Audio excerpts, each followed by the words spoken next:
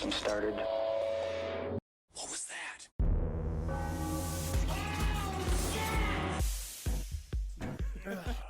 Oh, wait, before we start. What is happening? You sound like John Benet Ramsey towards the end there. That's it. Yeah, the thing about John Benet Ramsey is that, listen, I also have problems tying a tie, but I actually think that it's really despicable to learn on a little girl like that. You think that it was a tailor gone crazy? It was just like, must tie a tie today, must learn how to tie a tie for around the world's smallest neck. I'm going to say that this is brutal, though. Oh my God, it's so sad. Yeah.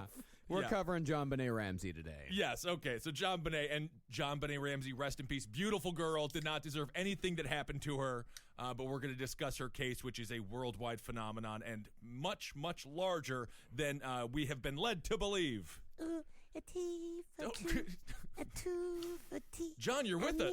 John Benet, how's heaven, John Benet? For me, it's so much fun. What I like about heaven is that there's slides everywhere, and I can take a slide from the ice cream store to there's a store just called the present store. Does God make you wear a little dress and dance like you're an adult even though you're a child who shouldn't be sexualized? He says that it's sexy how my knees are shown and so much of my thighs. Okay. He loves that about it. Oh, what's that? John, I think I hear John He also Benet. loves my special skills segment, which I always did. I was telling me, that's how I wrapped it up. It's how I was my clincher, you know. The judge would be like, "Oh, we've heard your song, we've seen your dress. Now, what's your special skill?" And I'd go, "Let me suck that dick." Oh, I see. That's good. I think God's calling you back to the slides now, John Benet. Okay, go have fun. All right, welcome to the show. Marcus Parks, Ben Kissel, John Benet Ramsey is here as well. Perfect. Obviously, we're discussing this case. Another amazing job of research, Mr. Marcus Parks. Thank you very much. What this is, I'm going to call this a tangled web of horseshit. That's the professional term for it. Because we like to. This is because there's the case which we're going to cover, which is the case in general, which is just brutal and sad, and there's a lot of unknowns. A child is dead. Yes. Yes. Because it was such a high-profile case of such a beautiful. I'm already feel despicable even saying of it, but it's like a picture of the perfect victim, with her in the pink dress, but she's got those like sad eyes. Yeah. So she's great for newspapers. She is perfect for newspapers. We discuss it on the other end of the spectrum with the less dead. Black prostitutes, elderly, tend to be She is the most dead. John Benet, the most dead person in she's our baby, the baby that was stolen from the Limburg baby. She's our Limburg baby. And I watched documentary that basically sort of exonerates the parents because all of America, it's sort of naturally assumed that the parents did it, which is not entirely true. They may have a hand in it in terms of clandestine, secret ops, government associations, but we'll talk about that. We're going to get into all of that. But the idea is, I feel like with something like this, when there's so many unknowns and the killer wasn't caught, it's real easy to just dump a bunch of conspiracies from every side into it. And that, again, like the Limburg baby, if there's no conclusion, everyone has their opinion and everybody is technically right as the other person. Yeah, absolutely. If you don't know about the John Benet Ramsey case, this is in 1996, so some of our younger listeners and some of our international listeners might not know about this. John Benet Ramsey was a 6-year-old beauty pageant queen who was brutally murdered in her own home on Christmas Day in 1996. She was strangled, she was sexually abused, and she had her head bashed in the basement of her home. And Smash Mouth was playing on the radio. Smash Mouth, they were having fun on the sun. I'll never forget this day because this is the day my parents told me I could no longer compete in pageants. They said, it's getting too dangerous for a pretty girl like you, Ben. And I said, no, it's and you're not. like, I was never a pretty girl. You just wanted me to be mom and dad. You in that huge fucking dress. Huge lollipop. And it's like you'd been chowing halfway through it. And they're like, that's for decoration, Kissel. Why is it so sweet then? Let's start with the world of child pageants. Child pageants is a specifically American phenomenon. It's despicable and worst. disgusting. It is awful. It is a multi-million-dollar industry. Children compete for trophies, crowns, scholarships, cash, or modeling contracts. Nothing like a little blonde girl twisting back and forth with a big shiny crown on. Let me tell you, in preparation for this, Yeah. I watched a couple episodes of Toddlers and Tiaras. I don't Right. feel good about it, but it was my duty. This shit is disgusting. I find it harder to watch that Yeah, me than too. live death. Yeah, than watching people get absolutely. ripped apart. Absolutely. Yeah, no, it was the worst thing that I've seen in a long time. Like, it is truly disturbing shit. But So- no one's killing Honey Boo Boo though. No. Yeah, Honey Boo Boo is. People have tried to kill her. Yeah, She's except too big to- diabetes. Yeah, that's good true. work. That is. She's too big to be killed. She is too large to choke on anything. Yeah, she will bring down how many entertainment dynasties. Oh will come my down God, with her. they're all going down. So John Bonet, as a veteran of the child beauty pageant circus, Circus is the best word for it, by the way, not circuit. Circus. Yeah, circuit. She had amassed 24 trophies and titles, including Colorado State All-Star Kids Cover Girl, America's Little Royal Miss, Little Miss Merry Christmas, Little Miss Sunburst, Little Miss Charlevoix, and the National Tiny Miss Beauty. Did she also get tiniest sugar hole? Did she get that? I don't know if that was a category. Everybody in the audience is at any one of these events, unless they were the mothers of the child, should be arrested for pedophilia. That's yeah. If Even you're the mothers. Hell, wrangle them all up. if you're a man there in a Cleveland's Browns jacket, just going in like, I just love to watch the sport. Woo! Woo! Get it! Get it! Woo! Shake it! Sir, we're going to have to ask you to go. Why? Why? Everyone's daughter. So there are even magazines in this industry. Not long before John Bonet was killed, she was chosen for the cover of the spring issue of Babette's Pageant and Talent Gazette. It's Babette, right? No, it's Babette. I know, but it's supposed to be, it's a little babe. It's a Babette. No, Babette is a woman's name. It's a French. It's a French name for you have to be a whore. Oh, I to see. be called Babette. If you are working in the sex crime business, just follow the magazines and just arrest whoever buys them. Yeah, whoever's buying it, who's not, yeah, exactly, mother or father to the children that are in the magazine, not even just like involved in the circuit in general. Right. This is a perfect example of how wealthy people begin their reign as pedophiles. They do it right in front of us. Yeah. There is not one Babette magazine going to a lower income family. Oh, no, the publisher of Babette magazine, Buffy Davenport. Who just sounds like the person that like has all like the baby MK Ultra like prostitute team on leashes. Yes. You know what I mean? Like, Buffy, bring me number 7. Sure thing, Senator Ronaldson. Senator Ronaldson. Well, Buffy described John Bonet as, quote, a natural, a real dynamo. She was one of the up-and-coming 100 who could win the cars and the cash. And she's probably gonna end up dead. Most likely, and it's a good thing they're giving a 6-year-old a car. That's a huge win for that 6-year-old. Oh no, way, way, way in the future. Oh, I see. She's talking after she's been a veteran of this business for 10, 15 years. Oh, great. So Oh, something yeah. she can wrap around the tree when she's taking too many Xanax and drinking martinis all night and Yeah, realize which- she's been molested her whole damn life. Exactly, when she's trying to forget.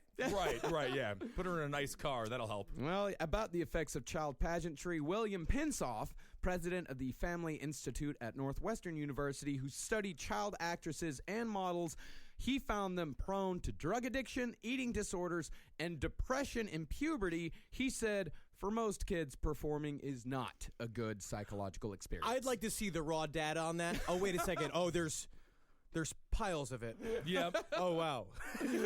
Look no further than Corey Feldman. So let's answer the question. Who are the Ramseys? Who were John Bonet's parents? Now, John Bonet, she had the breeding to make a beauty queen. Yeah, nice tight little horse. Ooh, yeah. Nothing I like is a good solid cup of cum full of a fucking rich man's semen, and then a good tiny fucking hot woman's egg, and you smash them together. Yep. You get one ugly. You bash it in the head with the brick. Sure. You just keep on moving until them eyes are big and pretty. Yeah. Oh, it's such a creepy grandfather thing to say when he sees your future wife. Yeah, she's good for the breeding. Yeah, wide hips, long in the face, and like a big brown eye.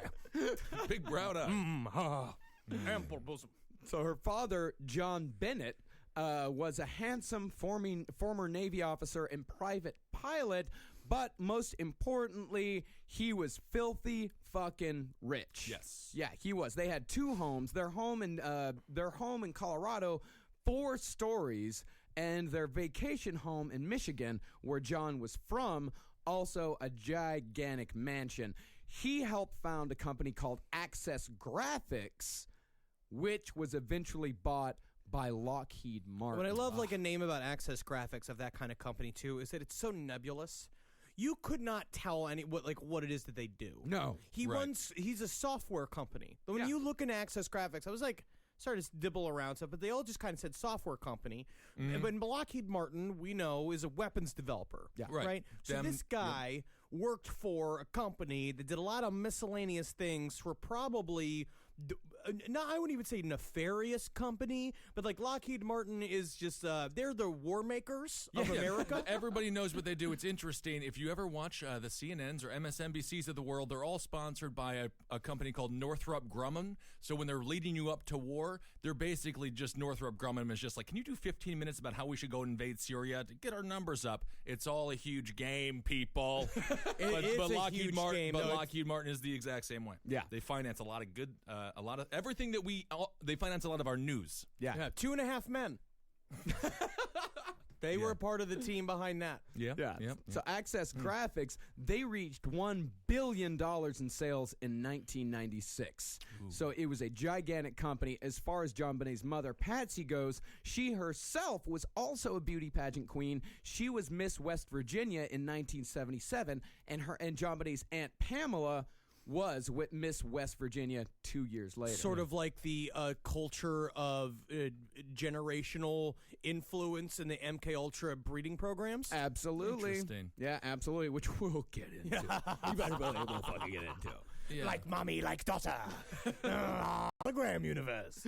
Patsy is a very appropriate name for this woman because she would end up becoming one. To some well, degree. the conspiracy websites that I read made numerous references to that. Yeah.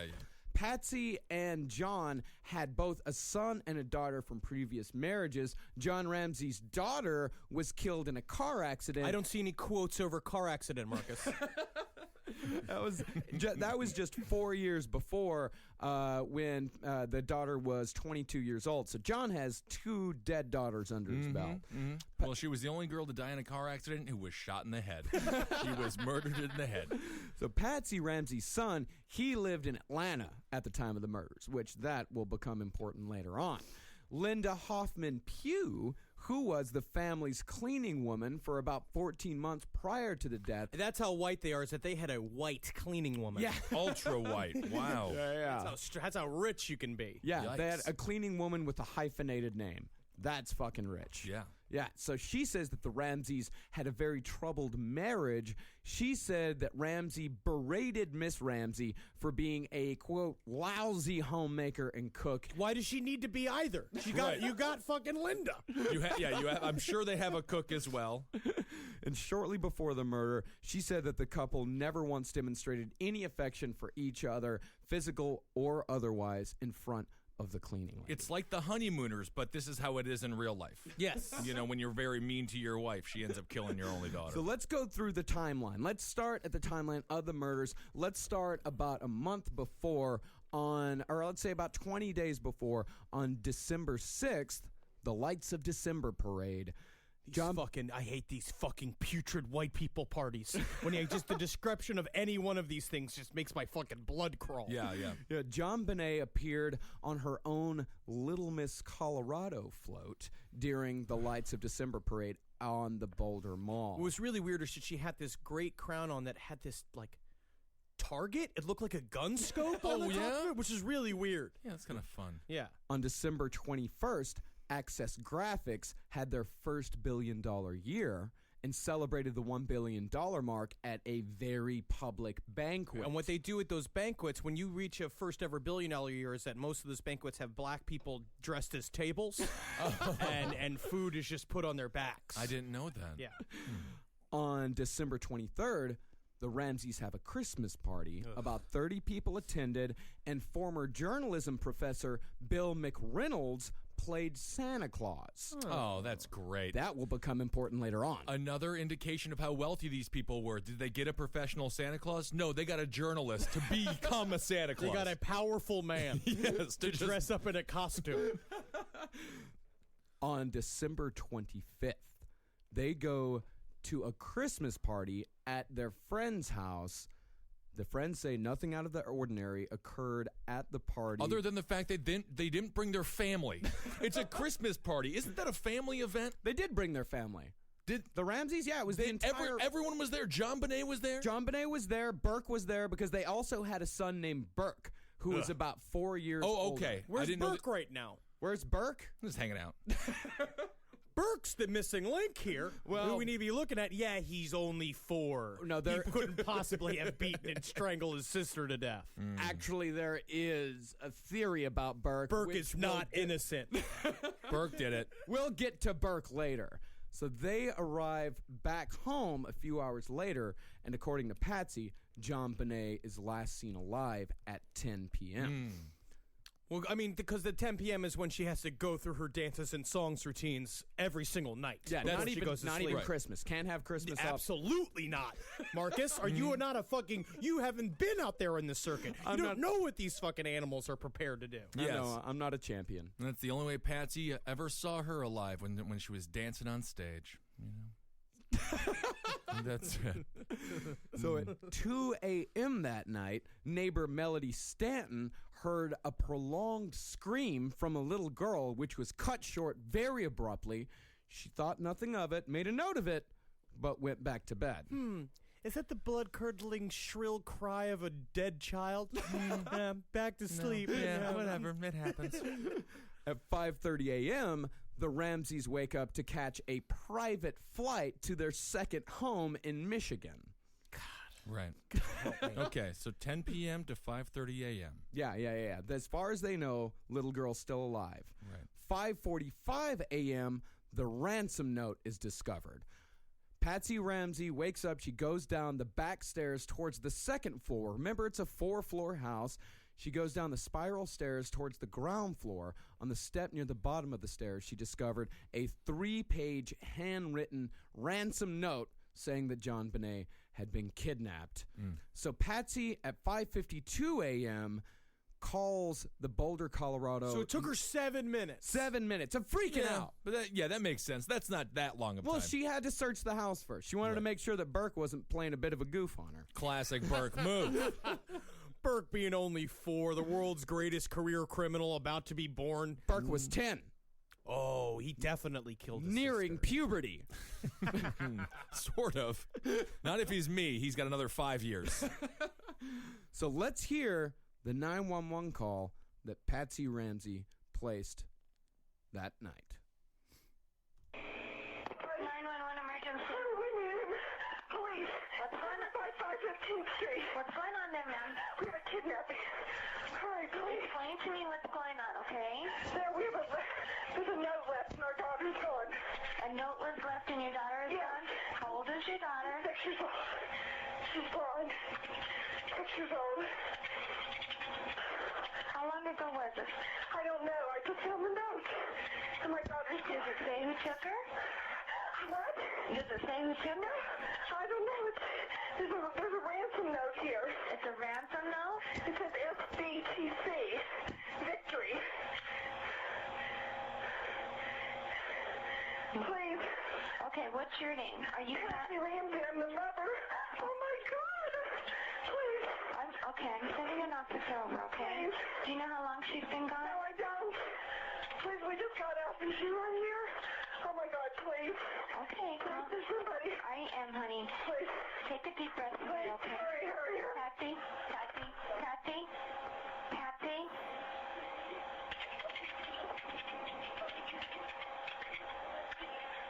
And that's how every one of my dates ends. Patsy. He seemed Asian. I think he was sort of Asian. Oh, I see. Wow, but that is a very intense. I believe her emotions in that for sure. Yeah, She was Absolutely. distraught. I don't think she. I mean, it may be premature. But I don't think she's got anything to do with the actual crime. No, she no, seemed no. devastated. I would say, we can't say right now that the prevailing theory is that the Ramseys did not do it. We'll go into it why later, but They have no evidence. there's zero evidence, and really the circumstances surrounding it would be, if the Ramseys actually did it, it would be the most bizarre crime in American history. Absolutely. Yeah. To do a fake ransom note as like a sort of head fake to the police for some reason, and then it just. And she has no history of physical abuse. We'll talk about this. Right, but it Because would be normally that's what they say. It's like 90%. It was like 92% of the time that a child is found dead in a home. The family is responsible, but normally there's a history of abuse. Almost parents, 100% yeah. of the time, there's a long history of abuse, but there was none reported, none found on John Bonet. 92% of the time, but 100% of the time, abuse. It would be kind of fun to make your own ransom letter, though, because then you can write a check, but to yourself, so you lost money, but then you make it right back. Yeah, and all you have to show for it in the end is your You have horribly mutilated daughter. Yeah, you have a dead child there. So let's read the ransom note. Oh my God. And by the way, this ransom note is the longest ransom note, as far as we know, the longest ransom note in American criminal history. Most ransom notes are no longer than 15 words long. This is 374 words long. So if there were like a tandem, a duo doing it, I'm sure the one member was just like, "What are you doing? Writing your novel over there? You know, why don't you just yeah." Hey, buddy, come on. I think you know Stephen King, am I right? Yeah. Have you read his later novels? Oh, when he got hit by that van, I got to tell you, the quality really ran down. Anyway, guys, we got to go because this dead girl's starting to get cold. All right, let's hear the letter. Mr. Ramsey, listen carefully. We are a group of individuals that represent a small foreign faction. We respect your business, but not the country that it serves. At this time, we have your daughter in our possession. She is safe and unharmed, and if you want her to see 1997, you must follow our instructions to the letter. You will withdraw $118,000 from your account. $100,000 will be in $100 bills, and the remaining $18,000 in $20 bills. Make sure that you bring an adequate size attaché to the bank. When you get home, you will put the money in a brown paper bag. I will call you between 8 and 10 a.m. tomorrow to instruct you on delivery. The delivery will be exhausting, so I advise you to get rested. If we monitor you getting the money early, we might call you early to arrange an earlier delivery of the money, and hence, an earlier delivery pickup of your daughter. Any deviation of my instructions will result in the immediate execution of your daughter. You will also be denied her remains for proper burial. The two gentlemen watching over your daughter do not particularly like you, so I advise you not to provoke them. Speaking to anyone about your situation, such as police, FBI, etc., will result in your daughter being beheaded. If we catch you talking to a stray dog, she dies. If you alert bank authorities, she dies. If the money is in any way marked or tampered with, she dies. You will be scanned for electronic devices, and if any are found, she dies. You can try to deceive us, but be warned that we are familiar with law enforcement countermeasures and tactics. You stand a 99% chance of killing your daughter if you try to outsmart us. Follow our instructions, and you stand a 100% chance of getting her back. You and your family are under constant scrutiny as well as the authorities. Don't try to grow a brain, John. You are not the only fat cat around, so don't think that killing will be difficult. Don't underestimate us, John. Use that good southern common sense of yours. It's up to you now, John. Victory, SBTC. That is why you do not inhale cigar smoke. Very bad for your vocal cords.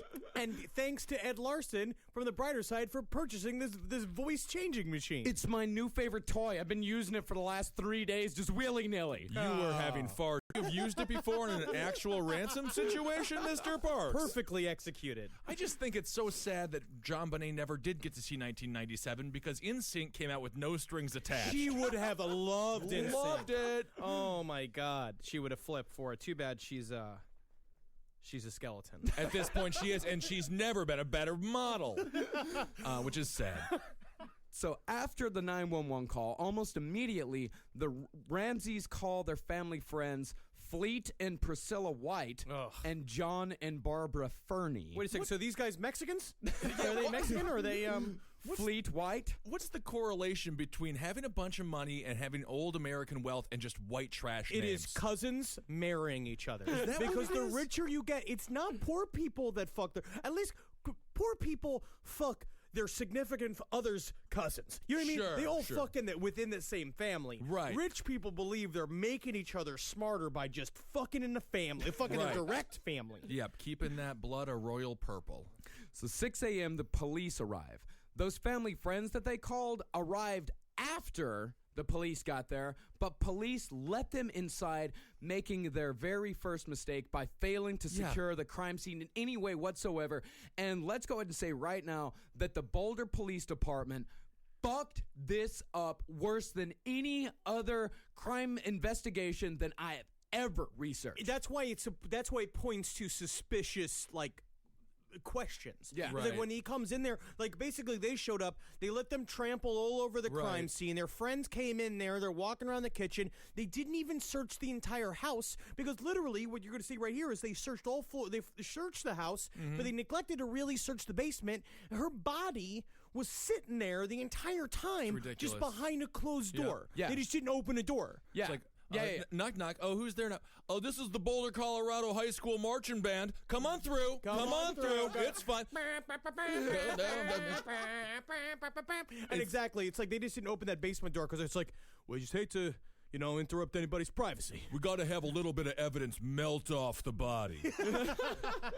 You know, and I wouldn't be surprised if this is also just rich bullying, where the police are there, the friends Do you show know up. who I am? Exactly. I am Fleece White of the Whites. Ah, hello, yes. Gold coin for you, Sergeant. You're pure of skin and brown of eye. Come with me, join my family crest. So by 7:30 a.m., John Ramsey has already collected the $118,000. It's about an hour and a half later, and boom, $118,000. The guy pretty much pulls it out of his pocket. Right. At 8 a.m., the police, not the Ramseys, the police call a victims advocate group to come and counsel the Ramseys, bringing more people into an active crime scene. And in fact, after using the kitchen, the advocates cleaned and wiped down the counters with spray cleaner. So they're like, oh, this is just, I can't even. Yes, I know. Our daughter was actually hacked up and fed to a bunch of dogs last year. Yeah. So, and you know what? I'd say the thing that really just ticked me off about it is that when I was sitting there just being like, oh my God, my daughter was cut into a bunch of stew meat, I was just like, oh, these counters are a mess. And then I and I remembered. can't concentrate. I remember Clorox came out with a new lemon scented bleach, and I can't wait to spray it all over the places that may or may not incriminate you. But it's a similar situation that happened in the Simpson trial, where the guy just came, the cops let everybody trample everywhere, and then a guy came and changed the doorknob that was full of probably Simpson's blood. Absolutely. So right before 10 a.m., the police, at the very least, sealed John Bonet's room. It took them 4 hours to figure out, like, oh, maybe we shouldn't let people go into the scene of the crime. Let's seal that off. Right. And it's the only place in the entire house where any attempt to seal the crime scene is made. But also, I find this fact to be really true as well, is that they were suffering a lack of manpower because it was Christmas and everybody was on fucking vacation. Yeah, it was Christmas Day, and all the rookies drew the short straw. So you had a bunch of inexperienced police officers who didn't know what the fuck to do coming over to this house and just bungling up the whole fucking I don't thing. really understand. I thought criminals called the truce on Christmas. Yeah, exactly. Do they know it's Christmas? It's what is that? Gelfand, something like that. But Geldof. Geldof, yeah.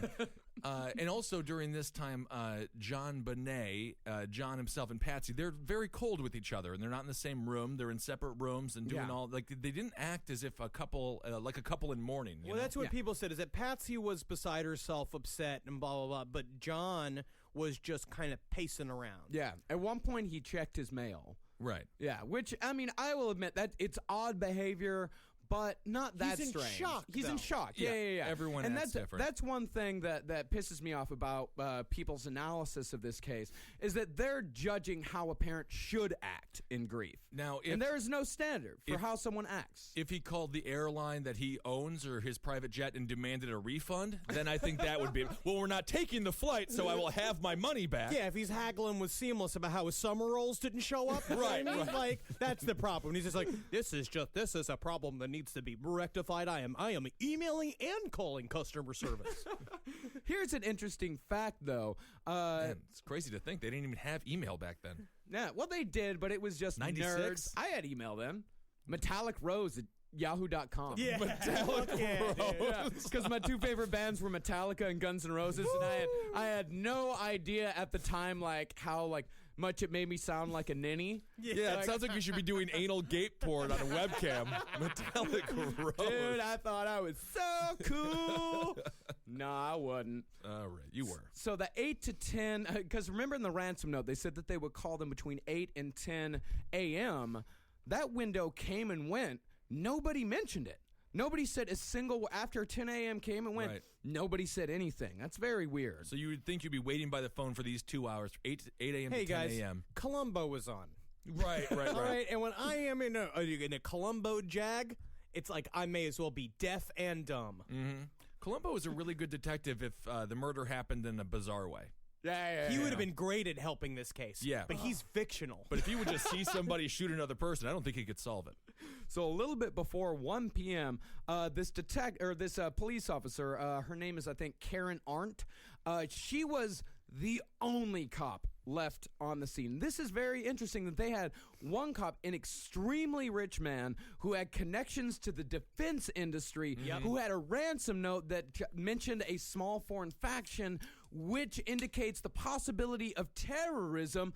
The FBI came and went. They came at about 8 a.m. They dropped a wiretap, They right? dropped a wiretap, and then they fucking left. There were, in the area, there were other examples of CEOs having their sons being kidnapped, and the FBI just fucking swarmed these places. Right. But with this case, they left one rookie officer to watch over this entire scene. So this rookie officer is this is so fucking dumb.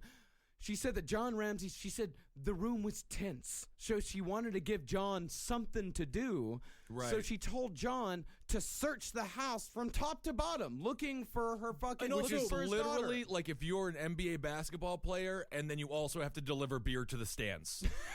Like he is the father in mourning. Why is he doing the detective work exactly? Also, in any other case, they would be considered number one suspects. It's Yes. a part of what they have to do is they have to eliminate the family out of the equation. And basically, you're giving him carte blanche to go, hey, why don't you, John, you seem so nervous. Why don't you go hide all the evidence of your crimes? Yeah, what's that in your back pocket? Oh, this is the cum rag I always used to clean up my semen, but why you You bringing should throw that out. That's dirty and filthy.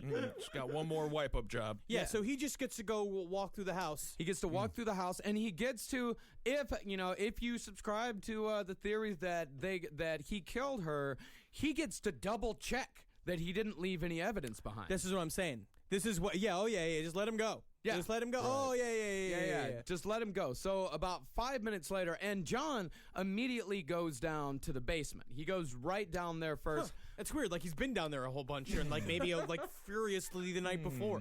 But it's not that weird because she said, quote, top to bottom, he's going to take a bottom to top.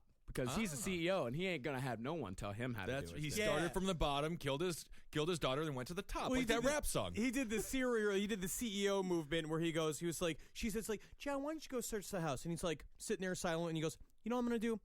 I'm gonna go search the house. It's got to be his idea. Right. So he goes down to the basement, and John, not the cop who gave a cursory glance to the basement earlier, he opens up the wine cellar door, turns on the light, and screams, "Oh my God, my baby." Oh my God, my baby. In the wine cellar where I did not leave her. So John Bonet, when he found her, she had black duct tape covering her mouth, a cord around her neck that was attached to a wooden, how is this pronounced, garrote? It's garrote. A garrote, yes, because God forbid I mispronounce something. Okay. Was there a problem? Are you getting upset? Are people getting upset? I have no idea what human emotion is anymore. Are you mad, Marcus? I'm not mad. I'm just disappointed. We ain't from Webster's dictionary. We are not Webster's dictionary. We have a fun way with words. Yes, we do. So the cord was attached to a wooden garrote, and her hands were bound over her head, and she was covered by a light-colored blanket. Now, the crime scene is, at this point, fucked. Yeah, because he walks over, he rips the duct tape off of John Bonet's mouth. Right. He attempts to untie her hands, and he carries her up the stairs, setting her down on the floor. Though, basically, then Detective Art came in, picked up the body herself, moved it to the living room, and then Patsy came in, freaked out, and just went to the body and just basically went like pat, pat, pat, pat, pat, pat, and her hands all over it. I mean, totally insane. It is Did you see that pro wrestler die in the ring? There was a video on YouTube about a pro wrestler. He just died in the ring a week ago. He broke his neck, and obviously these pro wrestlers just immediately start throwing his body around to make sure to see if he's dead. And it's like, well, he definitely is now. Yeah, absolutely. So it's not only John Ramsey that contaminates the corpse, but it's also the detective, or let's not say detective. She's not a detective. She's an officer, because it is important to note that they left a beat cop to watch over this crime scene. And Pat Ramsey also contaminated again as she knelt over the body, repeating "My Little Angel" over and over and over again. Right. So at about 1:30, about 20 minutes later, John calls the pilot of the private jet that was waiting to take them to Michigan. Who was John Travolta. Which is also strange. It was Henry Kissinger was a co-pilot for some reason. Yes. Oh, yeah, and a guy dressed up as E.T. with a hole in the front of his dick hanging out. Weird. Special guy. So he's overheard saying to the pilot, Hey, buddy, we have a little bit of snafu going on here. So maybe we could going to head down to Atlanta and check out some of the clubs or something. Why don't we do that instead? He actually does. He asks him, Right. He says, hey, we need to go to Atlanta. We're Right. going to Atlanta right now. But the police tell him, like, hey, you can't leave town. They actually do that right. Yeah, Is they're there finally any- like, you can't leave town. Right. Is it because CNN was there? Did you want to go talk to the news, or what was there's no reason? No, there really is no reason, because at this point, his Patsy's son, who lived in Atlanta, was already on a flight back to Boulder. So why was he wanting to go to Atlanta? Was it possible that he knew what was going on? Was he going to Atlanta to possibly settle a score? What would he do? Would he speak to their manager? Throttle a man. He would go and throttle this vile beast. No, it sounds like he got mixed up with the wrong crew of people. Always. Yeah. And he's. I just think that's what happens. In order to have multiple millions of dollars, you have had to have seen something fucked up and not said it, or have done something fucked up. Well, he didn't know what to do, because at this time in history, Liam Neeson was still starring in romance movies, so he didn't have a role model for how to go seek revenge on his daughter's death. But you know who did have a role model? The people who wrote the ransom note. There's a lot of weird things about this ransom note. Well, and by the way, 'cause it's before we get to the ransom note, it should be noted that the cops did not fully secure the crime scene until almost 2 o'clock in the afternoon. They were eating, right? They were just having family. They were having a meeting. They were apparently. It was the day after Christmas. They were putting together toys. Do you have any clue Right. how long it takes to set up a new PlayStation? I know. Especially the old school TVs with all the cords and shit in there. And then you mean to tell me we're going to spend an hour not setting up this PlayStation and we're not going to play a little bit? Kids are crying. Yeah, because if I remember, 1996 was the year that PlayStation 1 came out. This is what I'm saying. Yeah. They were busy. I'll never forget it. That was the year I got a Sega. Yeah. Wow. Yeah. Isn't that? You're like the poorest, hugest rich child. Yeah. You know? Yeah. Please, someone write that children's book. So let's talk about the ransom note. Like I said earlier, it was the longest ransom note in the history of kidnapping. Most were no more than 10 words. This one was 374 words long. The materials used to write the ransom note were the paper was a legal yellow pad that was already inside the house, and a Sharpie pen. Additional sheets were missing from the pad, but were never located at the defendant's home. The pen used to write the ransom note was sourced to the defendant's home and found placed back in its normal place by the phone. So they used the pen, put it back where it was. It's retarded. It is retarded, but they found another page in the pad that only had it written Mr. and Mrs. I. Yeah, like he just started to write the R. Yeah. You know, which is he messed up. Yeah. You know, which he just had. That's kind of a funny little blooper. He's like, "Oh, we'll laugh about this later." That is goofy. It's weird because he starts writing out Mr. and Mrs., but in the second draft, he just writes Mr. Ramsey. Right. It's just like he's got Bobo next to him going like, no, you know why we're doing this. Now, you know, come on now, change it. We're just talking to the father. The mother's a sweet woman. She's got nothing to do with how we're raping her daughter. Right. So the handwriting and analysis was done, and it was found to be an 85% match to Patsy Ramsey's handwriting. Now, there are two possible explanations for this. It could be that the 85% match came from the Sharpie pen, because Sharpie pens, you can't really see the nuances of handwriting. Or it could be that the kidnapper forged the handwriting. It's just it's like 4 layers deep then. It's like, what are we even talking about? It's this ransom note literally is the most puzzling part of this whole case. Yes, it is. It's why was it there? They had no intention of kidnapping the girl. It's obviously trying to throw people off, but in the dumbest way possible. Right. They just closed the door on her corpse. It's not like they really hid it. They didn't throw it into a mountain. They didn't do anything with it to disguise or get rid of the body, get rid of any sort of evidence. No. It left it all out. No, it was staged. It was obviously a staged crime scene in every way possible. And the thing is, and the fact that they had to write it in the house, they didn't bring it with them. They must have taken, what does that take, 15 minutes? 10 minutes to write that? Well, you murder a daughter, you're in these people's houses, you're just going to hang out? Well, there's a theory later of when the note was actually written. And writer Bill James, who wrote Popular Crime, and I got a lot of really good analysis from This him guy's on great. this case. Bill James is a fucking genius. If you haven't read Popular Crime, go out and get it. It's my favorite true crime book, or among my favorites.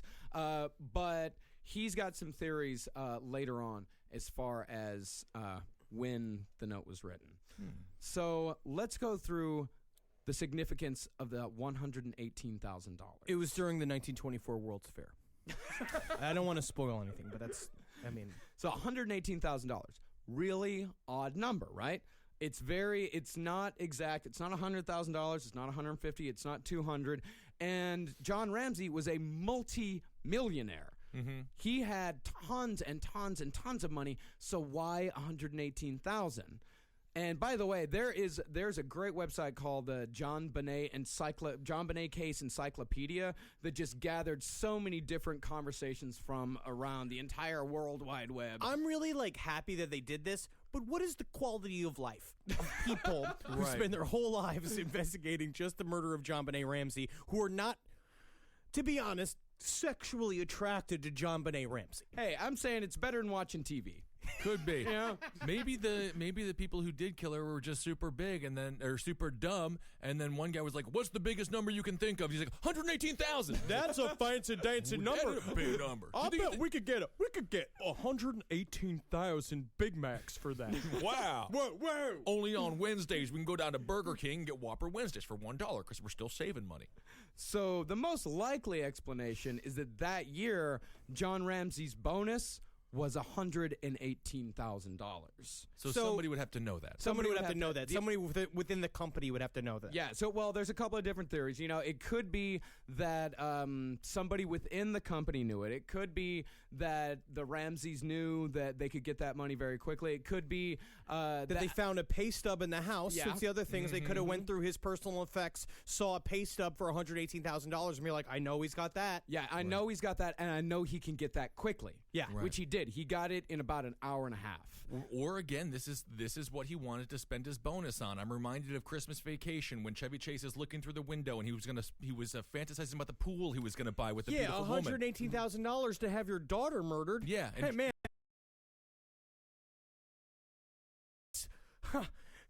Unchained Eagle. Yep. You know what I mean? Oh, finally going on vacation we always never wanted to go on because I hate you, my wife. John, why are you looking at the wine cellar? You look like you're fantasizing about something. No.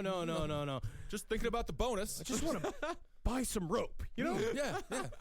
So a book by Stephen Thomas says a handwritten ledger reflected his increasing wealth over the years.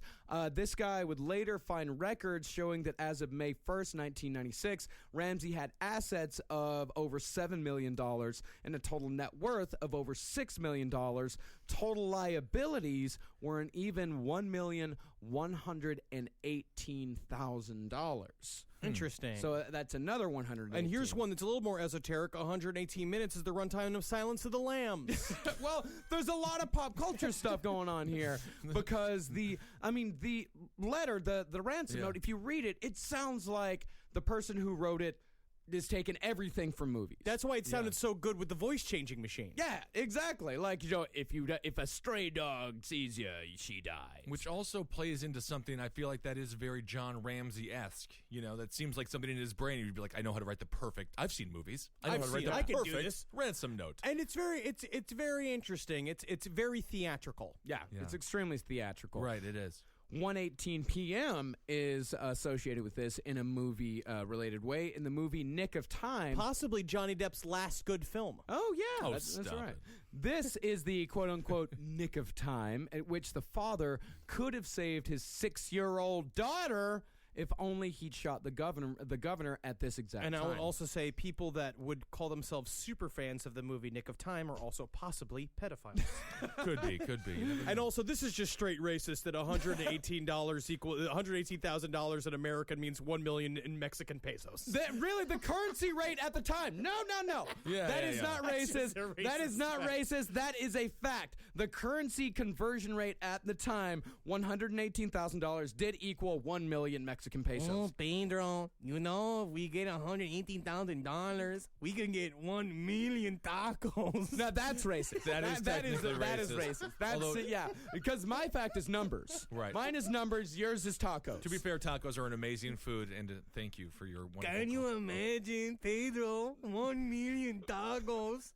That's a lot of tacos. We gonna be so full, man. Yeah, that would definitely get you full.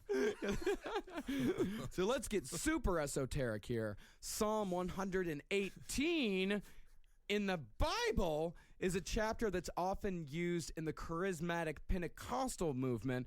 Psalms 118 verse 27 can be seen as offering a person as a sacrifice to God. Now, this is a man who works at a 7-Eleven's conspiracy theory. You know what I mean? That he spends a lot of time alone thinking about this case. Well, the reason why he was drawn to this is because supposedly the Bible in Patsy's bedroom was turned to Psalm 118, which includes the following verse. God is the Lord, which hath shown us light. Bind the sacrifice with cords, even unto the horns of the altar. Yeah. Very It interesting. doesn't say anything about rape. Not a single thing. no, I mean, plenty of other books in the Bible talk about rape. Wait a second. Where's the rape in it? Go to the Old Testament. Oh, okay. Well, we don't know if that was necessarily even the case in this situation. Yeah, we actually don't know. And the term at the very end, this is really weird. Use that good Southern common sense. Right. John Ramsey was not Southern. He was from Michigan. His wife was Southern, though. His wife was from West Virginia. Yeah. So it's kind of weird that Patsy would say use that good Southern common sense unless it was like a weird in-joke that she included in the ransom Which note. is also, Right. a really bad taste to include an inside joke on the faking kidnapping letter that you're writing in order to cover up the fact that you both raped and murdered your own daughter. Well, that's why sometimes on those Comedy Central roasts, I just don't get it. Yeah. Because it's like too inside. It's $118,000. Or I'll tell you what, Barbara's gonna get the banana, and he just reads it. He's just like, "Oh, that is funny. I remember that." Yeah, definitely. That was a good story. So if you'll remember, the letter was signed SBTC. Victory! SBTC. There are many different possibilities as to what SBTC could stand for. First of all, Santa Barbara Tennis Club. Worst rapists in the world. I will put that on air. You could put that in writing. I know for a fact that the worst rapists in the world exist at the Santa Barbara Tennis Club. And I am going to go, next time I go to Los Angeles, I'm shutting it down. Can you imagine if you are a detective and that was true and be like, Mr. Ramsey, I just hate to tell you, the Santa Barbara Tennis Club, they raped and murdered your daughter. Whoa. That would be, the Santa Barbara Tennis Club. I'm not paying my dues anymore. Well, do you want to be a member still, sir? I do. Yeah. The quality of the whole club left when we lost Andre Agassi as our club pro. Unbelievable. The whole quality dropped. It could be seduced by the child. That is victim blaming. That is victim blaming, but that is victim blaming on the account of the perpetrators who could have seen. I mean, it is possible that, Gary Ridgway saw prostitutes as vermin. Yes. Something that he should clean up. And so it's possible that the perpetrator of this sign saw John Benet Ramsey as some sort of siren. He was one of those guys Okay. in the Cleveland Browns jackets who goes to see the pageants all the time. Again, let's Yeah. clarify. John Benet Ramsey would have never been a fashion queen if her parents didn't want her to be. No 6-year-old is just like, I want to be around a bunch of dudes with crusty pants. I want to make guys with beards really aroused. They are all forced. I don't Yes, care what it's anybody disgusting. says. They are all forced because even if they aren't directly forced, years of supporting the idea drills in their head that it's okay for them to be sexualized and literally prance in front of grown men it's so gross. who decide how pretty they are. In Florida, they banned dwarf tossing, but this is still legal. Another possibility, signed by the captain. Okay. Internet poster Mame says that this is a very common phrase in sailboat racing. When there's a win, they refer to it as victory and signed by the captain. John Ramsey participated in competitive yacht racing with his friend Fleet White. This is also weird that his name is Fleet, and that's also the name of a group of boats. White people are so stupid. White people, that is like a term that you have to be so rich and white to even understand. Signed by the captain! Make sure Buffy brings the mimosas, because I can't channel my SS Persimmon. Yeah, I know these guys Unless were I just have hanging. mimosas. They were hanging out in the basement of whatever boat they were in, or what. Someone else was rowing all this. They weren't doing anything. It could be Square Bible and the Compass. That's just making stuff up there. Internet poster Cold Case suggests that it might stand for these 3 Masonic symbols, which are depicted on their crest or seal. Square, the Bible, the compass, and then what's the third one? What's T? T is the. Oh. Square Bible and the Compass. Yes. That's a thinner one. Yeah, that one I'm not going to give too much credit. Well, Patsy's father, Don Paw, is a Mason, 32nd degree. It's already engraved on his tombstone. This could be a way for the writer to point to whomever had been abusing John Benet Ramsey. SBTC is And then- engraved on his tombstone? You know what I just said? No. The let's see here. The entire seal. Oh, Yes, the Masonic okay. seal. Sure. Yeah. But Okay. I feel like the way, though, if you're writing a Ramsey note and your idea is to tell everybody that all this abuse going on, this is a tip to people that are going to use kidnapping to illuminate abuse. Just say the names and the details. Right, right. Don't hide it in code. Just say who it is and where you can find them and their phone number and where they'll be, what their work schedule is, where they work. you Yeah, know? especially if you're depending on the Boulder Police Department to figure it out. Yeah, because they're too busy skiing and like don't know hanging what- around with girls in bikinis at like a ski lodge, like in an 80s comedy. Right. I don't know what was happening in Colorado in the 90s. Pretty laid back place, I think. Well, in fact, in 1996, this was December 25th, 1996, it was the first murder in Boulder, Colorado that year. Well, they have definitely made up for that with John Holmes, Columbine, a whole series of different things. It really has. Wow. Or they really have. Very interesting. Yeah. It could also be stop bombing third world countries because Access Graphics was a subsidiary of Lockheed Martin. It just seems like it's like the people who blow up. I don't know. Hummer You're going for factories. peace, so Yeah. you want to inspire peace. So what you do is rape and strangle a 6-year-old girl. Well, I mean, a lot of the environmental groups will just blow up random Hummers and things like that. I like it when they let all the monkeys go from the That's kind of a fun time. Yeah, because then it's like that Pee Wee Herman thing when he goes and he saves all the animals from the pet store. But then it would be really weird if he saved all the snakes and the animals from the pet store and then raped and murdered a 6-year-old girl. Right. Yeah. It could be Subic Bay Technical Center, which is John was allegedly stationed there at one point when he was in the Navy. And that actually seems like kind of on the nose. That seems a little closer. Like that seems like that could be the most likely one. It could also be swallowed by the competition because John Ramsey said in the book Death of Innocence, he said, I also recognized that larger, better financed companies were growing around us. Even though we were doing fine, I was afraid that unless we expanded, our company would soon be swallowed by the corporation. So, and this book was written after the death. Yeah. Yeah, so that makes no sense then. Yeah. It could, and finally, it could be saved by the cross. If you'll remember back to Psalm 118, which is used in the charismatic subculture, acronyms are very common. Anagrams, and stuff like that. Yeah. Very common. SBTC is a well-used acronym that represents the word saved by the cross, and it was also said that Patsy Ramsey was fond. This of is acronyms. just. But what if it actually stands for Sean, Barry, Tommy, and Charlie? It was just a ragtag group of random lunatics. This bothers me about the religious wealthy specifically. Oh, yeah. You know, she's reading her Bible and she shuts it and she's like, time to go whore my daughter. Yeah. I mean, it's just, there's nothing religious about these people. They didn't obey any of the tenets of Christianity. They are the filth of America. These people, to me, are just he works for one of the most nefarious weapons companies in the world. Yeah. And he, it's just like, it's all icky and disgusting. It does seem like he might be invited to Mr. Body's house in a random mansion and given a lead pipe because he's a character from Clue. It reeks of Illuminati bullshit. Right. It just reeks of it. There's all of these fucking secrets, and we know this, and we're going to examine even more. Yeah. And so finally, the last thing we're going to cover in this episode, because this is a fucking two-parter, the last thing we'll cover in the ransom note is the writer of the ransom note used the phrase, and hence, which is a very odd little phrase. Okay. What a pretentious piece of shit. Hence, in the Ramsey's Christmas message, they used the exact same phrase.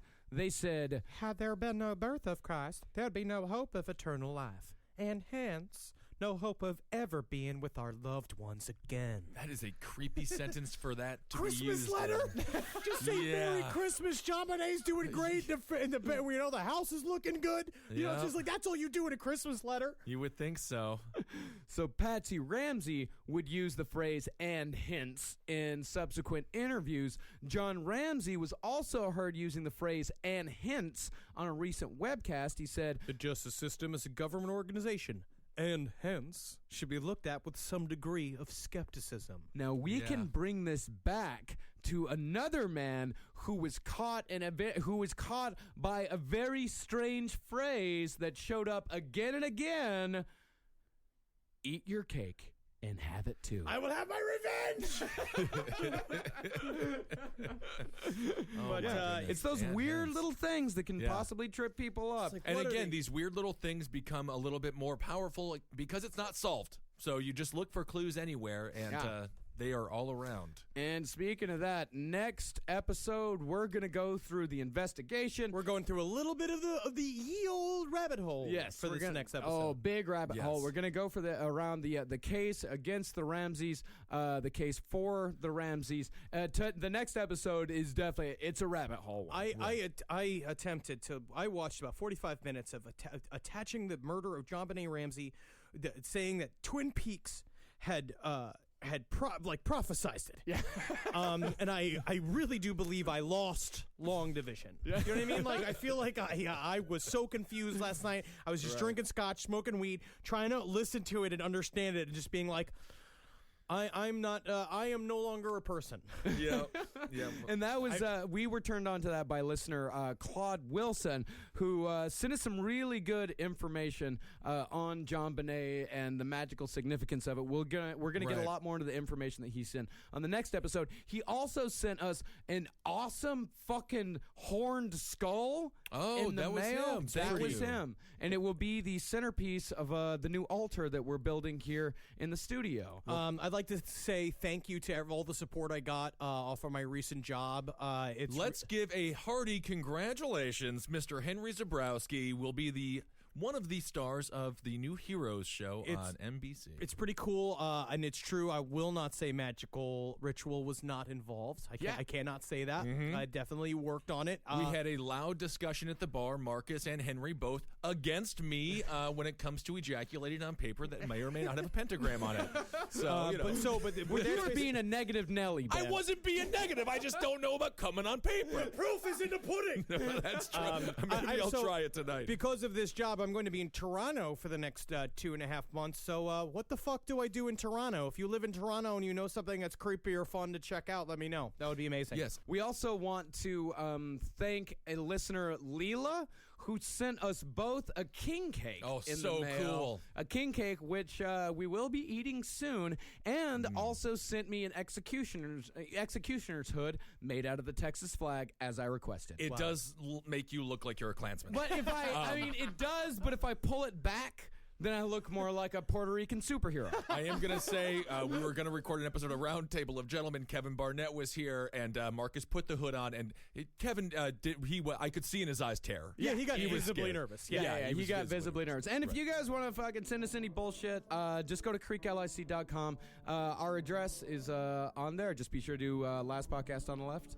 That's right. Send it all over. And then we have a live show this Saturday at 10 p.m. right here at the Creek in the Cave. And Henry Zebrowski will be here for the first time in like 10 months. And this is going to be the last time in a couple of months. So please come out to that. The shows have been amazing. And it'll be great to meet all of you. Yeah, that's 1093 Jackson Avenue, Queens, New York, off the G train and the 7 train. And yeah, man, go and rate and review us on iTunes. Go get your Last Podcast on the Left t-shirt at cavecomedyradio.com/Last Podcast on the Left. Follow us at LP on the Left on Twitter. Follow, Henry Loves You, Ben Kissel, me at Marcus Parks, and Heil Geen, everyone. Hail Satan! Of course, hail Satan. Hail yourselves, everyone. Hail me, please. And also, me go de Elena. For more shows like the one you just listened to, go to cavecomedyradio.com.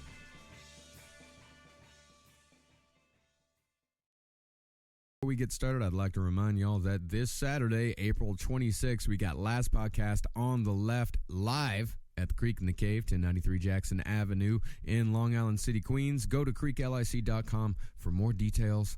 Maybe we'll see you there. There's no place to escape to. This is the last podcast. On the left. That's when the cannibalism started. What was that?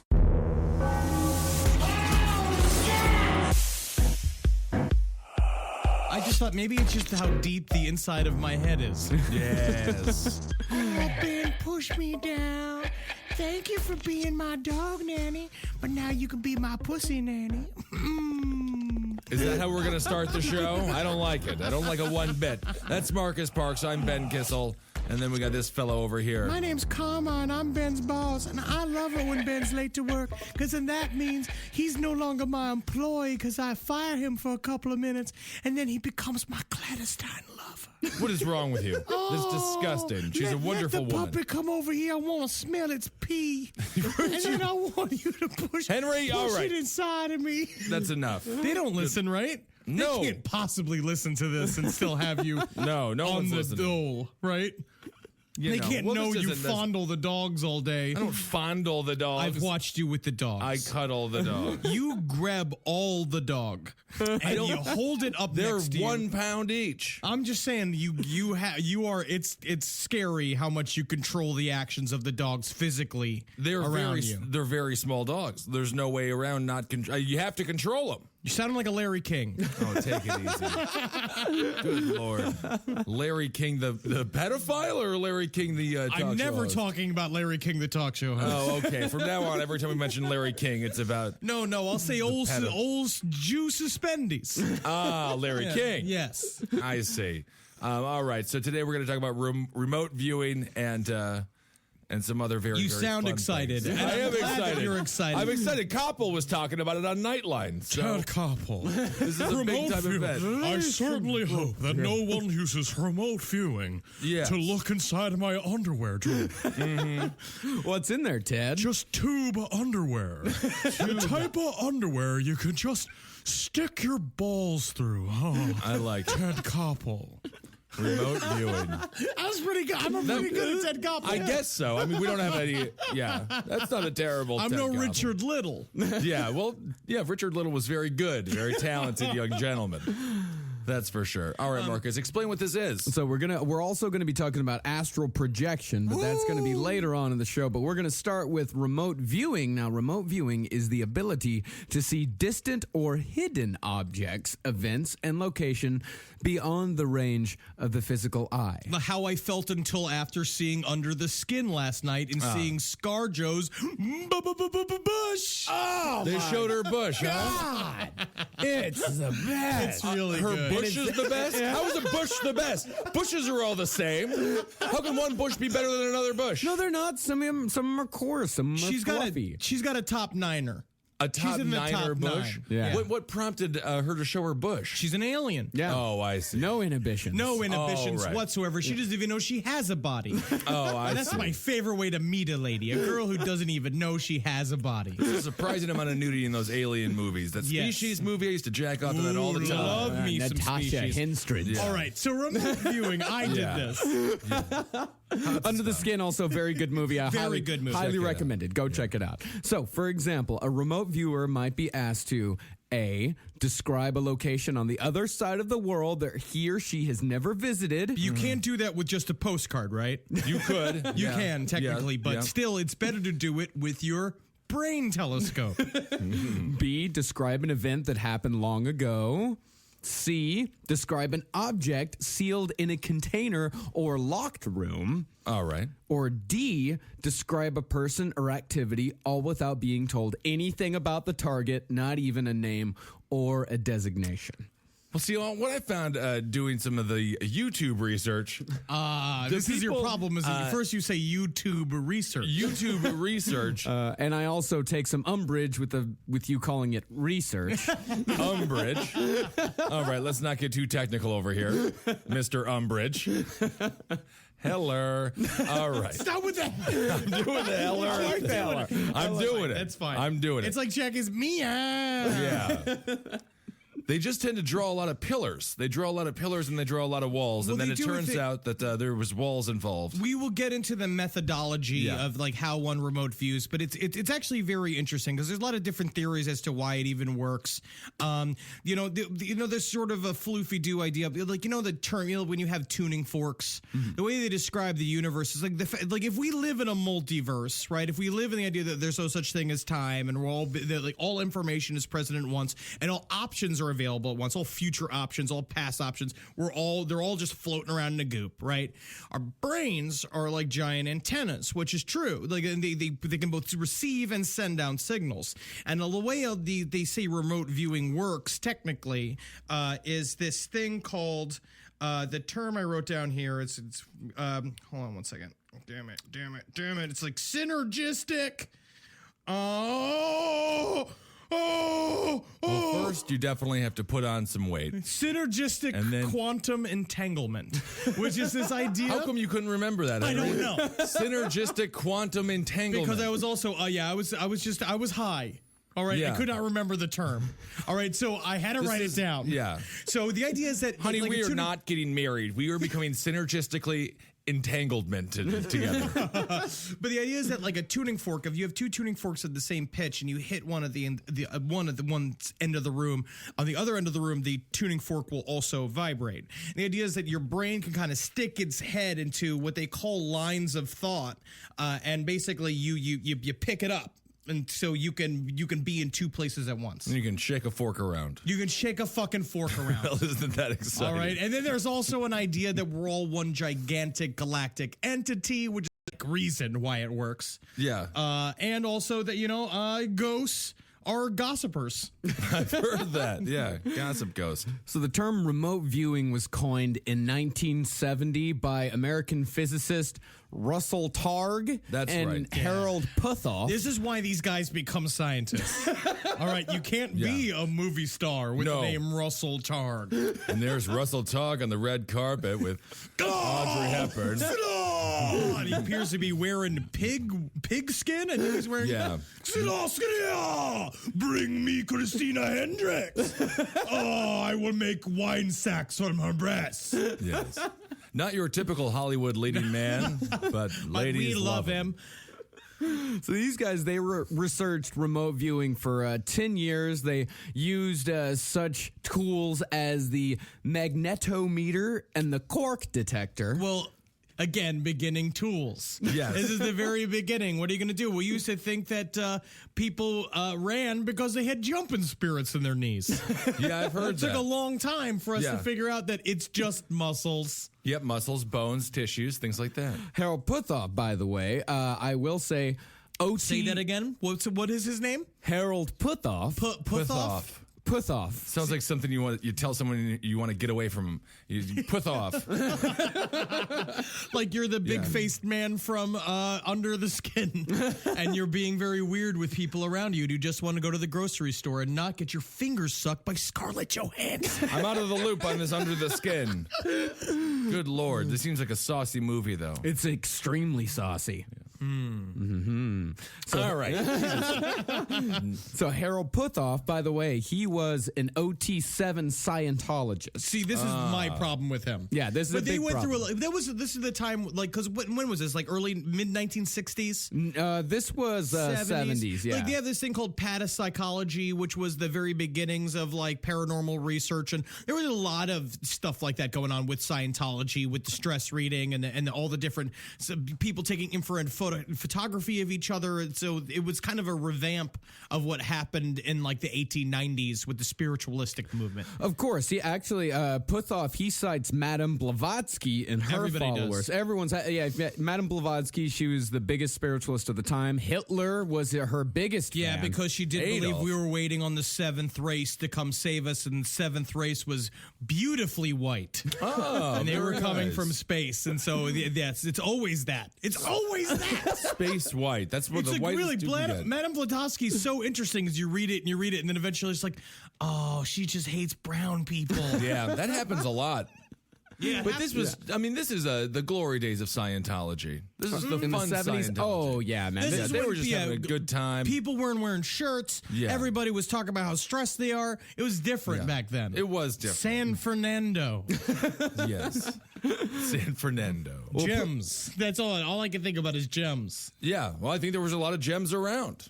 A lot of hot, naked ladies. Oh yeah. Oh, indeed. So Puthoff, he thought that Madame Blavatsky and her followers were able to actually remote view the inner structure of atoms. Cool. Which goes into the theory that all is one. We are all one giant membrane. So it does follow that you could go small enough to see tiny, tiny little things in the atoms. Like in the Magic School Bus. or in inner space.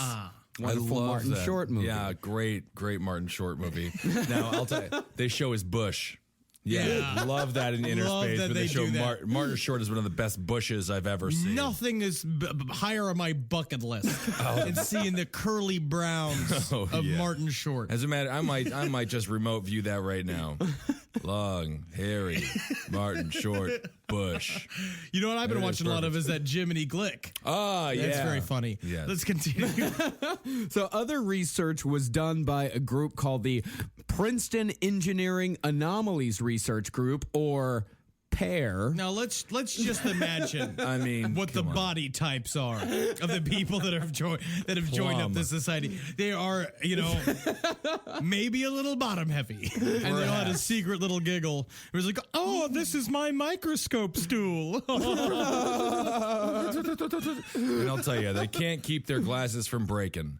Isn't that the thing with these kinds of people? Always tape on the glasses. My glasses. My glasses. Let's not make fun of these people. These people are very important to the paranormal studies Yeah, world. They're very smart people. Well, that was founded in 1979, and they applied modern engineering science techniques to the study of psi. Look, it's a wheel. This is a pulley.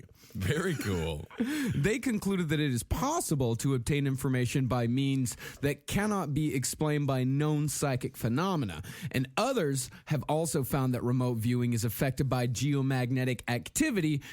So, the higher the geomagnetic activity before the viewing test, the less successful the results. Very interesting. They say the same thing what happens with it, 'cause all around the country of these random number generators going on that also seem to sync up during gigantic either natural disasters or political like terrorist acts, like weird like gigantic catastrophes. These random number machines seem to also kind of jam at the same time, which causes that they use a lot of random number generators for for remote viewing to see if you can manipulate the numbers. Change the numbers. That was another thing that I learned. A lot of people just trying to get into this game for the lottery win. Yeah, of course they do. Why wouldn't they? But the way they do it's really interesting. I was reading what they do with that is because it doesn't really work with numbers. Well, we'll find out when we get deeper into this that involves this concept of gestalt, which is the idea of a feeling of a moment. That's how you jump into the remote. But you get a coordinate and then you have to imagine how the moment feels, how the area feels to you emotionally and physically. And so what they do for the stock market in order to manipulate it or guess when things were going to rise and fall is that they take pictures and they memorize the pictures and they associate them with certain stock market accounts. And then what they do is basically using the imagery of the picture, when the picture pops up, they know when the stock's going to raise or lower by attaching it to certain numbers. Well, I don't even know how we had a financial collapse. With solid science like that, you would think we would still be living in the 80s, the roaring 1980s. Well, another one of the big researchers that came on the scene this time that became one of the biggest practicing remote viewers was a man named Ingo Swann. I love this man. Now, do we know that that's his real name? His hope he name made it isn't up. Do like we know that any of these names are these people's real names? Russell Targ is a name that was unfortunately given to a man. Targ. Honey, you got yourself a Targ, baby. What'd you say about my baby? No, his last name is Targ. Hey, this is Ragunga Tard, and this is my husband, Boik Tard. Boik Targ was a nice guy, though. One of the best grocery baggers. Honey, don't forget the Targs are coming over for dinner tonight. Oh, my God. Oh, you didn't even tell me to buy the slop when I went to the supermarket. Let me go put the plastic sheeting on the new recliner. So, Henry, you know quite a bit about Ingo Targ. Or not Ingo Targ, Ingo Swann. Don't get it mixed up. I mean, you could. Ingo Swann was the guy who basically helped develop what we now officially know as remote viewing. He helped train members of the CIA and our military. But this is what I know about him. And where he started from was in the 1950s. He was a born clairvoyant. He says he was. And also, like, if you watch any interviews with him, I'll put him up on the Facebook page. It's incredible that he got anywhere near the army. He is like the fans. He looks like a Broadway choreographer. And he's just like, oh, you boys with your messes. Like, literally, like, he was doing this. They showed up with a microphone. And he's like, you mean you didn't have a microphone set up for me before?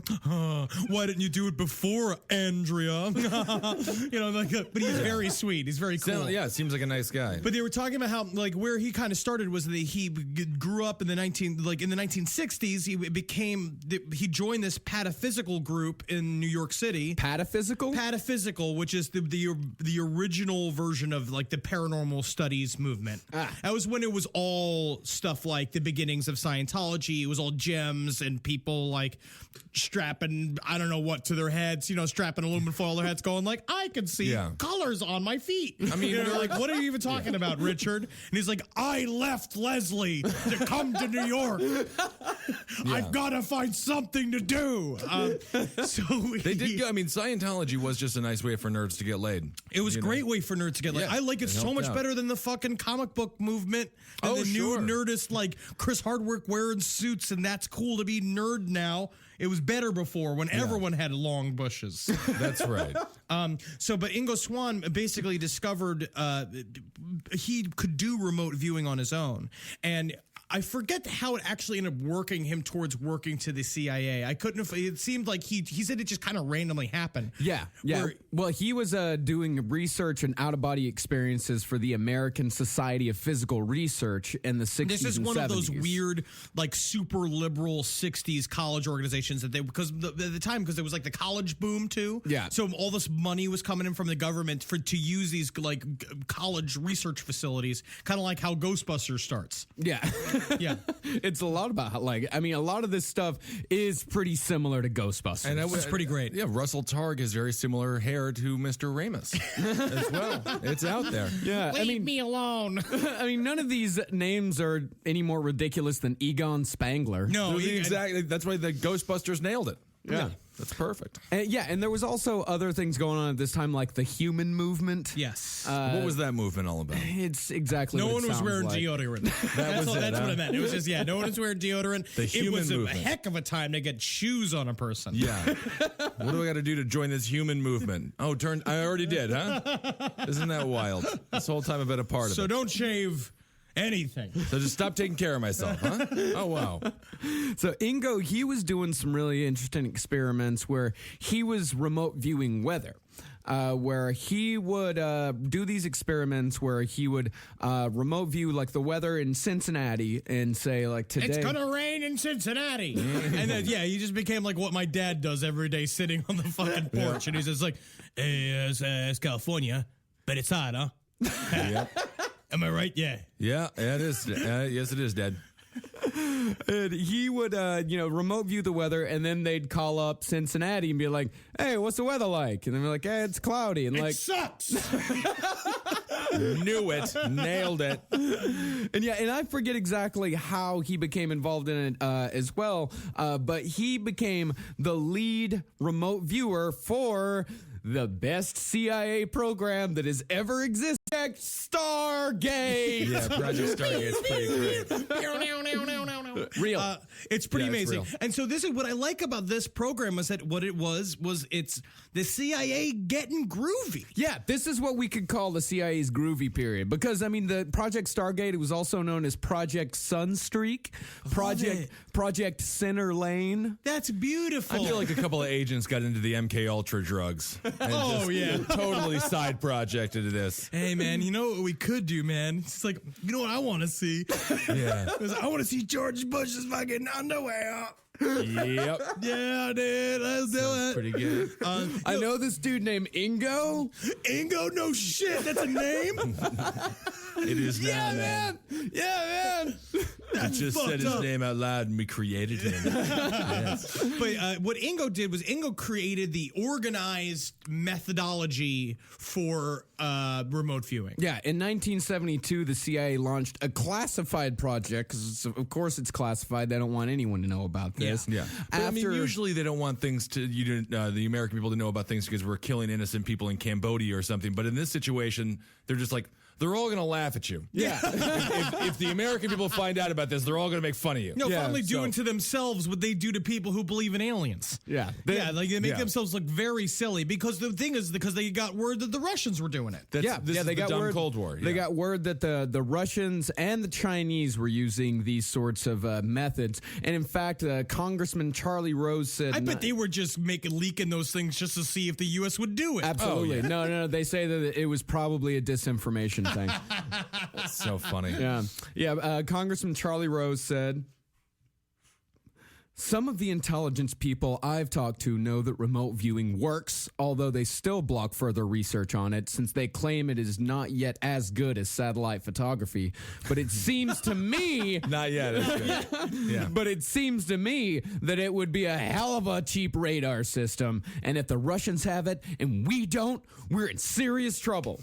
So in other words, it's the psychic gap. Psychic gap. And the Russians, I would give the edge to the Russians. They got that sort of sloped back of the head. They kind of have satellite-looking heads. Do they? Yeah. I think Russians are beautiful except for the men who look like walking bears. That's who I'm talking about. Not Yeah. the gorgeous women, but they're beaten down so quick in life that they're not. It doesn't even matter. I find this to be very interesting because I do think that it is true. They talk about when they say the remote viewing does work, but it's like what it is. The way that they say remote viewing works is if you create up to 10% more likelihood that they know this information or not. Yeah. So that's not much. It's 5 to 10%, but they say that is statistically good. Yes, because that puts it to like 51%. Yeah. That like puts it over the lip of not knowing anything that you're fucking talking about. You could say you sort of know something. Well, let's go through some of the players in Project Stargate. Yes. First, we've got Major General Albert Stubblebine. I mean, these you can't make This these is not names even up. real anymore. No, I can't deal with it. it's like what's his name? It's like David Copperfield. Yeah, Stubblebine.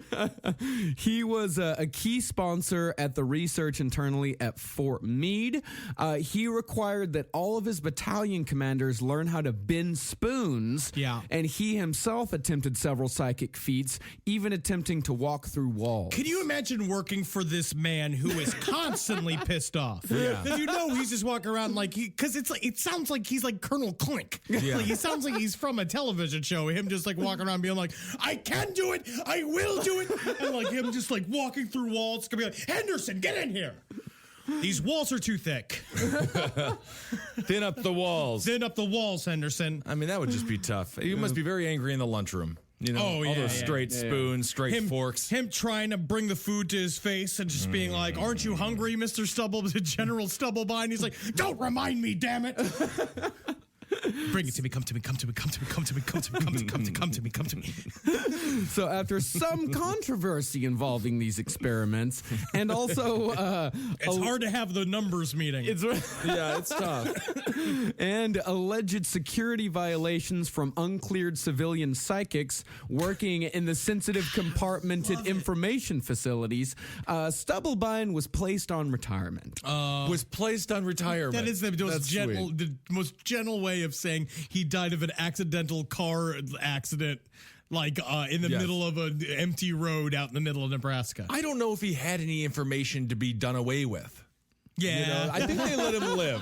I think Stumblebine made it. Yeah. Very angry, though. He's the first person to not stumble his way to the top. And the next guy up is Pat Price. Well, there we go. Hey, nice normal Pat Price. That's a good Quarterback. It's a game show host name. Yeah, that's right. He worked with maps and photographs provided to him by the CIA, and he claimed to be able to retrieve information from facilities behind Soviet lines. He has the most famous example of remote viewing in that he was able to remote view and sketch a crane at a Soviet military site. Well, he called it the big crane, but what it turned out to be was a gigantic experimental submarine. That what he envisioned was this construction unit that was basically building the submarine. It's interesting. It is. Yeah, again, That story is interesting. But this is where there was someone brought it up on the Facebook page about this idea of like me not saying like being anti spiritual or theological. But I honestly think that this is where I see spiritualism. Yeah. Where it's just like your will can reach out and manifest itself and can manipulate your environment. I put you at a Crowley more than anything. Yes. I don't know. I'm about to put him into early retirement.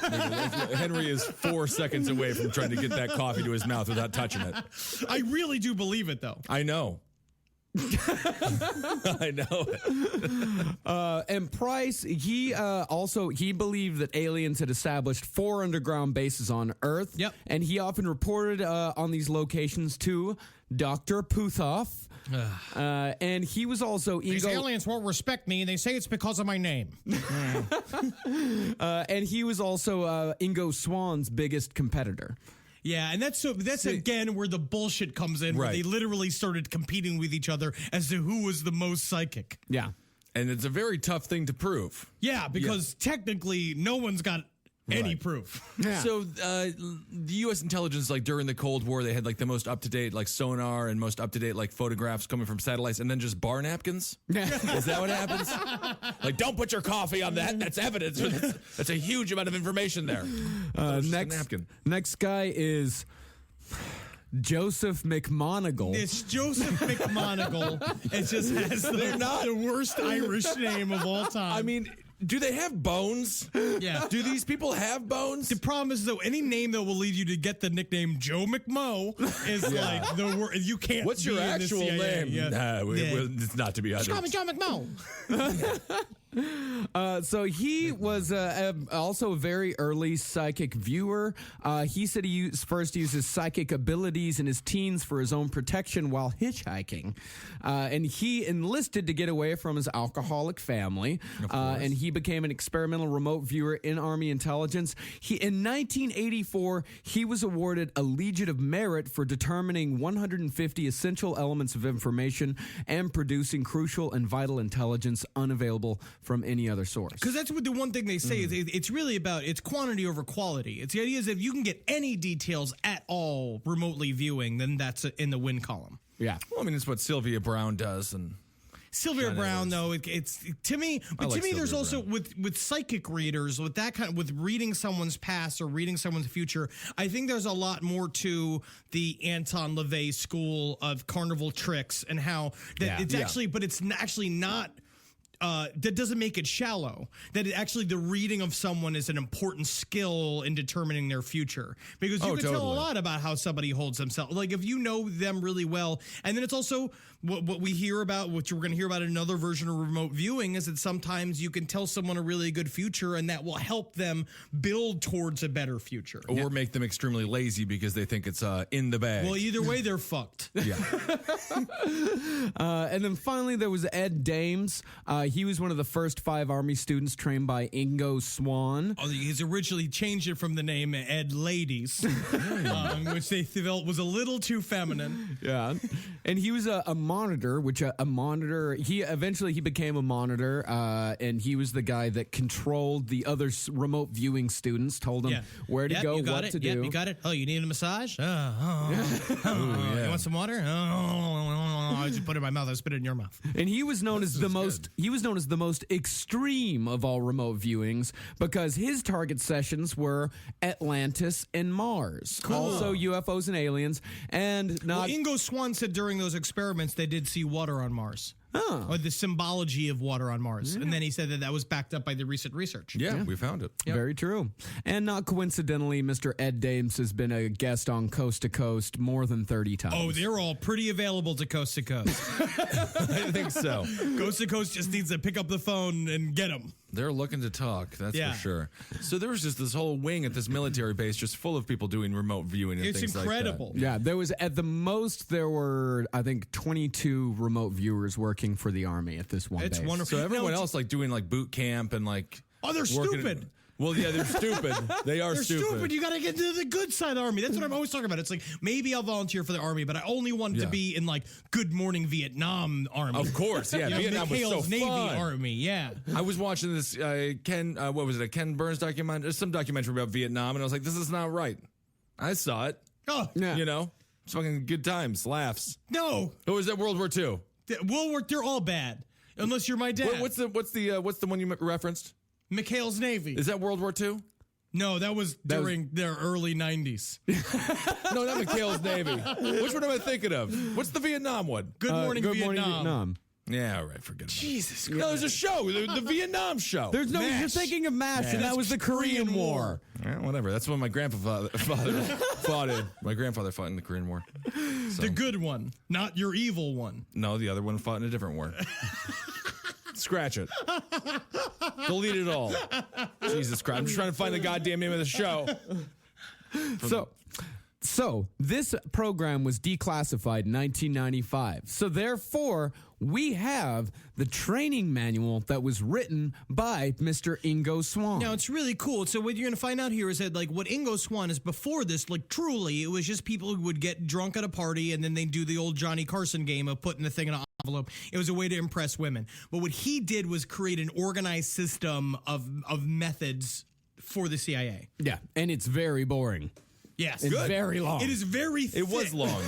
Yeah, I try to read as much of it as I can. But what we learn here is that there's a system. Yeah, there's a system. There were 6 stages that they used And when they had were to remote viewing. They had to sit in a bareback chair with a plain desk with a pad of paper in front of them and a pencil. In front of them was the monitor, and that was it. They had a light with a dimmer, and that's the only thing they could do, because the idea is that as they go deeper into trance, they dimmer the thing. And also remember, these people are not in trance. No. This is not trance. This is literally just sitting and just going like, grape juice, grapes, grapes. Is it grapes? Yeah. Is it grapes?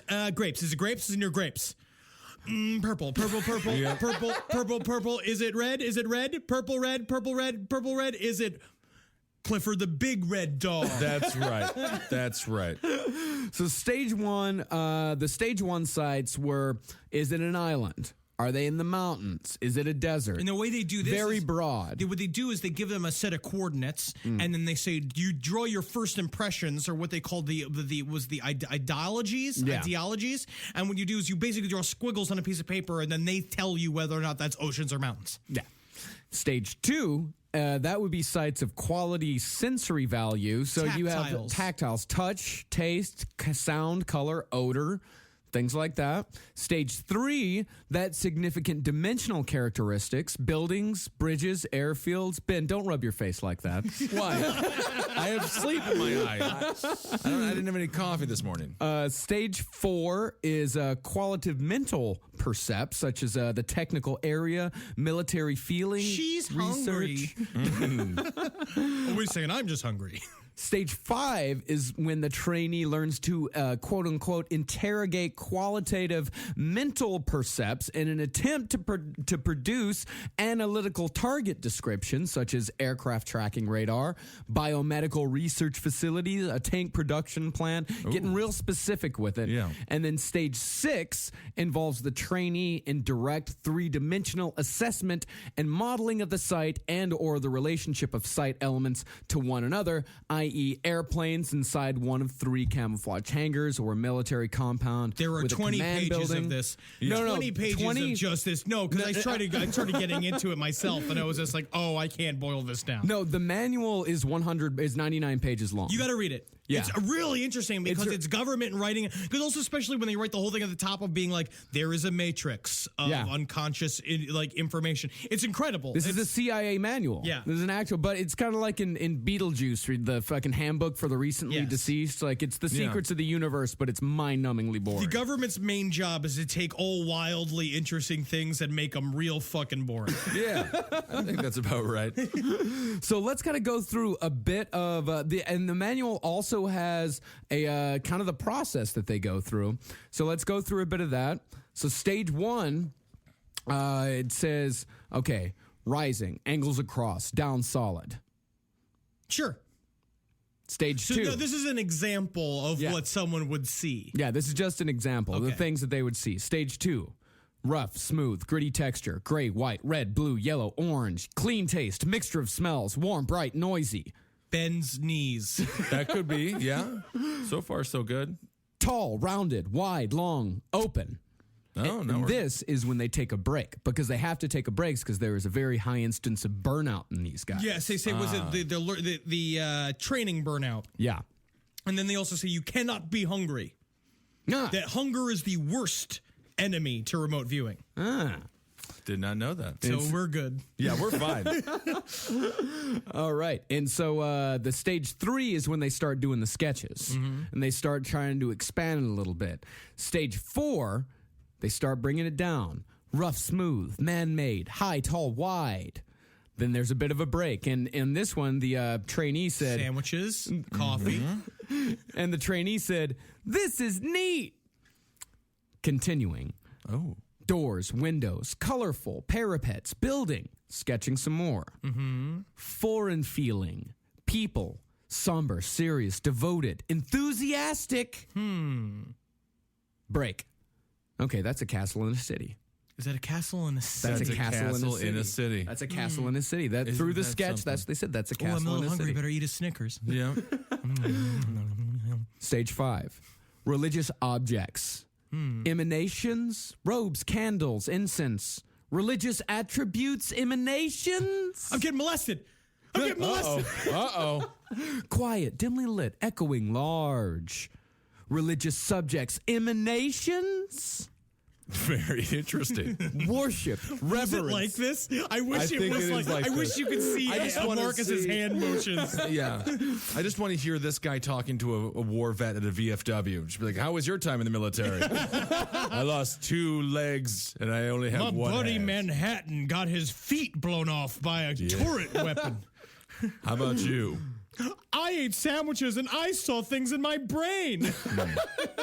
All right. Worship, reverence, respect, harmonious chanting, religious topics, emanations, mass, Catholic, priest, communion, large assembly, religious decorations, singing, reverence, scriptures, clergy. I mean, what place doesn't have a Catholic church?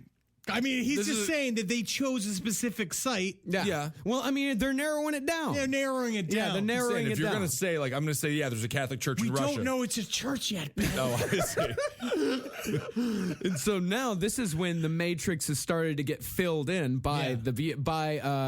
the monitor while the viewer is still constructing the model. So the matrix is being filled out as to what this could possibly be, where it could possibly be. They're starting to narrow it down.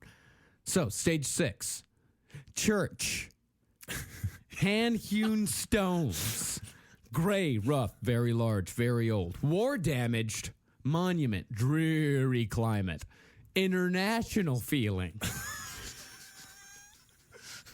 You can say anything. You can say anything you like. Bugaboo. I see bugaboo. Yeah, that's the not a color word. That's- orange. okay, I that's think I fine. see leather. The smell of leather. Wet I leather. got shoes on. Yes, you do, yes. Rubble, separate structure, tall, straight, rectangular, high, wide. This is slam poetry. Yeah, it's good, though. Modern, same purpose as other structure, church. New church and old church are the same. Cosmopolitan atmosphere, war atrocities. And then the remote viewing comes to an end. That's it. That's it. That's all the Well, information. What the viewer has summarized is that the site is composed of 2 churches. One church, which is old and made of hand-hewed stones, has been damaged by war. There's a lot of rubble around it. The new church We is know. very modern in design. Both are located in an area with a cosmopolitan atmosphere and an international flavor. The older church has been left as a monument to remind the people of today of the war atrocities of the past, while the new church now serves the same purpose as the older church did at one time, a house of worship. What is the site? Berlin. England. London. Ben actually got it. Whoa, you're the psychic. Oh, yeah. You're I psychic. knew. Well, I mean, It's also you remember your grandfather's memories of when he was there blowing up. Take it easy. It's the Kaiser Wilhelm Church side by side with the older Kaiser Wilhelm Church in Berlin, Germany. Yep. That's incredible. I nailed it. Wow, that's very impressive, Ben. That's very good, Marcus. Ben. So after this, the Stargate project, of course, we said that the chances of them getting something to write were between 5 and 15%, which Yes. Yeah. pretty good. For nothing. You know, like from nothing. It's pretty good. From literally nothing. Unfortunately, most of the information was very unclear. Yeah, it's and just what type of non-detailed. tacos the Russians were eating and like Yeah. Yeah. And so in 1995, the CIA hired the American Institute for Research to perform a retrospective evaluation of the results of the Stargate project. This study was done by Ray Hyman and Jessica Utz. poor Jessica Utz, because you Yeah. know that it was butts before they got to Ellis sure. Island. Or Yeah. nuts. Oh, Mr. Hyman. Mr. Hyman, that's just, you can't Hyman even and bring that Utz. up. Yeah. Boys, look awake. Hyman and Nuts are coming through. Boys, look awake. I can't be asleep when they're here. Well, Utz, she was on the side of the psychic viewers. She said that the 5 to 15%, or boosting the chance of some sort of positive effect of an operation that was 5 to 15%. She said it was statistically significant, but Hyman argued that Utz's conclusion that ESP had been proven to exist list is premature to say the least. It's definitely premature to be able to say that absolutely. This whole system is broken. Mr. Hyman's all blocked up. I will never believe a single one of these psychics. I don't believe a single word they say. I didn't understand a goddamn word Mr. Hyman said. He said that the findings had yet to be replicated independently and that more investigation would be necessary to, quote, legitimately claim the existence of paranormal functioning. Yes, absolutely. Yeah. But Hymens are always getting into the way, you know? But Ingo Swann even said that. What he was saying when they were working, he's like, we never knew whether they were going to keep us open or not, but every week we'd get a check. That's how we knew we must have been doing something right. 1995 this was going on till, huh? Yeah, until 1995. And so based on both of their studies, the CIA terminated the $20 million project in 1995. Quite a bit of cash. Quite a bit of cash. I just feel like they could have underbid it a little bit in order to have kept the program going. Yeah, Right. there were in 1995, there were still 3 full-time psychics that were working on a $500,000 a year budget. That's being your job. That'd be so You're great. a full-time psychic. Perfect. Oh, and one of those was just using tarot cards all the time. That's great. Oh, interesting. Yeah. But I really believe in tarot cards as well. Yeah, and and some people still use remote viewing to this day. It said that there was one of the guys that he wrote a book on the Green River Killer. I think he's really into remote viewing. He said that he found or he saw the location of one of Ted Bundy's victims. And he called the police and told them, hey, check out there. And they never checked. A year later, they found the girl at the exact same site. You were right. If you could she was figure out exactly where you said she was. I truly believe you could figure out how to break down the wall between our brains, otherwise known as an antenna, and the matrix, if you want to put it, as the grid of information. There's a lot you can do. I mean, I think you just play the odds, though. Partially, you just know where Ted Bundy tended to kill and strangle women, and you're like, there's a place that would be perfect for him. But extrapolation of that's simple psychic ability. Yeah, I mean, but there's also that's just the control. There's many other different types of remote viewing as well. There's freeform, which is again we were saying just that's for sitting the around. wild kids. That's for the wild kids. Yeah. Then there's this guy, Dr. Simeon Hein. That's a good one. Simeon's a cool name. Simeon's a cool name. I would follow a Simeon. He's been working on this thing called human fusion. He was a student of Ingo Swann. He's a new dude, but basically what his idea is that he is a proponent. I listen to him on Coast to Coast, and he's a proponent of the idea of remote viewing for self-help purposes, which of course people are into, they want that. But it's the idea is that you use remote viewing on your own life. And the way he put it, he brought up the idea of, that we're in the time is not linear. That all time is happening now. You can plug into anything, and that remote viewing is much easier if you're using yourself. And basically, using your imagination. That's where he was against Ingo Swann's idea, because Ingo Swann was like, take all imagination out of it. It's just first response, first thing that comes to your brain. But he was saying imaginations, and he truly believes this, is that every single thing that you imagine is just an alternative reality. It's just that you have now sparked a new sliding doors. You got Gwyneth Paltrow on a date with you. Ooh, new reality. And so, stuff. but he says that because oftentimes in Olympic training, they use these visualization techniques. And this is what he says. It's the same thing what they do with controlled remote viewing, but it's much more relaxed, which is the idea is that you imagine a feeling. And the way he did it for self-help purposes is that, if you want to be good at something, let's say you just started playing the piano, and you're like, man, I just want to Groundhog Day myself and to be great at the piano. Just go blink, blink, and be done. He's like, well, what you do is you start visualizing the feeling of being really great at the piano, because these emotions are what kind of poke through time. And then you go and you put on a performance at the Apollo, and you get booed off stage because you actually suck at the piano. But you suck at the piano. Yeah, but you're like, I just felt like I was ready. You felt like you rocked. Yeah. And sometimes that's all that matters. Yeah, that's true. Yeah, but that's what he was. So human fusion, it's the idea that basically you that is interesting. You go to meet future you, and you use visualization techniques, and it's about Gestalt, which is what Matthew McConaughey was talking about in his Oscar speech when he said his hero was me 10 years But from honestly, yes. Yeah, but I mean, that is remote viewing. Yeah. And I really do. I believe in visualization. I believe in the power of will. itself. You know, and you could take from the universe what you need from the universe. Oh, totally. Yeah. You know, as long as you're ruthless. Well, you don't have to be ruthless. You could be kind and loving too. Well, you can be kind and loving and use remote viewing in a way that, you know, it may seem sinister at first. But in the end, it's good for everybody. It's good for everybody Yes. because you, sir, I'm talking to you. Me? No, you. Me? No, the listener. Oh. Yes, you. You. I'm talking Not to you. you to tell you that you can use remote viewing to get girls. Yeah. Oh, really? All But right, what if they're guys, a girl get and they your, don't wanna get- pencils out. No, you get cannot a use guy- this for men. You can't get a guy using this? What I will say to girls, if you want to get a man, just tell him you want it, and he's gonna say Yeah. he's either gonna say yes or he's gonna be like, oh, my knees can't- hurt yeah. because I've been beaten in the street. I Yeah, can't then you don't be want with it. you tonight. I mean, all our female viewers are beautiful young ladies. absolutely, So they're fine. Yeah, you don't need this. remote viewing. No, Yeah. absolutely not. So this is from a wonderful article that I found on the internet. Ah. On How the to internet, use- so it's real. It's Yes. absolutely real. Here's what it says. You might think of this as remote viewing seduction, simply because this technique is more geared towards impacting the consciousness of other people.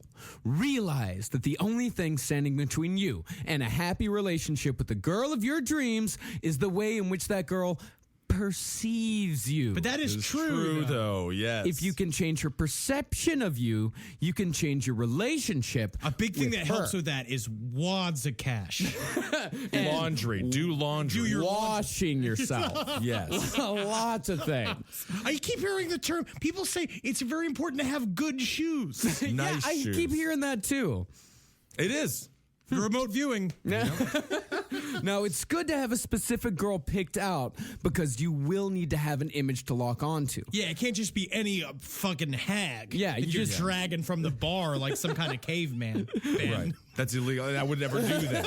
I would never do that. Now, the next step is a bit hard to articulate, but basically, you need to lock onto the way that you want to feel when you're around her, the way you Gestalt. want her to perceive you. Yep. And you need to project this feeling at her. And that also does not involve piercing stares. Right. Oh, no. Neither. Okay. No. Imagine that you've known each other for a long time and you're just leaving an upscale restaurant together. That is the funnest way to be in a relationship. Or take her to an upscale restaurant. No. could You do that. imagine it Yeah, first. Imagine it. You need to get the funds for that first. Oh, I see. Yeah. It's late, so not many other people are out, and there's a slow song playing outside as you walk down the sidewalk. I'm falling in love Caught in with the you. moment, she grabs you and pulls you into the shadow of the nearest building, where you passionately start making out.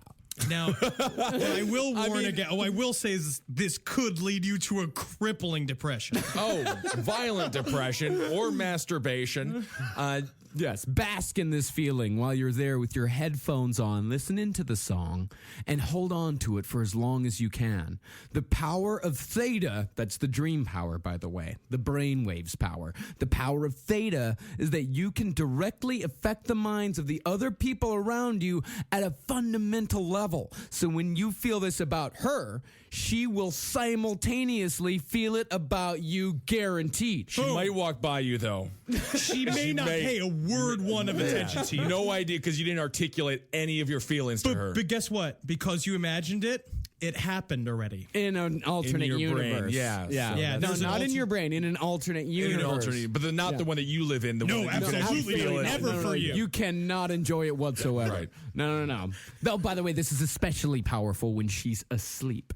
So the next time you meet, Nothing creepy about any of this. so the next time you meet, especially if you do the same technique time after time, again and again and again and again, you will notice that her attitude towards you has changed. Pretty soon, it's likely that you both will act out the exact same scenario you envision in your mind. I would say that's true if you envision her running away from you. Just terrified. Well, the big thing is that at some point you got to ask her to the dinner. You have to. You have to to. open your Yeah, mouth yeah. and ask her. This and then is- don't be like, I've been thinking about what it would be like if we went to dinner together. I was And listening to know, headphones I know. and you pulled me in a dark building and you made out with me.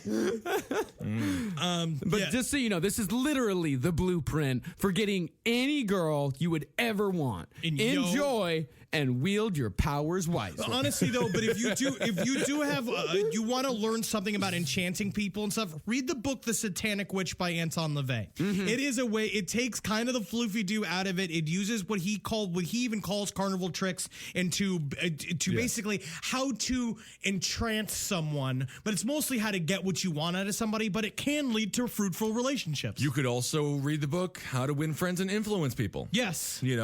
But that's a dumb one. No, the Anton LaVey one's a lot more sexy. It is. Yeah. I know. Would say the one thing about that book he never talks about: become a cult leader.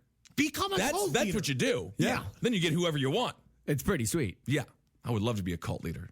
Well, there's a lot of paperwork, though. I don't know if you're going to be able to deal with all the logistical sides of being a cult leader. The legal work, huh? Renting the space. Ooh, no, doing all that stuff. I don't know yet. I'm not a promoter.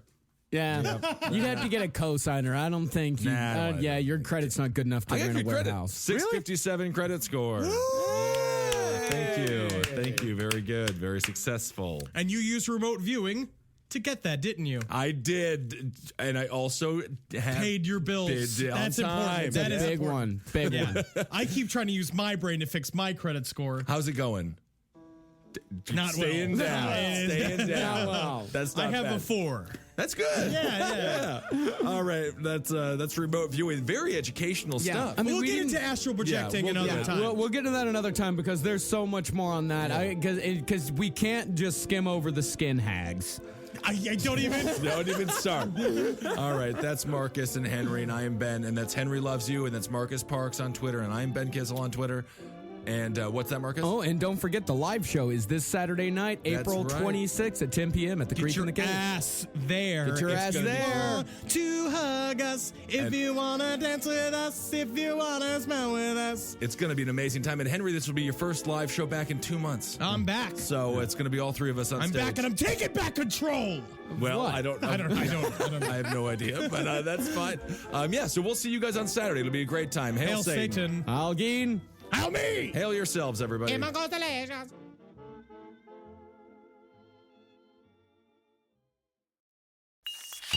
There's no place to escape to. This is the last podcast. On the left. That's when the cannibalism started. What was that? This is going to come out sometime after the news of this weekend, but I think it's nice for Hawaii to feel some panic. Oh. Because they are so relaxed. Do you think that's right? All the time. Do you really want to say that on camera? On microphone? This is going to be it's going to come out like a full week after the Hawaii thing. Yeah. I think the Hawaii thing is already out of the news. It's totally out of the news. Welcome to the show, everyone. I am Ben Kissel, and this is the last podcast on the left. But you already heard an intro, so you know that already. But per my contract, I will remind you, this is the last podcast on the left. And who am I? You are Marcus Parks. And who are you? I am Ben Kissel. And who's out already there in stated, Atlanta? And that is Atlanta's Henry Zabrowski. It's cold in here.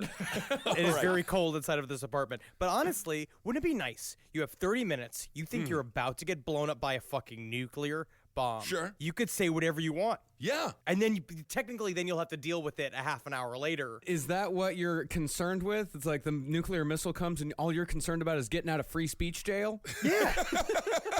Obviously. It's my one shot. Right. Well, I'm sorry what happened to your Atlanta Falcons there over the weekend as well. Speaking My of Atlanta destruction. Falcons? Oh, my goodness. All right. Well, some guy took full advantage of it and it led to the death of a lot of people. Jim Jones, Jonestown, Part 2. This is intense. So when we last left Jim Jones, he had just founded People's Temple, giving a name to an organization whose membership would fluctuate from dozens to thousands over its 23-year existence. But in 1955, Jonestown was still a long ways away. It would take years for Jim Jones to build it. But as we talked about last episode, he'd already figured out the basics by 1955. He just needed to take it to the next level. Remember this. When you start your cult, The big thing is patience. Right. You have to drop seeds early. Yeah. It takes a long time. You got to build in generations. These are the people. This is why things last a long time. This is why Scientology is still going on. Is because it's deep-seated. It takes so just give it that give it that slow cook. And remember, time keeps on ticking into the future a little faster than you might expect. So Thank you for. I almost forgot about Stephen Miller. I know you did. You almost forgot those sage words from Steve Miller Band. Absolutely. But don't make your doomsday date too early. That's what Shinrikyo made the mistake of. 92 was right around the corner. Yeah. They should have pushed that to like 2025. Push it into the future, build it up, and say, That's there's right. going to be a lot of shit. Well, that was actually one of the genius things of Jim Jones is he never actually put a doomsday date on his own cult. He put doomsday dates around him, but he never put one on the cult itself. With him, as we'll see, if you follow Jim Jones, you avoid the doomsday date. Oh. Now, one thing that's important to know is that a large part of the People's Temple membership always was and always would be elderly women. He's rolling in it. At some point, do you think Jim Jones looked out at the crowd and was just like, I've done it? Finally. Look at all of this crepe paper skin. I love looking at every single human being here whose arms I could break if I flick their wrists with the strength of flicking a sugar packet. Oh, God. You just reminded me of that story of my friend who worked in the nursing home. And the patients would get their skin snagged on random, I don't know why there were nails hanging out and stuff. Then it would just peel right off their body just as you said, paper mache. So many congressmen and senators are in their 70s right now. Oh, It'd be yeah. so easy to just take them out in the White House by getting a Zamboni and just driving through Congress and just sweeping them up with the sweepers. They'd Yes. fall apart. They would turn into pulled pork. That would be a good scene from Scream Queens, which people reminded me of on Twitter.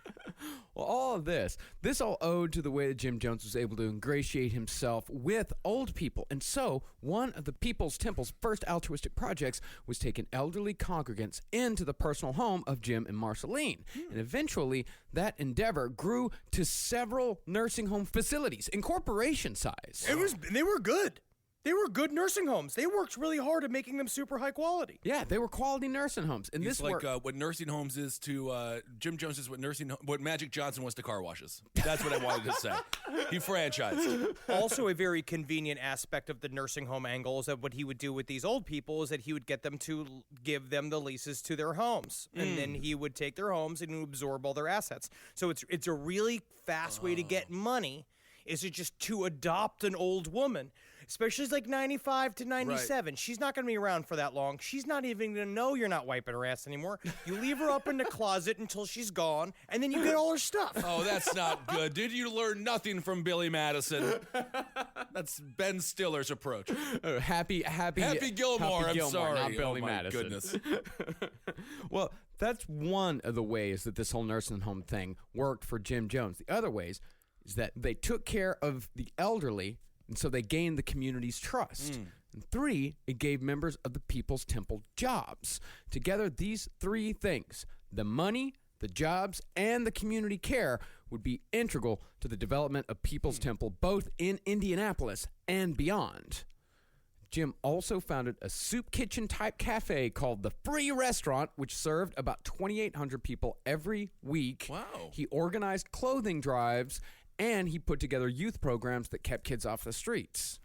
He was doing good work, and it was a lot of hard work. And he realizes, and so that's where these games start playing out, right? Where it's in the end, again, this looks totally kosher. This looks great. Right. So he's trying to help humankind, and he is helping humankind. And a lot of it is genuine. But the problem is it's so small.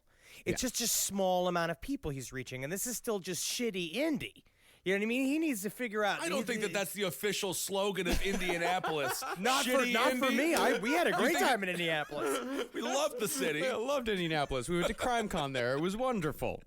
It was actually surprisingly beautiful. It was a beautiful town. But, as positive as all this was, as Henry said, this was all small fries. Jim actually wanted political influence. Right. And the person to help him there was Marceline. So you're telling me the way to get political power in this country is not embracing older African-American women? That's not the road to the White House in this It doesn't country? seem like it. Yeah, serving free soup doesn't get you there, except for Bernie Sanders, who just ate a lot of free soup. Oh, yeah, a lot of it. And it is now, by the way. Look at Alabama. We won't go into it.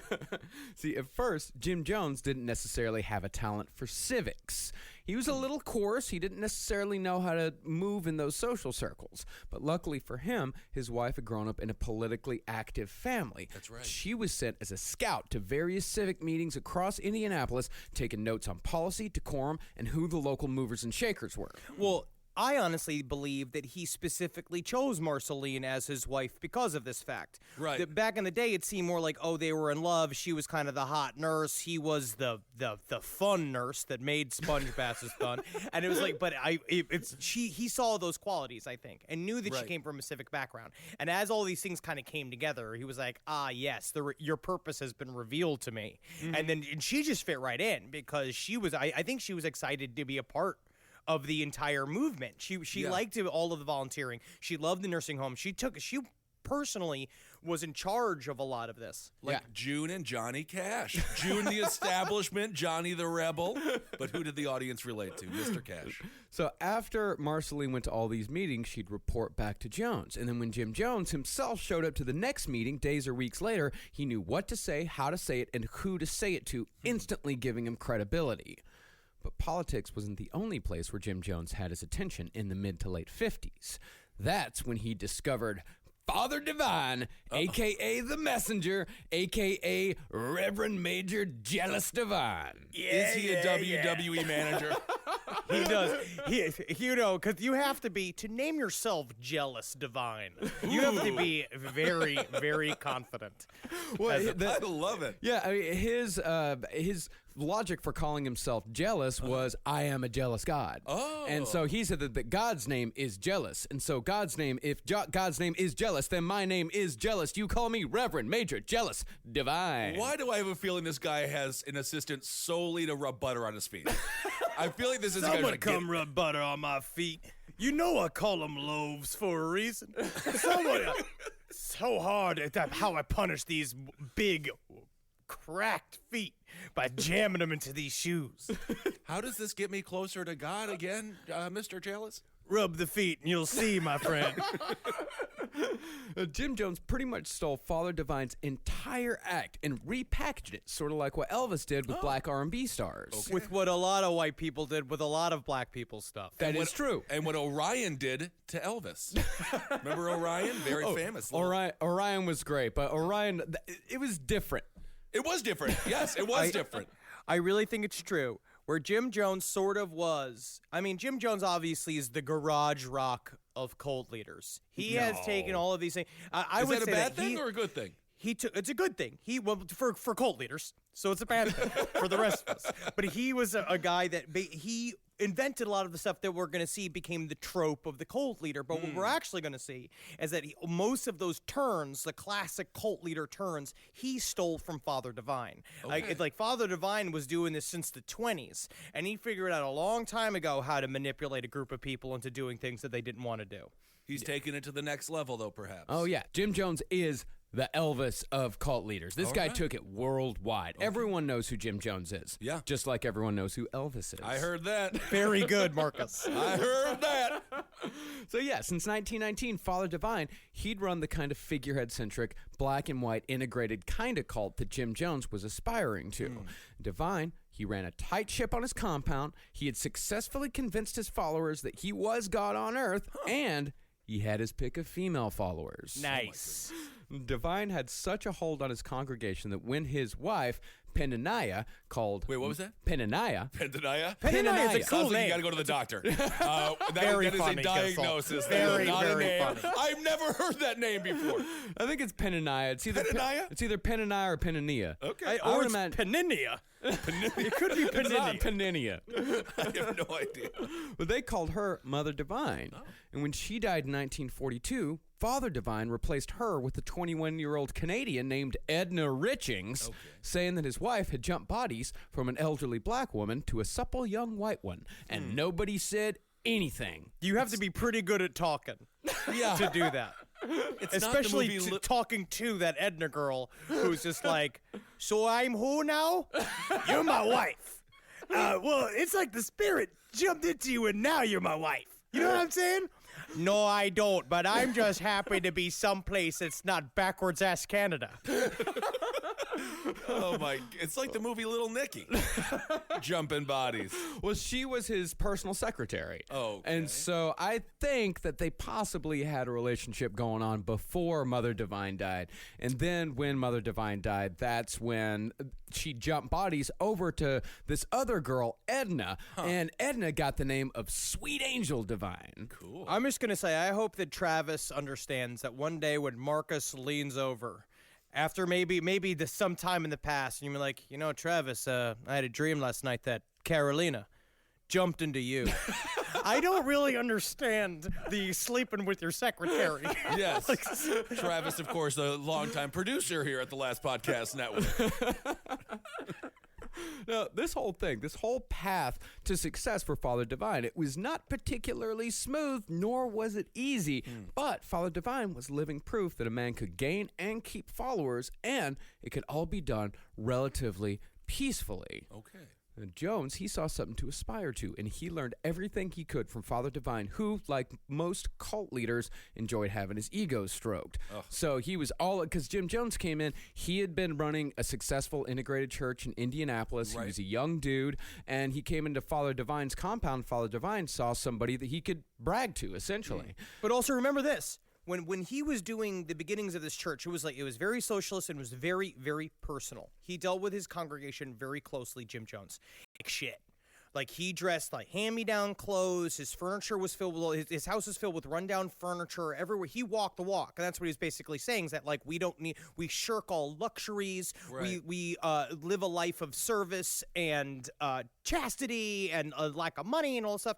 But then he walks into Father Divine's mansion where he's got full-on harem of women with their nipples visible, like full, like crazy. You might be adding a little bit here. Nipples, no, this is true. Maroon. Well, I don't know about the nipples, everywhere. but you don't know about he can infer that there were nipples out. Nipples, and then you walk in the house, nice furniture. He's got like a chaise lounge, like he's got a full couch that's just for lying because you ate too much organ meat. And then, but this is true. Father Divine dressed in beautiful clothes, beautiful suits, and obviously Jim Jones walked in there and was like, "Oh man, I've really been fucking this up."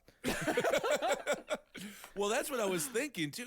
With we talk about ego, retirement homes, old folks homes, and soup kitchens. He's not like living the high life at all. No, not at all. Like he is living the true socialist ideal. Like he's walking the walk, like Henry said.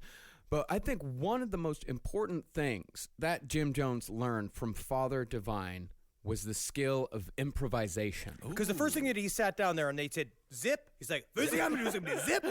You say zap, I say zap. I do what now? It's called zip, zap, zap. We're going to take this. We're going to play the ball. We're going to form a ball of energy. I'm going to toss it to you, and you're going to pretend to catch it. But there's not going to be a real ball. No. It's improv. We're going to do a thing called Big Booty. We're all going to sing a song wherever it goes, big booty, big booty, big booty. A big booty. And then we all give each other numbers. This sounds stupid. Yeah, it's improv. Yeah. Yep, that's the thing with improv. Everything is imaginary, including the money in your bank account. It's not a way to make a living. It is not. It is a tool to use. So as I said, Father Divine's wife, Penaniah, had died of cancer back in the 40s. And this was despite Divine's promises to both her and his congregation that he was going to heal her of the cancer and everything was going to be fine. And this failure put into question whether or not Divine had any powers at all. Yeah. But when he found Edna, renamed her Sweet Angel Divine, he was able to say that Penaniah had just taken another form. So in essence, he had cured her because she wasn't really dead. All right. Excuse me, Mr. Father Divine. Now, much like Sweet Mother Divine, not to malign her at all, ugly as shit and old and fat and dumpy. So if I just close your eyes now, close your eyes, Rogerette. Close your ears. If I just smother my wife to death in her sleep, I can just replace her with their younger one and just tell everyone that she's the younger one? Yes. That seems dangerous. Slippery slope. That's what I say. Well, in other words, what Jim Jones learned from Father Divine was sidestepping bullshit.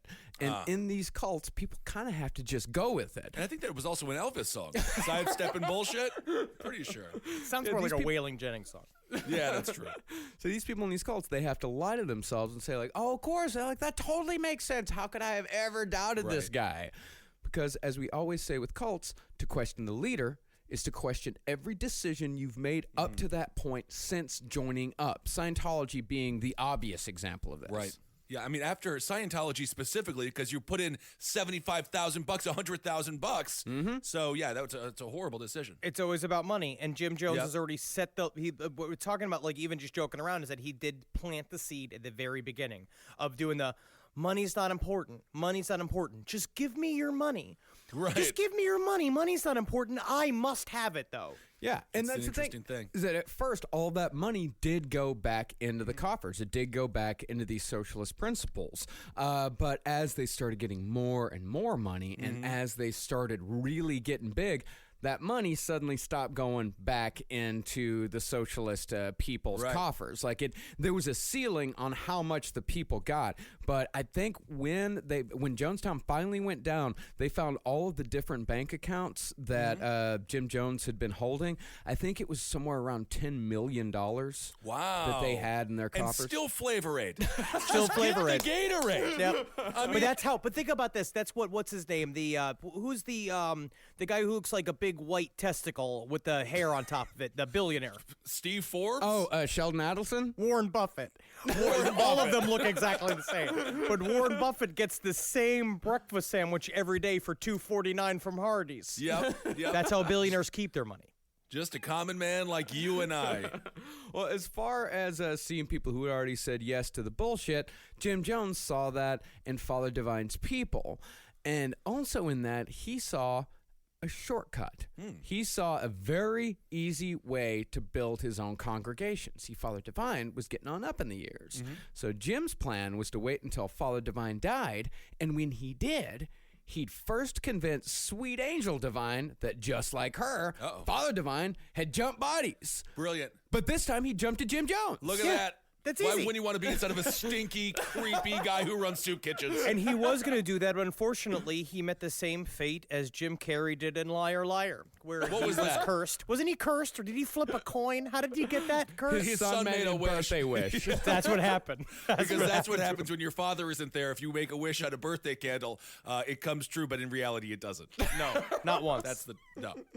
Well, yeah, but that's the thing is that if Jim Jones got Sweet Angel on his side, then People's Temple would absorb the divine-run international peace mission movement, and their Rolls off the tongue. international peace. See, that's the problem, man. That's why we know People's Temple, but we don't know the international peace mission movement. You can't even say you trip over it every time. We have bran muffins or bran muffins. Do you want a bran muffin or we have a bran muffin? It's magical thinking that also works with advertising. It's about a thing that just punches. Absolutely. Yeah, but that opportunity would not come for a few years yet. Father Divine still had a little life yet, and Jim was nowhere near ready to take something like that on. He hadn't proved himself yet.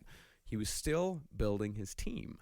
Now, what's telling about the followers of Jim Jones is that a lot of the people that ended up being his most loyal, the ones who essentially served the Flavor Aid, had joined up in those early Indianapolis years.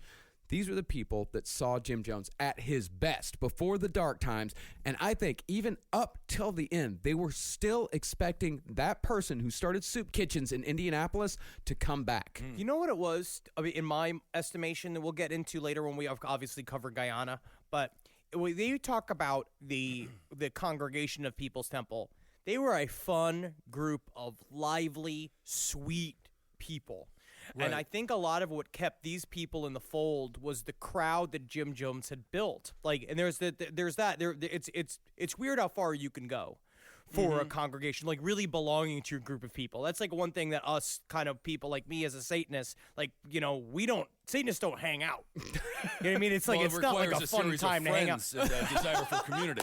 Yeah, Satanists all just Crushing loneliness is what you're describing. yes, basically. Satanists all just sit around and correct each other on their grammar and talk about how mad they are about statues. And it is very, very difficult. I can see why you'd want to stay in. Yeah, sure. But it's also like being in a bad relationship where he's like, I knew him when he was good. Exactly. Yeah, no. I mean, a cult can. We've talked about this, and we talked about this in pretty much every cult we've talked about. Being in a cult is like being in an abusive relationship. Right.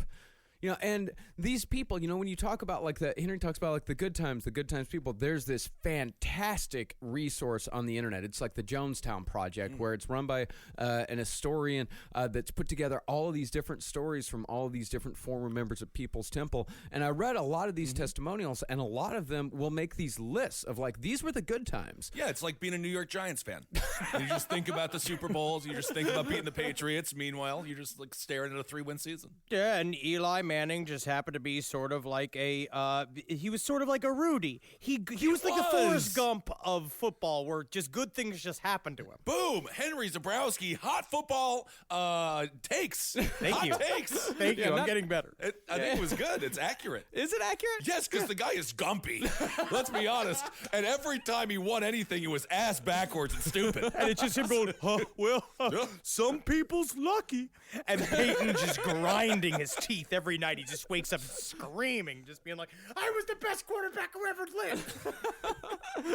Well, perhaps the most fervent of all of those early followers was Patty Cartmel. Ooh.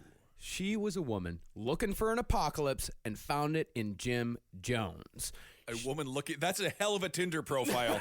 A woman looking for an apocalypse. Yeah, and then but you spell it apocalypse.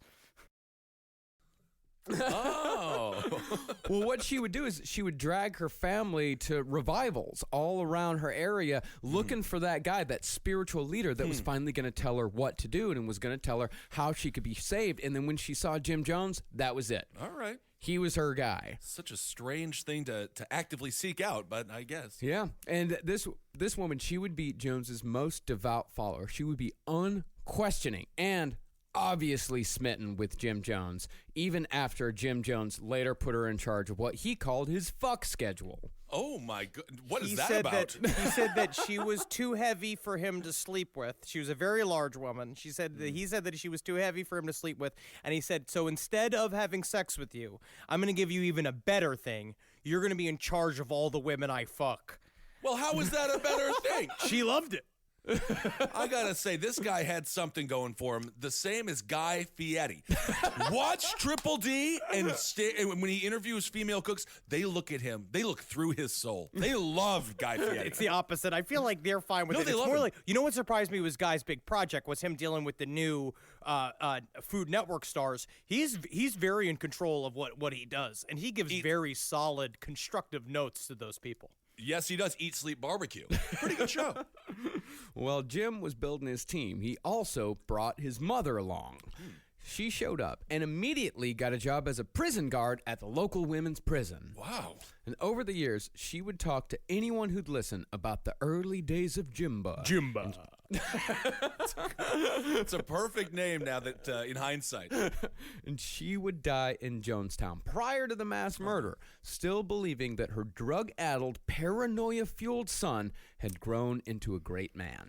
Another good thing about the Road to Jonestown by Jeff Gwynne was the way they kind of explained how churches work. Like, the more learning about how congregations are made, where it's like, again, so we went from revivals or open mics to him having his own show at his own church. But then what you want to do is get that church affiliated to a bigger network of church, like joining a union, where essentially you want to be able to join a other network of churches that then you can connect it to your church so that you get more legitimacy and that you can become an official pastor. So that's what he did. He was on his way to being an official pastor, but he had to get a bachelor's degree. And the other thing is, they said, it's like your whole personal life is garbage. You need to figure out, you need a better image, because he was trying to join up to a higher network. And so he's like, fuck, I got to get my mom back into play. So he hadn't talked to his moms for years. And then she showed up. She's like, oh, you're a celebrity?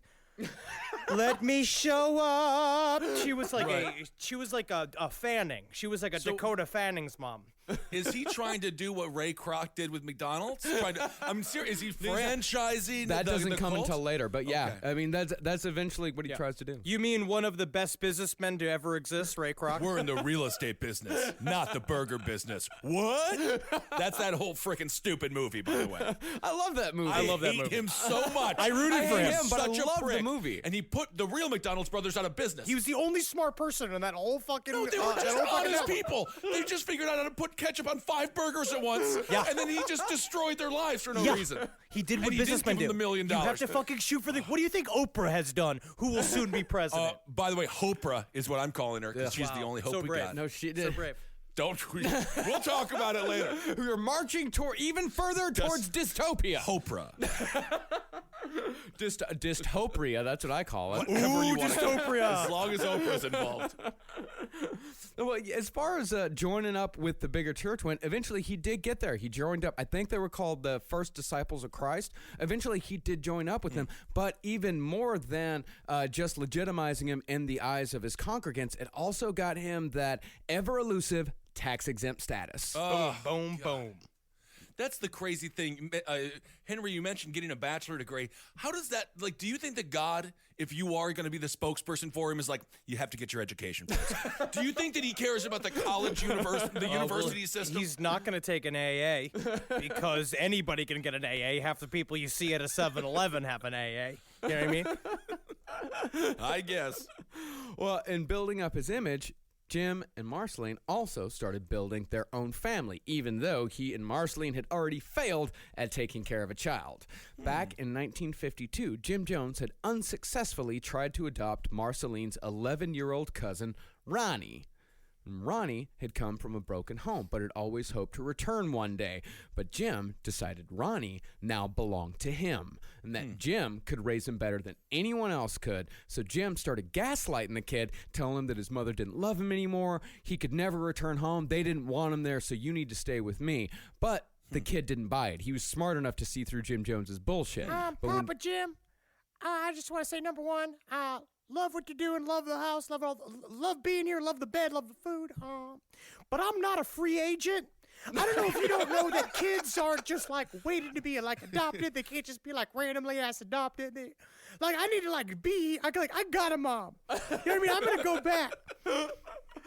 So the kid rejected him. Yeah, and when Ronnie finally decided to leave, Jim took it as an ultimate betrayal, as he would anytime anyone tried to leave him over the years. He always took it personally, and he always got real fucking mean about it. I mean, later on, in the later years in Jonestown, I mean, he'd put guns up to people's heads. Right. Yep. So the home stayed childless for another 6 years until the Joneses adopted their first child, 10-year-old Agnes. All right. Now, Agnes is an interesting character in this story, not because of what she did, but because of how absent she seems to be for most of it. See, because Agnes just never really fit into the whole Jones scene for some reason. And all throughout the story, all you get from Agnes is pretty much, oh, and also Agnes was there. And she was at Jonestown during the tragedy. That's one of the saddest things about it, is that even though she was never truly a part of it, her and her brother Lou were the only 2 of the 5 Jones children to die at Jonestown. She was a real Jan Brady. And unfortunately, I believe also Jan Brady committed suicide. I think that there's a later on Brady Bunch service where Jan Brady committed suicide, which is pretty dark. Yeah, well, it's tough to combine families like that. Well, the kids that survived were Jim's biological son, Stephen, which is spelled Stefan. No. But still spelled, because they We're talking had... PH? P-H-A-N, yeah. Well, the reason why his name was Stefan was because they had adopted another little girl named Stephanie, but she died in a car crash. Also, for a while, he was really, really nerdy, but he invented this crazy machine where he could go down into it, and he popped out. He was all cool. And so at first, it was Stefan. But as soon as it came out of the machine, he was Stefan. Families do matter, don't they? Laura. And the other kids that survived were the adopted sons, Tim and Jim Jr. Now, Jim Jr. was the first black child adopted by a white couple in Indiana. That white couple. Really? Yeah. Yep. Jim Jones and Marceline, Wow. the first white couple to adopt a black kid in Indiana, in India's entire history. And along with the Korean Lou and the Native American Agnes, Jim Jr. was the last addition to what the Joneses called their rainbow family. Honestly, it's like the United Nations. I love technically, this it in wasn't theory. really a rainbow family. It was mostly a lot of beiges and browns. It looked more like a Kardashian's closet because beiges and browns are really on trend right now. A true rainbow family is on Sesame Street because you got Yes, that purples is and you got true. blues and you got yellows and you got oranges. But it is another example, though, and I have to give credit here. He's walking the walk. He is absolutely walking the walk. Yeah, he really is. He's doing it on the surface. he's making political choices. A part of this got to be because they had an open conversation. Him and Marceline said they wanted the picture of their family. Right. Like when they take a picture for it to look good, which is, again, when you're making these hollow choices, on some level, it's great because, just literally on very shallowly, you're doing really wonderful things. You are, and then actively, it becomes really nice and good and forward thinking. But in the end, he's only doing it for the picture. But he's still doing it, and also that picture matters. Look what happened when Mike Huckabee and his family was photographed together. That derailed everything. Well, that was their own fault for wearing the matching shirts. They also need to wear fitted better pants. Cover the gunt. You don't want to show your whole fucking fupa. I don't need my fucking a leader of the free world to have a 25-pound fupa. This isn't 1920s anymore. So by 1961, Jim Jones had formed a pretty good crew. He had loyal followers, he was a family man, and he was gaining political influence. And with those followers' help, Jim Jones got to work on the system itself, grassroots style. And through careful manipulation of business owners, administrators, and local government officials, Jim Jones almost single-handedly began the peaceful desegregation of restaurants, hospitals, and the workforce in Indianapolis. That is true. It Incredible. Is very demonstrable progress. Yeah. It was interesting how he did it too. He'd go to the businesses. He'd say, "So you're gonna desegregate your restaurants, and we're gonna." He would come in with black people. And he'd be like, okay, we're going to sit at the table that you always give me because you know me from around the community. And they say, well, no, we can't sit them. And he's just like, no, you have to sit them down and be like, well, you're embarrassing me. I'm a pinnacle of this. I'm a part of the society. I'm a big, people are watching me get kicked out of this restaurant. And then he'd go back and be like, listen, we're going to make an arrangement here. You're going to desegregate this and I'm going to fill this whole restaurant. Say, okay. Yeah. And so he'd go away. He'd come back with half the congregation and just blow out the place. Fill it up. And he did it again and again. Yeah. And he'd do it at 3 p.m. He'd do it in off hours. Right. So he'd do it in the times that these people weren't making money anyway.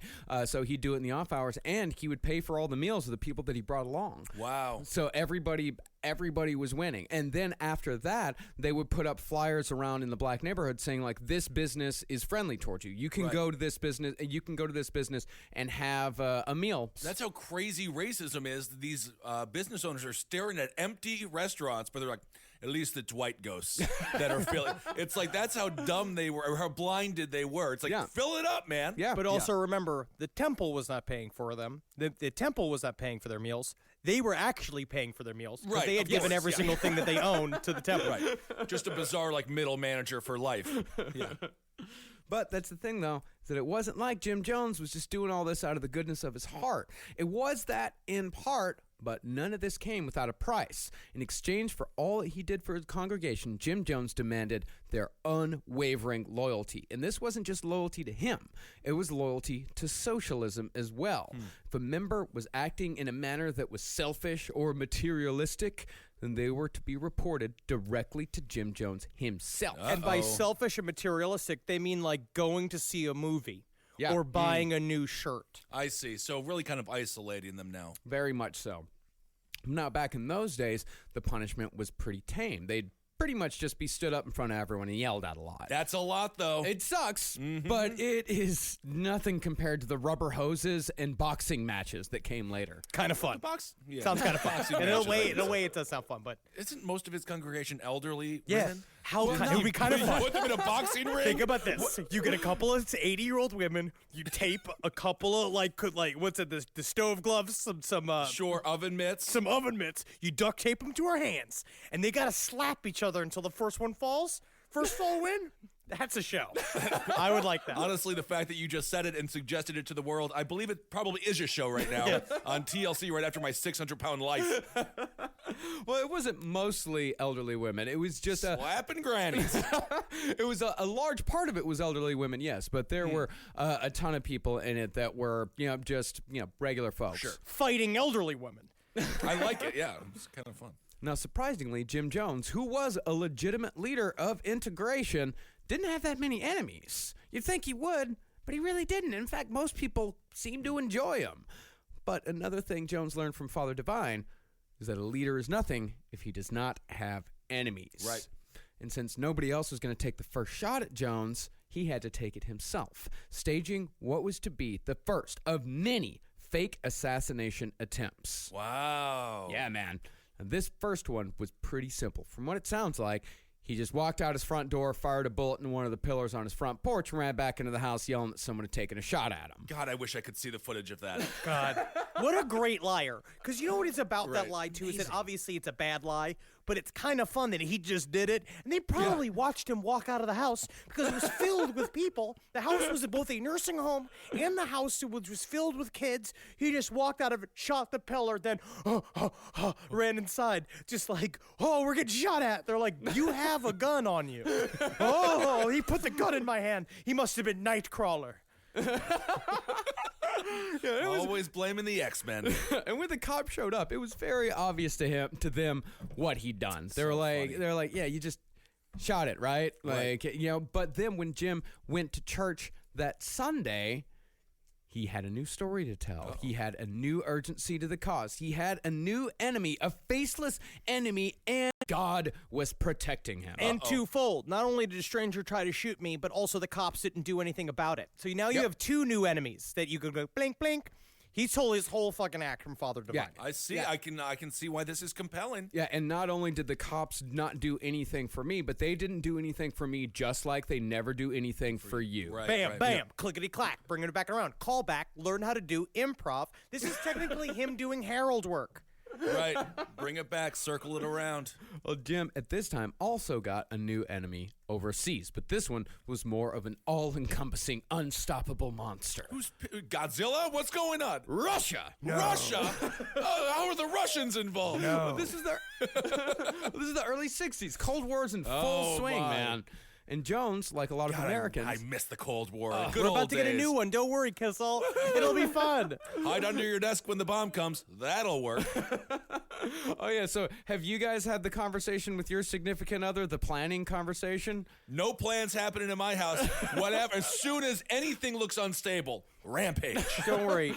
Whatever is the rickety crate of bombs that they put on the raft that they push from North Korea towards L.A., once it arrives to the beach, then I'll be upset. Then I'll be very scared. Well, Jim Jones, like a lot of Americans, got pretty obsessed with the possibility of nuclear war with the Ruskies. Oh, yeah. Pretty soon, word around People's Temple was they had to get out of Indy, and they needed to do it yesterday. I heard it was called Shitty Indy by somebody. Now, I agree with Jeff Gwynn in The Road to Jonestown when he says that Jones's fear of nuclear war was genuine.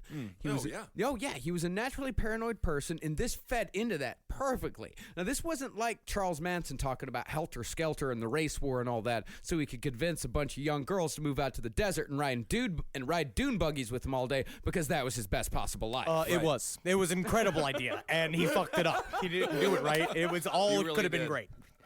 But this stuff, I mean, this is what InfoWars is based on. Yeah. This is why Alex Jones sells a tactical bath, which is evidently a weapons-grade bath soap that you can use. I tell you love what, if tactical whatever bath. makes me look like him, I'm buying. I'm about to get that protein powder. Well, Jones wasn't bullshitting like Manson. His protein powder actually has semen-killing chemicals in it. It had to be recalled. The Vitality pills on InfoWars, the ultimate irony is it kills you. That's great. You can kills fucking your fucking stuff. fucking. You don't have to have a child. Well, unlike Manson, who was lying about all this shit, Jones had a very real fear here. He said that he had a prophetic vision, which me and you would probably just call a nightmare, Right. that Indianapolis would be destroyed in a nuclear blast on an undetermined date at either 3:09 a.m. or 3:09 p.m. Oh. But he knew it was 3:09. Very good specifics. Yeah, very good specifics without being specific at all. Yeah. Now, because of this, Jim Jones started scouting new locations for People's Temple. And this is when he took his first trip to Guyana. And that's what I found out. It's actually pronounced Guyana, not you. Guyana. Yeah. Guyana. Guyana. The reason why he went to Guyana was because Guyana was going to be a socialist country.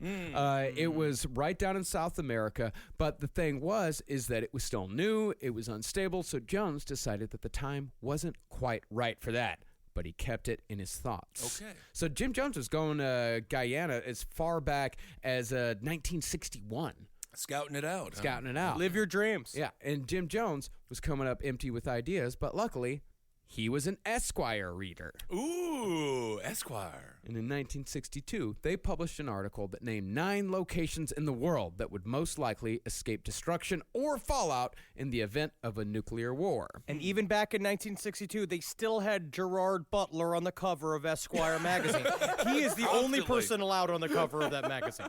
Strange article. How to kill your followers.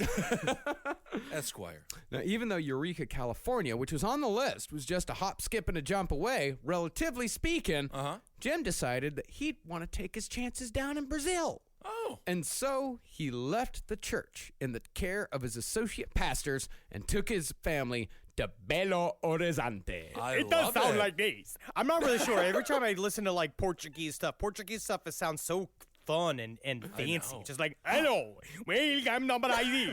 But it's because it's a different thing than just normal Spanish. And I don't get it. Portuguese. It's like totally alien Spanish. It's Portuguese. It's a totally different language. I know, German, but it's just like Spanish. German is the weirdest sounding Russian. You know? I've always said that. I know enough Spanish to like, I could read it and recognize it. I could hear some and understand it. But then with Portuguese, it's like, I don't understand any of this. It's like it's like a Burger King menu in Brazil. Where you go down there and they're like, I know what these sandwiches look like, but none of them are spelled with this many U's and Z's at home. Yeah, I was on House Hunters International. It was Brazil. I'm intimidated. Yeah. I can't go. Everyone is so beautiful. Yeah. The beach. You got to have a beach bod. We do not belong in Rio. We I are can not handle- built go, for but Rio. I can handle Brazil because I got a big butt. Yes, you have a big butt. But they would use you for it. Texas-sized stomach. You're very... My stomach's flat. No, it's getting there. It's getting there. All right. It would just be Kissel walking around because technically you have to wear a full white linen suit and a white fedora, and you'd be walking around pointing at other elderly, seemingly foreign men, some Central European men that would tip their hat to you, and you tip their hat back, and be like, "Secret safe." You secret safe with me. I won't tell anybody. Oh, I see. You're making a Nazi joke. Guten Morgen, meine Freunde. I get it. Took me a second, but I just figured, it's another one of those. Well, Jones figured that with as many poor people as Brazil had, he could pull off the same trick he'd done in Indianapolis. But when he got there, he found that the missionary business in Brazil had a bit of a glut. Yeah, that's like me. Like I'm starting to I did some cardio work on a trampoline, and then all of a sudden I'm like, I think I'm ready from top of the ceiling aerials.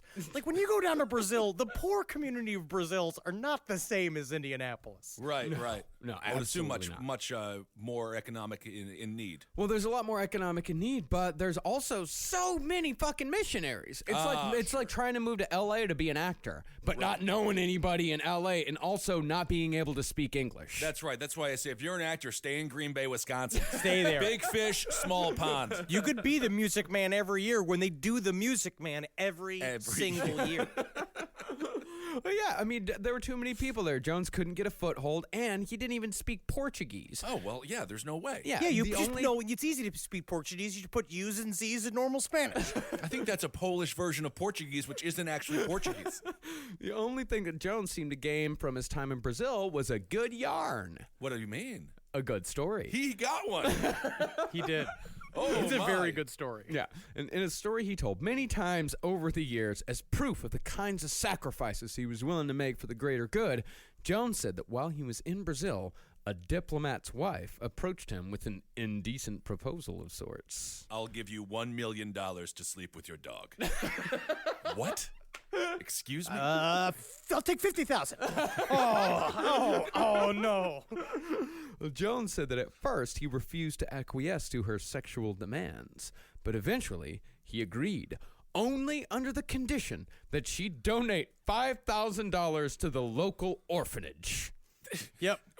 That's how good his dick was.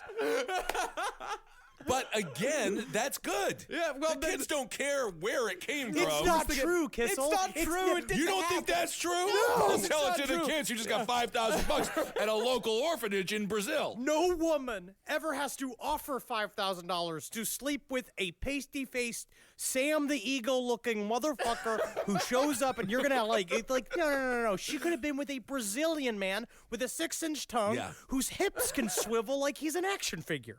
Yeah, that's a good point, like a He-Man action figure. Yeah, and every time Jim Jones told this story, he never failed to make sure that everyone knew that he delivered no less than pure physical ecstasy, a job well done for a job well paid. I believe it. I don't think so. I think that if he had sex with like a jackhammer, like you see those big weird Russian porn star guys. They're like, pam, pam, pam, pam, pam, pam, pam, Oh, and then it's my. over in 30 seconds. Yeah, they look like a Rusev from the WWE. Well, the point of this story was that sometimes you have to bend your morals for the greater good. And not only was it okay, but it was almost more impressive if you got your hands dirty, because in sacrificing your morals, you were sacrificing yourself, which is a very convenient idea to plant in the mind of your cult. Well, also, the idea the individual does not matter in their society. The individual doesn't matter. What one person doesn't matter. But I think this story basically come out of the fact is that he went to Brazil and he came up cock up. Like, he showed up to Brazil and then he was like, oh shit, I fucked up. He spent 2 years there. Okay, but he still has a wife here at this point, right? They're in, the whole family is in Right, they're all Brazil. there. Yeah. They went from Belo Horizonte, and then eventually they went up to Rio for a little while, and they had no luck there either. So, yeah, they'd been there for 2 years. And back in Indy, People's Temple was falling apart because it wasn't really the message that brought people there and kept people there. It was Jim Jones. Right. And without that charisma, there was nothing to hold the church together. Infighting split the whole thing up. Associate pastors took congregants elsewhere, and when Jones returned to Indianapolis, People's Temple membership was a fraction of what it once had been. And furthermore, desegregation in the city had continued along just fine without him. And a lot of people had taken up where he'd left off in the community outreach area. In other words, when Jim Jones came back to Indianapolis, he was out. And this drove him fucking nuts. Yeah. 'Cause a part of me, like, I honestly almost understand, because he did a lot of fucking hard work. And when he showed up and the city was getting desegregated, he was trying to get back on the Human Rights Commission, which was he was doing for a while in the city. And when he showed back up, they're like, oh, we don't need you. They just took all his work and jumped with it. So he was left with nothing. And this is, to me, we've talked about this. We'll talk about this too. I really do think this was like a turning point for him when he came back. I absolutely agree that this was the turning point. I mean, this is because the one thing that we know about Jim Jones, the one thing that we'll definitely learn a lot more later on, is that he could not accept failure. Right. And he could never admit that he was wrong. And in fact, you could possibly say that's why Jonestown ended the way it did, because he could not accept that he had failed. Right. Well, also the feelings that came up. I think that a lot of times as people, like, you probably understand this, where it's like, you know, when something happens and you don't understand why you have a certain reaction. It was when for some reason I involuntarily cried to the song Baker Street. There's a song, that song Baker Street. That one? I cry at that song all the time, and obviously there's something in there that I don't know why. I don't know why. I So know when it. Jim Jones showed up and the temple had fallen apart, his rage spoke to him, because he showed up and realized, oh fuck, I can't stand watching anybody else share in the leadership or in the credit of this association. Like, I did so much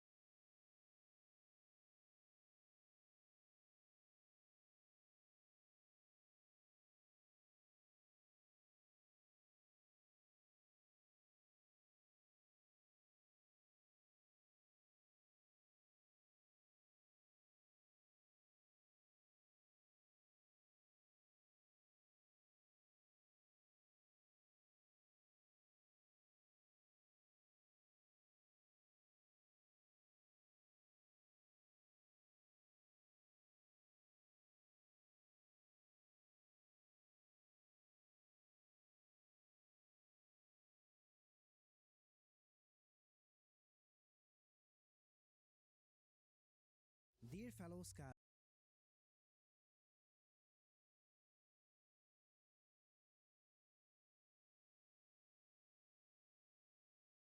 at NVIDIA start this paper in 2012?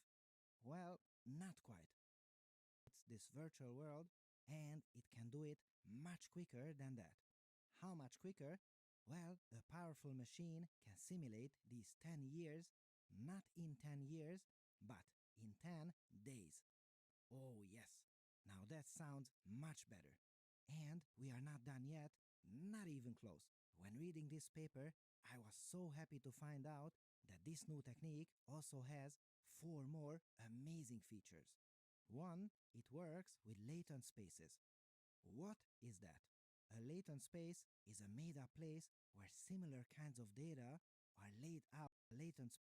That is to say that we are testing 9% of the time. It helps you understand this paper better. Weights and Biases provides tools to track your experiments in your deep learning projects. Using their system, you can create beautiful reports like this one to explain your findings to your colleagues better. It is used by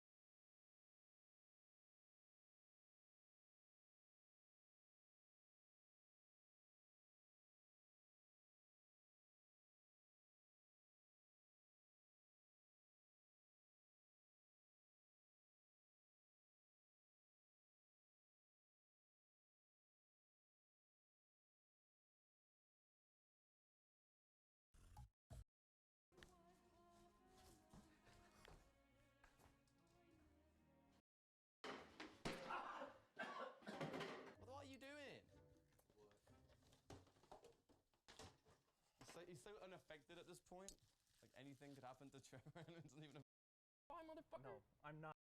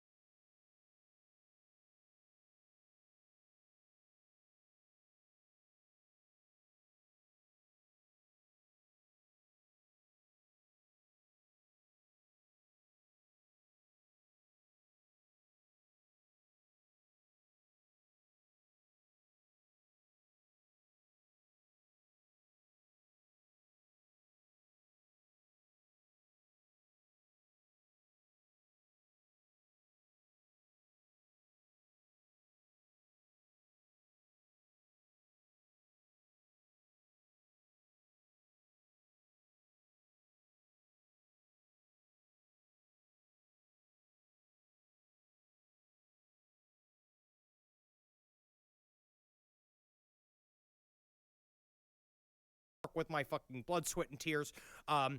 Also, saying that I'm wrong. Also, the fact that I'm not in control. Seeing somebody else at the pulpit made him a fucking crazy person.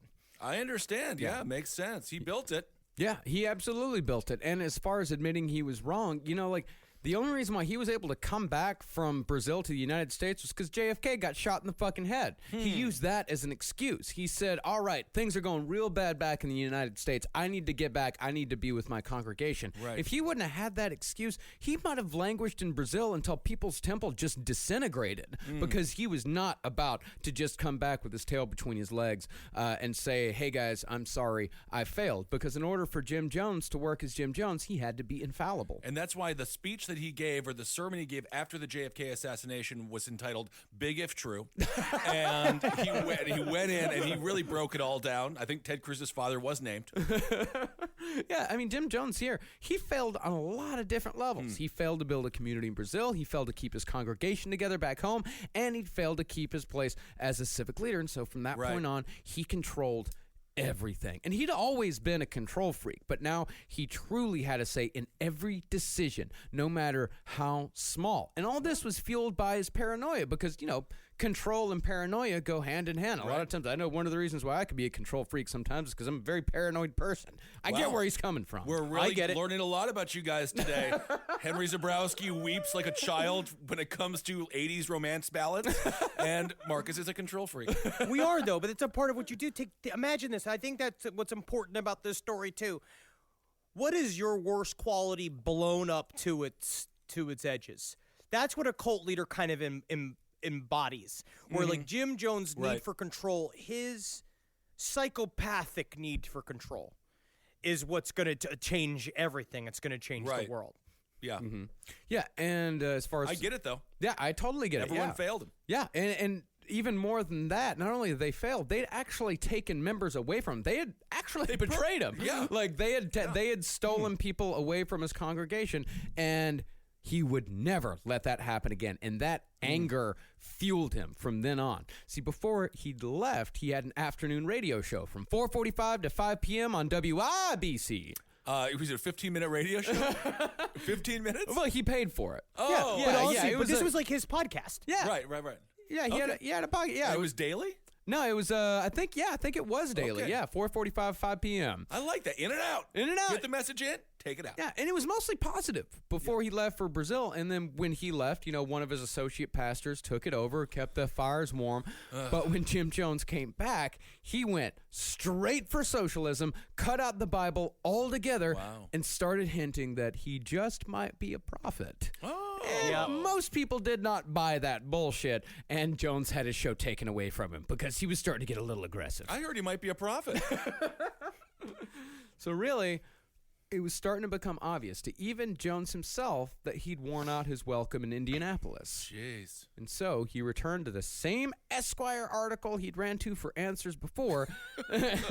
His trusty Esquire. Just like, is it just on the back of his toilet, just like waiting? It's like the golden Esquire. What is going on? He check that out, and he took another look at Eureka, California, which I'm surprised they didn't take a look at that before they went to Brazil. You'd think they'd send someone out there. But they looked at Eureka, California, and just a little south of that, halfway between Eureka and San Francisco, Jones found a little town called Ukiah. And a scouting mission gave intel that the location was perfect. And so Jones started convincing his followers to take their first exodus. He gave them 3 reasons to go: fear, opportunity, or guilt. If you weren't afraid of being killed in a nuclear blast, then you'd at least be living a better life in sunny California. Ooh, I want that. Yeah, it's nice in California. And if you were already living a good life in Indianapolis, then it was because of Jim Jones, and you owed him. I do. Yeah. It all works. I've done the math. It checks out. This was also a complete lift from Father Divine again, because Father Divine had gotten into a lot of trouble in New York and moved the entire congregation to Philly. And also, it is the first allowance of total control to Jim Jones. As soon as you enter into a Greyhound bus with 70 other farting elderly people Yep. to go across the country you're already fucked. I mean, it's their first compound. They are officially into cult territory. 1965, Jim Jones took about 100 people, a little less, and moved them all to Redwood Valley, right outside of Ukiah. If I was making this a movie, I'd have him read that article and then turn the page in Esquire, and then it would be an advertisement for big old sunglasses. And he'd buy those, and then Back in Business starts playing. Well, that's also true because after meeting Father Design, he started dressing better and he started wearing the sunglasses. They were on it. So now we're in glasses territory. Not quite. He's going back and forth with the sunglasses. Okay. Like after Father Divine, he started like, hey, I kind of like these sunglasses a little bit, but we're not in sunglass territory just yet. We're Maybe still he's losing them a little bit. We're about 5 years away from Okay. sunglasses. Oh, wow. Yeah. Well, the thing was about Ukiah is there wasn't really much for Jim Jones to actually do. See, with Indianapolis, he had a population in need. And for that matter, he had a population. Right. Ukiah had only about 15,000 people, and most of those people were white and wanted nothing to do with People's Temple, who at this time were mostly black. Well, it is very isolationist. Where they moved out was in the middle of the redwood forest. They went out there, and it's gorgeous. It's really nice, but it's fucking isolated. And these are also people. These are pro-Vietnam War people. This is a very deep Trump country in Northern California that they just roll in with these buses filled with black people, and they're like, whoa. Yeah, and these are also like black people that are looking for equal shake in the country, and all these people in Ukiah were all looking at them like and thinking like, oh well, black people who complain, they're just not grateful for what they got. Right. And so they were not welcome in Ukiah Valley. It's a big state, California. It's not all L.A. Yeah, and Jones, he got a few more people to come along from Indianapolis by actually setting a date for nuclear destruction, July of 1967. But that only brought about 50 more people. And to keep them there, he doubled down on nuclear destruction. He even told them that he had a special cave up in the hills all ready to go when the inevitable happened, not unlike Charlie Manson's hole in the ground where his followers would go to wait out the race war. All right. What was in the hole in the ground? It was an underground city, right? Yeah, it's like don't you worry. You get down there. There's a 7-Eleven down there. I haven't checked it out personally, but I heard the taquitos are fresh every other day. Ooh, roller taquitos. Caves have a big hold on the human mind. There's something it's about primal. It's in our DNA. It's been used forever. The idea of we'll go hide in a cave, and it sounds kind of fun because in my mind I imagine Looney Tunes. I imagine cuddly bears in a cave. I imagine the Herculoids. What are those? But you know what the reality of a cave is? It's slimy. Oh, yeah. It's not great. It's not dry in a cave. No, it's wet. Yes, bugs eating dung. I hate it. But you know who didn't have a cave? Who? Indianapolis. They didn't? No caves in Indianapolis. Oh, man. You have to have a cave installed. Maybe there's an adult entertainment club called the Indianapolis Cave. Do not go. But even though the people who came with Jones had devotion, the one thing they didn't have was money. You know, sure, they gave everything they had, and a lot of them sold their houses and gave all the money they made to People's Temple when they moved, naturally, but that wasn't enough. So Jim Jones shifted his recruiting pool from black and poor to rich and white. After all... what a shift. Really 180'd that one. And knew how to do it. Because after all, man has a compound to pay for now. Absolutely. So Jones started recruiting those people who had become disillusioned with society, educated people who wanted something more fair and just. Sure. These were people who didn't really have problems, but they recognized that others did, and they wanted to help. Because none of these people were idiots. You know, the black members needed help and they got it, and the white members wanted to help and they gave it. Right. And in the process, they became a truly integrated community, and for a time, they were happy. Oh, that's good. Well, because again, when they showed up, these were the fun times. Like the beginning, they kind of talk about this. Like people afterwards, members of the cult were saying like this was probably the happiest they were because it was this like it was really hand to mouth. Like they didn't have a lot to eat, and they were not the most physically comfortable, but everyone was kind of having a good time. Like they sang in a bus together across the fucking country. You have to really like a bunch of people. When we sit in a airplane going across the country, we sit silently in the seats, like, and If just staring anyone at our even, phones. you can look at people and be like, I think he's thinking about talking. And if he fucking opens his mouth on this damn plane, I will freak out. Yeah, that's true. Yeah, and it was also very small at this time. Like, this is before the scene got big. Oh, I see. Yeah, this is when it was cool. This is when it was cool. Well, the thing is about these members is that everyone who came in was carefully screened. They didn't just let anybody in. Yeah. Extreme vetting, huh? Extreme vetting. But like, what would happen is prospective members would be invited to a function and would be kindly interrogated without these people even really knowing what was happening. This one guy said that he was like, it's always they get taken to a second location where he would meet up with one of these people at with People's Temple at like a service or something like that, and be like, hey, we're gonna go to this sock hop that we're chaperoning. It's like a teenage dance party. So why don't you come along with us? Just hang out. Like, oh, okay, cool. I'll go and hang out. And then they go and hang out there and they talk to him. And then if they pass the test, if they gave Jim Jones the okay, then Jones would swoop in and scoop him up with a highly connective personal conversation. It's like how people talk about with like Bill Clinton. Like as Bill Clinton, they say he can talk to you in a room full of people and make you feel like y'all are the only two people on the face of the planet. Jim Jones was exactly like that. Also, remember, this shit's being done by kindly 70-year-old women. Right. So they're talking, you're like, oh, you got to try some of the cookies. You've got to. I've made them at home. Also, what are you going to do in the event of a nuclear apocalypse? You got the fucking stones to have the AK to fight the secret police? And you have to be like, whoa.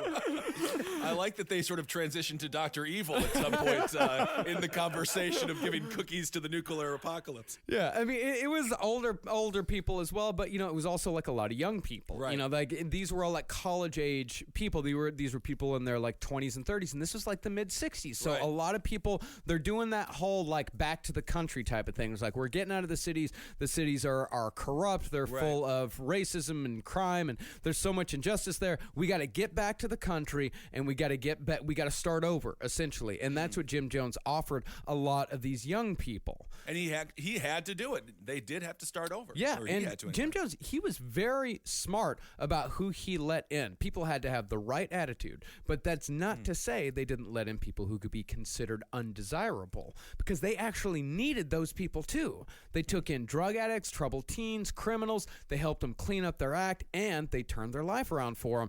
And Jim Jones used those types of people to his advantage, because those people felt like they owed Jim Jones their lives, because in a way they did. That's exactly what Scientology does with Al-Anon and Criminon and all of those side groups, is that how many people did Scientology get simply because they got them clean. Right. It's also exactly what Jigsaw does. Yes. Because he's not about torture. It's about learning a lesson. Yeah, and Jim Jones, he used that loyalty to essentially turn these people into soldiers, eventually giving them uniforms and arming them. Wow. Yeah, because these people were, they were the drug addicts. These were like the hardened street people. Arm them. Yeah. Yep. Well, these were people who had a more violent past. Right. So he took them and he molded them into essentially weapons that he could use. Are you susceptible to impulsive thinking? Here's a gun. Yeah, and these people, the people that he took off the streets and molded them into something else, molded them to essentially weapons, those are the ones that were lining the pavilion in Jonestown. Like these That's right. I always forget this ends in like unbelievable pools of blood and mass tragedy. That's why it's an incredible story. It's because it goes from, and it just shows, anything built on a foundation of lies is going to lead to bad shit. It's just no matter what the lies are, no matter what you think it is that you're headed towards, if you live a life filled with on that kind of shaky foundation, it's going to sink. Yeah, not just lies, but allowances as well. Right. Like being now they seem to be giving him a lot more. They're giving him a lot more, and there is a lot more to give. As far as like arming people goes, like it's not to say that Jim Jones was militant. He wasn't, at least at that point. Now, the closest they got to like militancy at this point is that in Redwood Valley, they trained a bunch of teenagers in like a little like fun militia thing. And the teenagers' job was when the bombs dropped, they had to get all the old people up to the cave. That's nice. Yeah. It's fun. It's the same thing with Om Shinrikyo. How much fun that must have been at doing the drills. Because at some point you're feeling it, and it's like the Goonies. It's like Stranger Things. You get all these kids go out there with flashlights. They're in charge of the old people. If they don't can fall in line, they were given a secret directive, just being like, you can hit them with the flashlight. Like, if they struggle, you can pop them a couple times. Well, the kids didn't have guns, but they all had crossbows. Yeah, cool. Yeah, it's awesome. It's fun. It's like the Dune Buggies.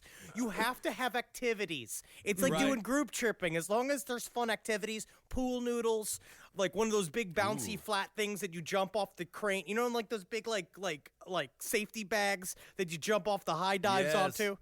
I've seen people have fun on those. Well, I think with cults, it's important for us to also talk about the good times.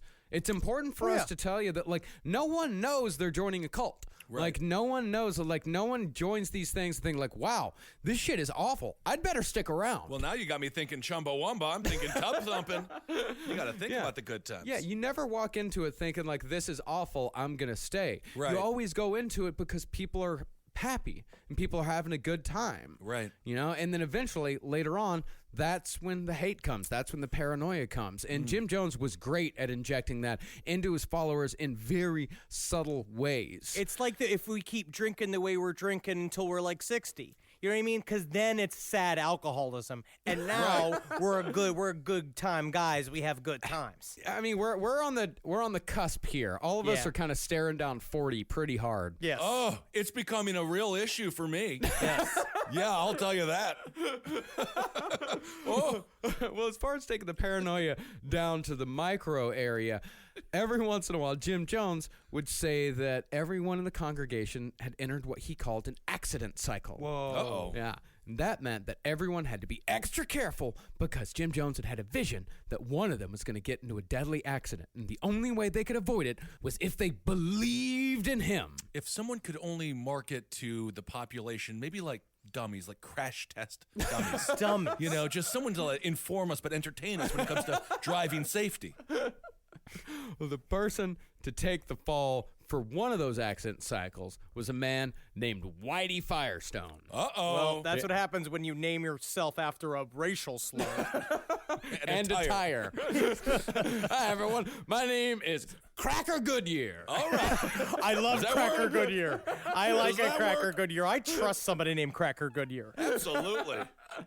Whitey was one of Jim's trouble members. Seemed like Whitey was always fucking up in one way or another and was always being called up front for a good tongue lashing. Uh-oh. I feel really sad about Whitey Firestone because he reminds me of Philip Seymour Hoffman from Boogie Nights. Yeah. Oh. He's just always the bad luck dude. He's Right, just always around, like he's just kind of a bummer and he fucks shit up. Idiot. Oh, man. R.I.P. I'm going to give an R.I.P. out there. Well, one night after a particularly rough dressing down in front of the whole congregation, Whitey accidentally drove his entire family over a cliff. Quote unquote accidentally. I honestly do believe that it was like, it's not an actual suicide, but it was like a thing. Like he just kind of willed it. Yeah, I think it was with Whitey Firestone. I was like, I'm fine with this. Like he can kind of let his driving hands get a little looser because they were in a valley, Yeah, so of there were course, a that's what I'm ton. Like these roads were actually You think very he did it dangerous. on purpose? Well, I don't know if he did it on purpose, but I think he was fine with it. Huh. Hey, family, you ever see just how easy it would be to just jerk the wheel? Yeah, Daddy. And I'm going to say for one as the son of the group, none of us like the talk. Well, after they went over a fucking cliff, Jim Jones heard about it. He sped down to the scene, climbed down the ravine, and found the car crushed. And one of Whitey's kids did actually die in this accident. Oh, I thought they all died. I assumed they all had passed away. No, one died, but the rest survived. No, they got to live in sadness. They literally, he lived in a straight up 2 like arm slings and a leg cast, just being like, I'm just like, I just shouldn't be the driver. Guys, whatever's going on here, I should probably be riding in the back. You guys going to get ice cream? No one takes me on trips to the city anymore, but Sad life for poor Whitey. Yeah, but Jim Jones, when everyone else survived besides that just that one kid, Jim Jones said it was because he healed them. Oh. And that gave Jones a double hit. First, his prophecy came true, and he got to heal people in the same swoop. What did the kid do that died? What did he do to piss off Jim Jones? Why It was did an he accident cycle. Yeah, accident cycle. All right. But it makes people, but that sort of thing makes people even more afraid. Right. Because that's the thing, is that now your kids are in trouble as well. Your kids are also in danger because Whitey didn't believe, because Whitey wasn't good enough at being a socialist. He didn't die, but his kid did. So if you don't believe, then your kid could die as well. I don't think we need to keep rubbing it in about how much I don't believe. I can't scratch my own dick and balls. So if someone could just please bring the soup to me. You know I gotta drink it with a goddamn straw. You guys are just... I'm getting sick of this. But that whole thing almost backfired on Jim as well, because one of his most devout followers, a woman named Joyce Sweeney, died in a car wreck on the way home from a late People's Temple meeting. And Jim spun this one, though, by saying that he'd in fact had a vision, and he had seen it coming, and he had warned Joy. But he told her that before she drove off that she needed to stop and meditate for 2 minutes, but she just brushed him off. And because she did not listen, she was dead. So you'd better do every stupid little goddamn thing that I tell you to do if you don't want to end up like Joyce. Oh, my God. I'll tell you what, anybody, nothing says rebel like a 60-year-old woman named Joyce. Yeah. Nobody shirks the rules more than elderly Joyce, who then said, fuck your meditation, I'm gonna go catch some dick. And then she hopped in her motorcycle and vroomed her way to heaven. Yep, James Dean had nothing on her. Well, those little bullshit things. I mean, that's how Jim Jones got even more control over him. Right. Because meditating for 2 minutes, and say, he told him, if Joyce would have just meditated for 2 minutes, she'd be alive right now. But because she didn't, she's dead. So if I have something stupid that you don't understand, that you think you shouldn't be doing, or that you think is an idiotic thing to do, you better do it, or you could die. You're thinking about it? Don't think about it. Yep. Yeah, so again, he flipped it and reversed it, and he gained even more control. But actually, for the most part, all the supernatural stuff at this time in Redwood Valley was taking a back seat. Since the recruitment was focused almost solely on disaffected whites, socialism and equality took the lead. Okay. But that's not to say all that supernatural shit disappeared altogether. One of the things that seemed to be an almost universal opinion among former People's Temple members was that Jim Jones was anything you wanted him to be. Okay. I mean, even Jim Jones himself said that. What if I want him to be a gremlin and I feed him after midnight? It would be cute. That would be cute to do, but it's not going to physically happen, Kissel. Is there anything else you want him to be? Ooh, no, just a gremlin. Yeah, it's just, you have to have more imagination. You have to have more imagination. Oh. Yeah. Well, Critter ball. Well, if you wanted Jim Jones to be a socialist leader, you got it. If you wanted a supernatural daddy, you got it. Don't Nixon this whole thing. Daddy. Oh, I hate Daddy. Oh, Jim Jones, you're my daddy. Oh, I'm going to vomit. When they got to Jonestown, they called him Dad. They did, huh? And father. They called him father. Formally, they called him father, but comfortably, they called him daddy. Well, if you listen to the death tape, I mean, a couple of people, because they go up and they give these testimonies of why they should die, and they refer to Jim Jones. They casually refer to him as Dad. I followed Dad down here. Oof. But, and speaking of that, if you wanted God himself from Jim Jones, you got that too. And you know who said the same shit? Was Charles Manson. Yeah. If you look up at me, you see God. You look down at me, you see the devil. You look straight at me, you see yourself. They understand what they do. And later on, his sermons are going to get so rambly because there are thousands of people in the congregation, and he's just saying a paragraph for each person that's there for a different reason. And so people just don't remember the shit that didn't pertain to them. They just remember the stuff that they agreed with. So he's got a whole quilt work going on here. Different needs for different people, and he addresses them. Yeah, a huge quilt work, and it doesn't matter what contradictions he has. I have to say, though, I don't think anyone referred to Charles Manson as daddy, because he does not exemplify fatherhood. No, he's not a paternal figure in any way whatsoever. No. He probably even went, ew.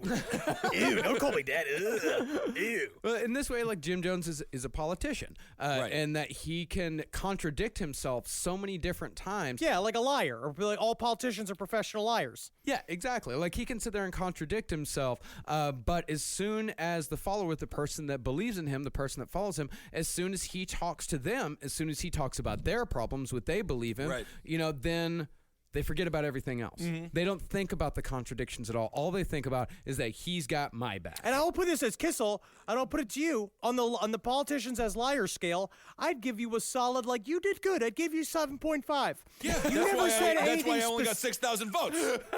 Yep. That's the ultimate irony. But that's the thing. Once you understand people are they need their own interest addressed, and at the end of the day, we are all in it for our own best interest, a base human quality. That's what you play on. So once you understand that, you can really do anything. And there's another side to that. The other side to that is that all of these people that were in that room, even though they may have been there for different reasons, they all had the same enemy. They all had one person. They all had one cause to fight against. Well, it's actually a few different things, but you can roll that entire ball into one word. The system. Because he railed against the CIA, the FBI, the government, racists, bigots. All of this was the system. Right. Yeah. And all of that could also be balled up in one other word, Satan. That Satan was the system. The system was Satan. So that's always how he maligning him, always attacking him. He never gets to tell his side of the fucking story. And again, if he's bad to them, he can't be all that bad, really. You know what I mean? I don't like it. I hear he's part of the system. Oh, he's not.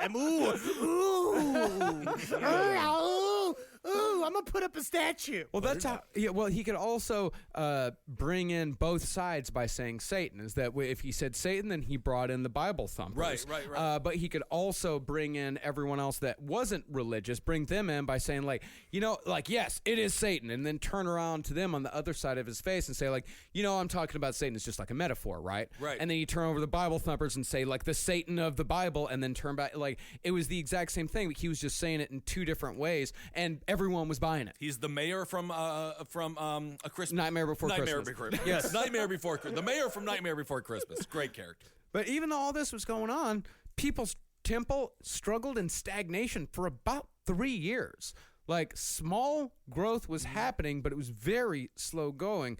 It wasn't until another assassination happened that Jones saw another opportunity. Because this man knew how to take advantage of a situation. So about 2 weeks after Martin Luther King Jr. was assassinated, one of San Francisco's biggest black churches held a memorial service open to the public. Jones caught wind and brought damn near his whole congregation in a caravan of busted up cars and vans. He knew his people really, really well. And because he had such an intimate relationship with them, and he knew that, number one, they would love this, and it was a part of the community. And I actually think it was twofold, is that he knew that it would help him down the road, and it also was a thing that he wanted to be in the center of. It was a huge thing. He wanted to be in the pictures at a massive memorial for Martin Luther King. I was thinking also maybe Bobby Kennedy, but I guess it was MLK. Huh? Bobby Kennedy was a whole different thing for them. And that plays perfectly into what you're talking about with the system, because the rumors of Hoover's FBI being involved, the CIA killing him, that started right away. Yeah, COINTELPRO was real. Yeah. Then all got vindicated in the end. Yeah. And the people of People's Temple they were genuinely compassionate. They were genuinely moved and saddened by the death of Martin Luther King Jr. They skewed a lot heavier towards the white side. So when they showed up at this service, they stood out, but they were also genuine. And they were compassionate, and they were welcomed as brothers and sisters in God. And after the service, Jim Jones and his people started talking about all the good they were getting down to up in Ukiah, and invited everyone there to visit anytime they wanted. So the San Francisco people figured, why the hell not? And when they got there, they were met with a two-pronged attack of racial equality and actual religion. along with a few healings thrown in for good measure. It's strange to think about like weaponized goodwill. Yeah. Yes. That's Well, what- That's how you, wow, that's a damn good way of putting it. That's what it is that he realized exactly that he got exactly what he wanted. And then every single time he flipped somebody, he got pleasure out of it. Yeah, I think right. that's kind of what we're talking about here is like with allowances that we talk about with serial killers. For him, it's the slow acquisition of humans. Yeah, and he'd throw in a few healings as well, as mostly mind-reading type of healings. Did he ever get to Whitey, or he just kind of stayed an envelope? Well, I think they put Whitey in the back. Oh, yeah, okay. I don't think My Whitey got... catch is really starting to itch. If somebody could get me a hanger, you cannot just pretend like I'm not here. Guys. Yeah, but this time with the mind readings, it wasn't Jim Jones that was eavesdropping on the crowd for information. It was Patty Cartmel. Ooh. Yeah, she'd go around the crowd, she'd listen in and report back to Jim Jones with pertinent details. Now, you might think all of this shit might raise a few eyebrows in the new non-religious types that People's Temple had just recruited, but they were told again, and they believed again, that all this was just a means to an end. We just had to get people in. We sure, yes, we have to lie to them. Yes, we have to do these healings. Yes, we have to have a Bible-centric service this time and every time these people come. But it's all for the cause. It's to get them in. And then once they get in, then we can get the real work done. His constant reasoning was numbers. Yeah. He's like, we can't make real change unless we have the numbers that we need.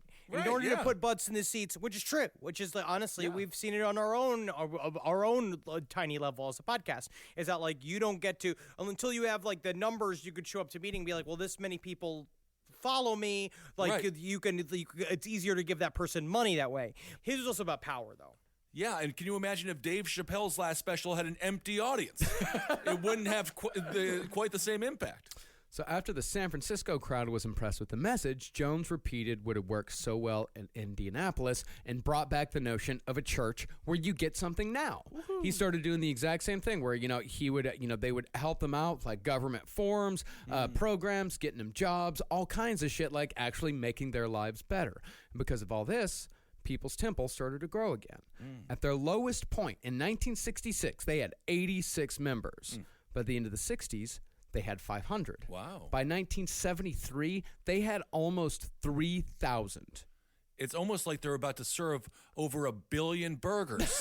This guy is Ray Kroc and it all over town. Again, smart businessman, great lover, knew what McDonald's needed to get to the top. Don't want to. That is the worst love story in movie history, by the way. It's pretty great. What's it called? The Founder? That movie? The Founder. I just watched it like this weekend. It's great. That love story is disgusting. Ray Kroc is disgusting, and it's an affair. Yeah, the love story's awful. Ray Kroc is a terrible person. Thank you. He was incredibly necessary.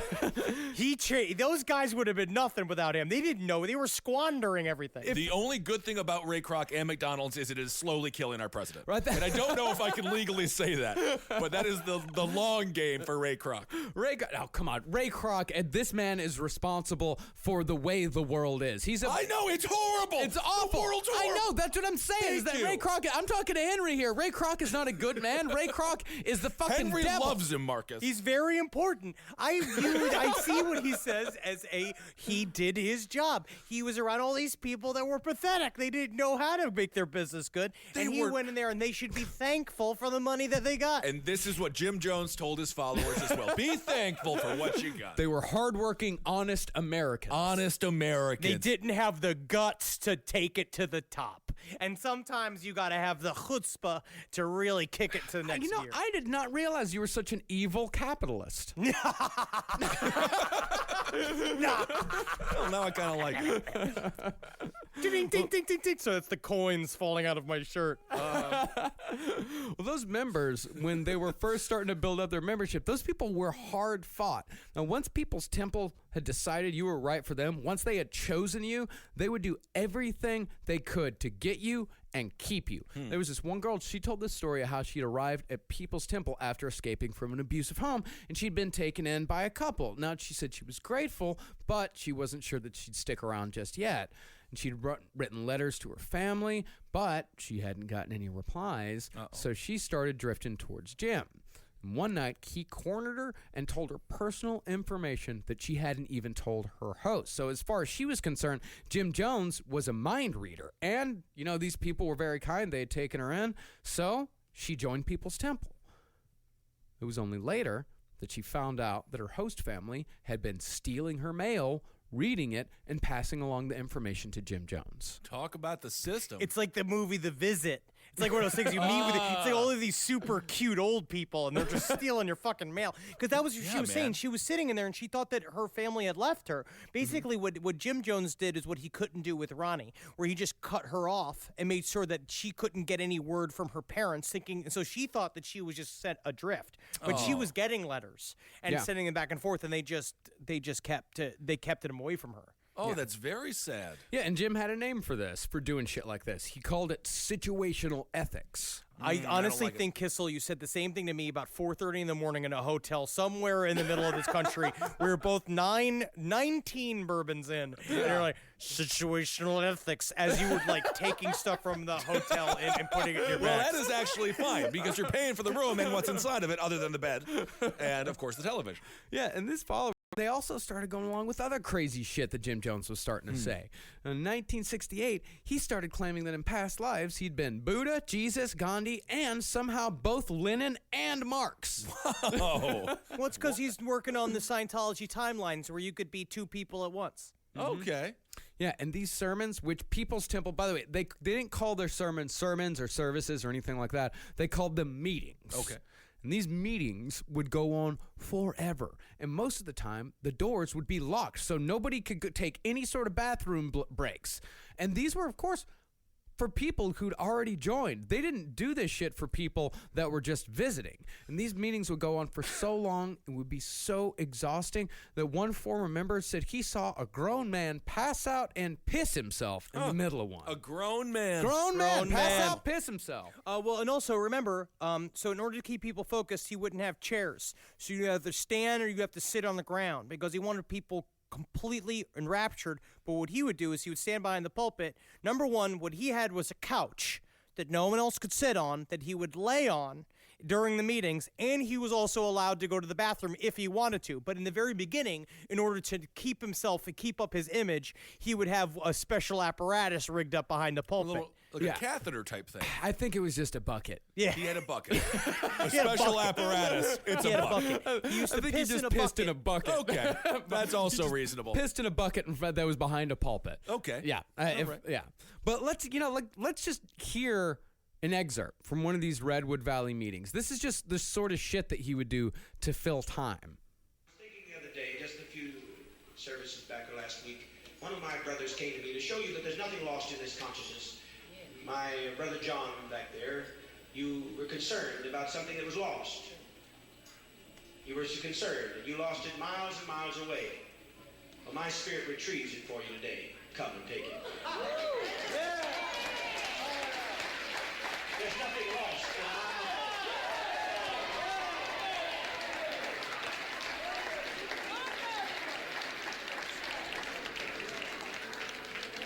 I just wanted it every now and then to show you that it can be done.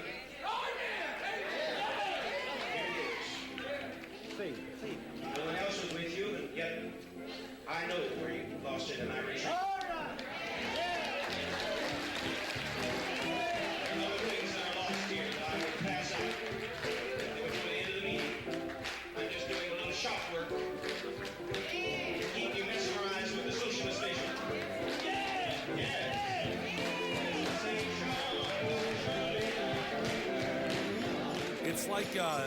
It's like Rage Against the Machine with ragtime music and a preacher. So it's much very fun, interesting. honestly. I wish I could do a lot more on this show of being like, and that's when a pussy fell off, and oh, yeah, we found it in the river. We found it in the river. Like, I want to go a lot more transitioning to gospel songs.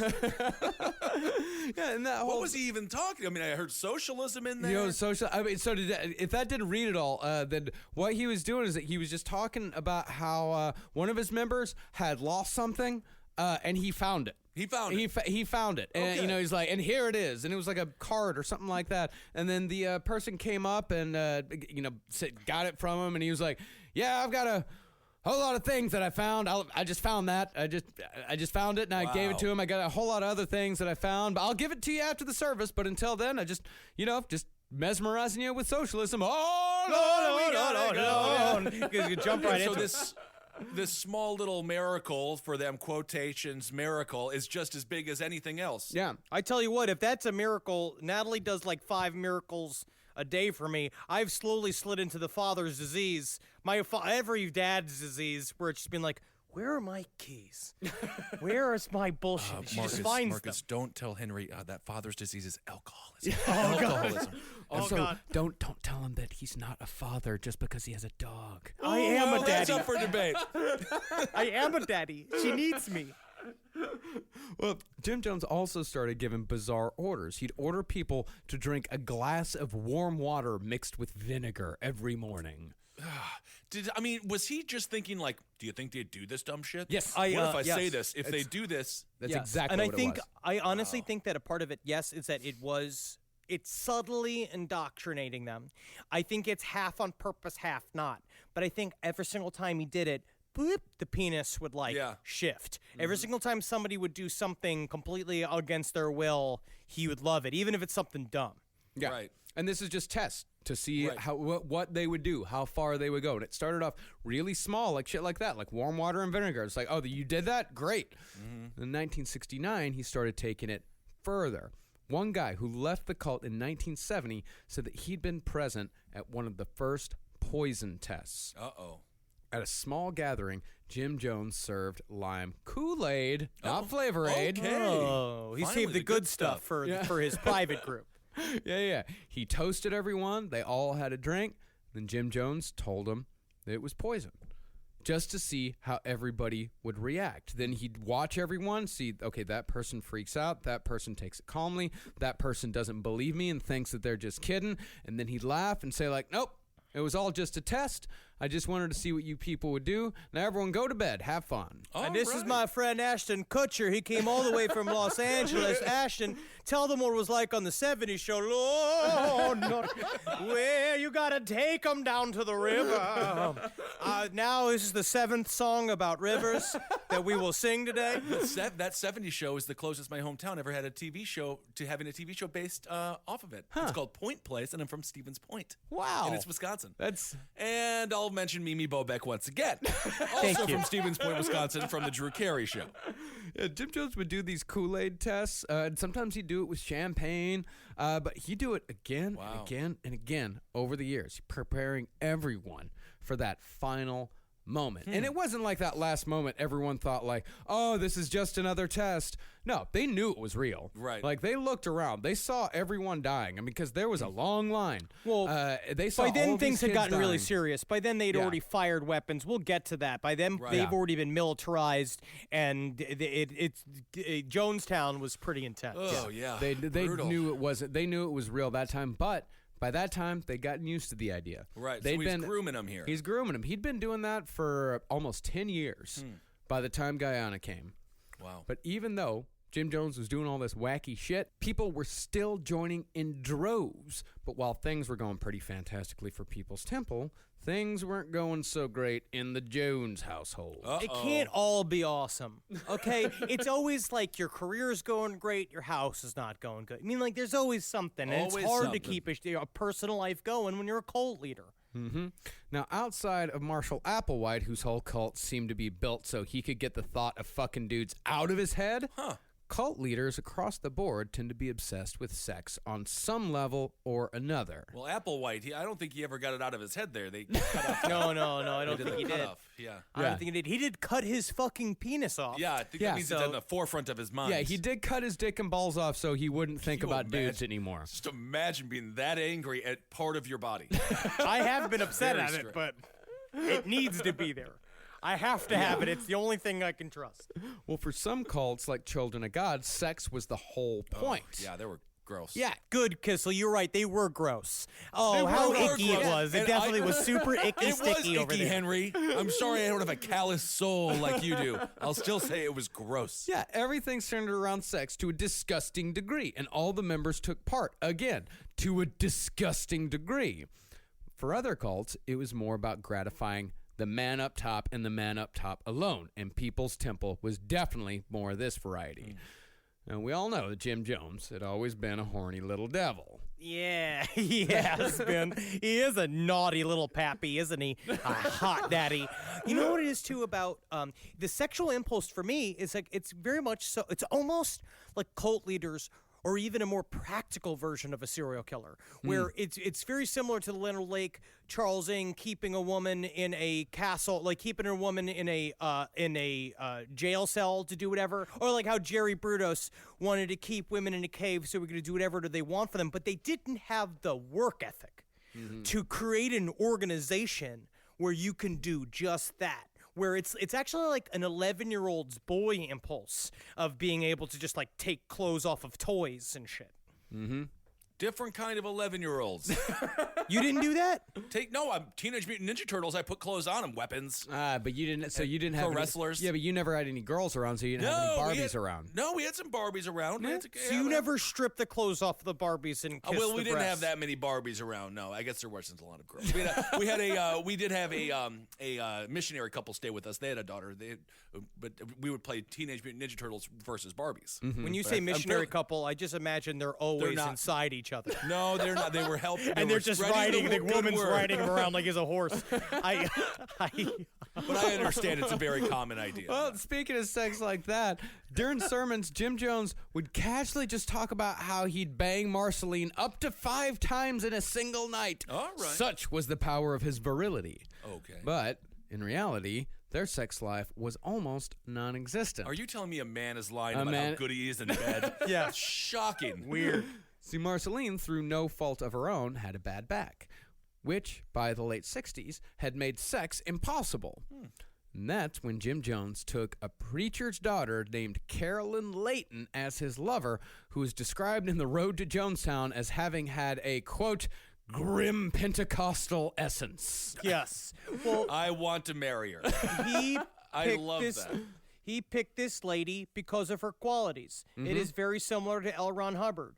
With her, again, same thing. The reason why he picked Marceline, it wasn't necessarily like she was the hottest of the group or she was the most willing. She was the one with the skills that he needed to back him up. Yeah, I mean, she didn't just replace Marceline as a lover. She replaced him as what, Patty Cartmell's son might call Jim's go-to guy. All right, go-to guy. Yeah, because I think it's because Jim knew that Marceline didn't have the stones for what he actually wanted to do. Because Marceline, she was a good woman. But you know what? I'm just going to throw this out there. It also takes courage not to kill 900 people. Yeah. Well, that's what I mean. Like, she didn't have the evil stones, because there are good stones and there are evil stones. And what Marceline had, she had the good stones. All right. You're a doctor, aren't you? I knew it this whole time, Marcus has been a doctor. Like Marceline, she don't got like evil stones. Like Marceline, she got like good rocks. Yeah, Joe. Tell him how the stones work. Yeah, you know how it goes. He's a doctor, which means he's saying, hey, you want a free mammogram? Oh, I see that. I like you're deflecting that. Oh, this is how Italians speak, not Texans. Very interesting.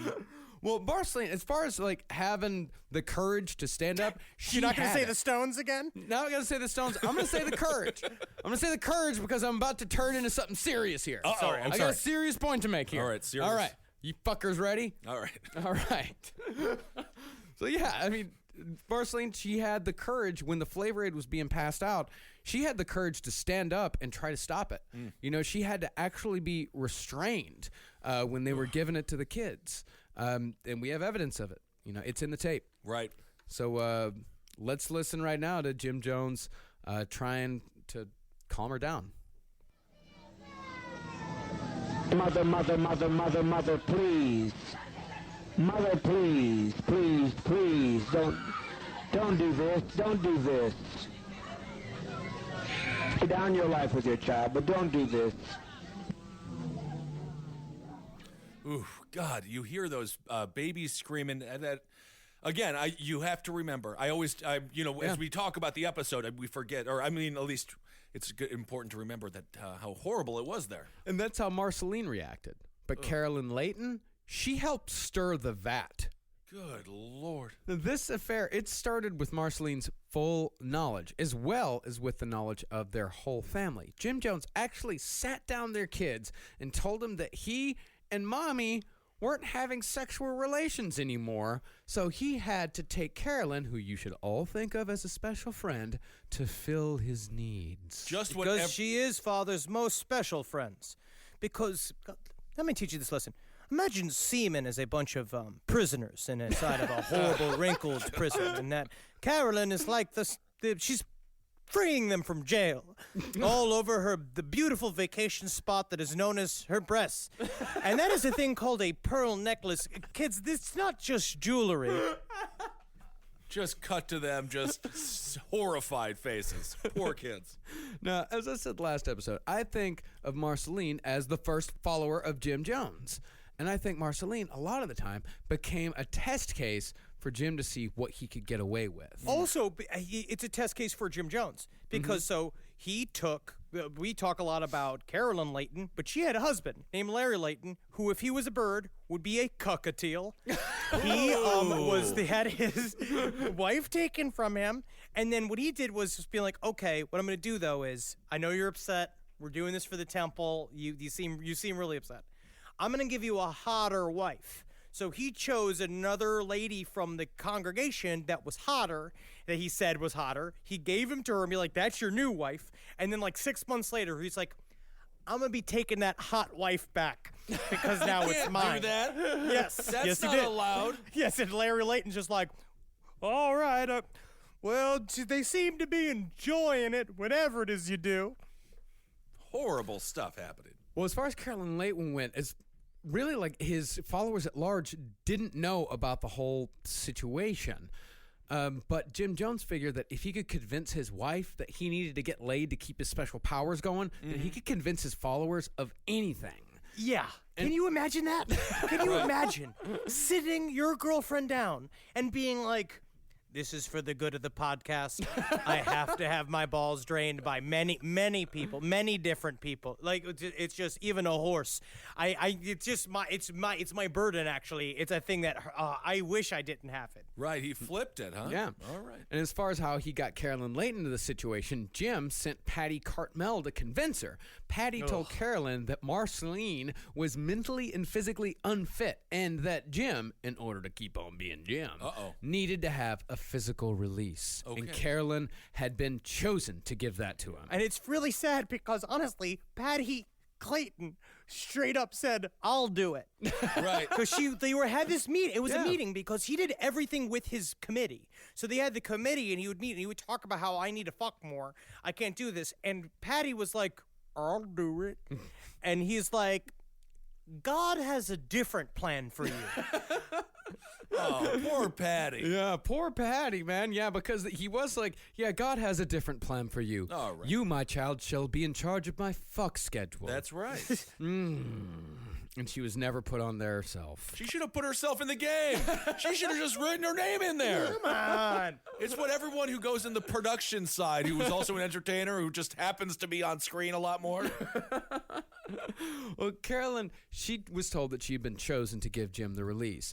Carolyn was the first to be told that, but she was by no means the last. Jim would tell women that by having sex with him, they were supporting him, supporting themselves, supporting the cause, and boosting their self-esteem all at the same time. Okay. Why do I feel that this is a Bobby Flay move? Beat Bobby Flay. I found out a little information on Bobby Flay. Good barbecuer, not a great chef. Really? And that's why he often does lose on Beat Bobby Flay. Interesting. He makes good oils. The chili oils are really good. Yes, When he was selling, they're really good. But not famous for his cooking. And Jim Jones, he wasn't just sleeping with women. This is a Jonestown survivor, Tim Carter's recollection of a Jim Jones proposition. Uh-oh.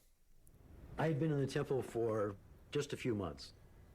I was sent backstage in Los Angeles to get something for somebody. I don't remember what. And Jones happened to be coming out of his room, and he said, "Hi, Tim, how are you doing? How's it going? How do you like everything so far?" And, I like it a lot, and, it's really cool. I don't remember exactly.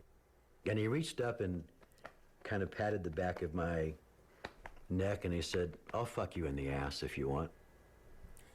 And I just kind of stammered, no, no. And he said, "Well, if you ever want that, that's okay, just let me know and we'll do that." That sounds like the story of every staffer who works for Louis Gohmert, which is a deep cut politically. He's a horrible, horrible politician out of Texas. Honestly, it just sounds like Jim Jones is about to be in that wonderful film American Beauty. He's such a really good actor. That takes a really good actor to pull it off, kind of like a Kevin Spacey. Yeah. Like a really, really good one. Ah, dang it, American Beauty was a great movie. It was. Yeah. It was fine. It was fine.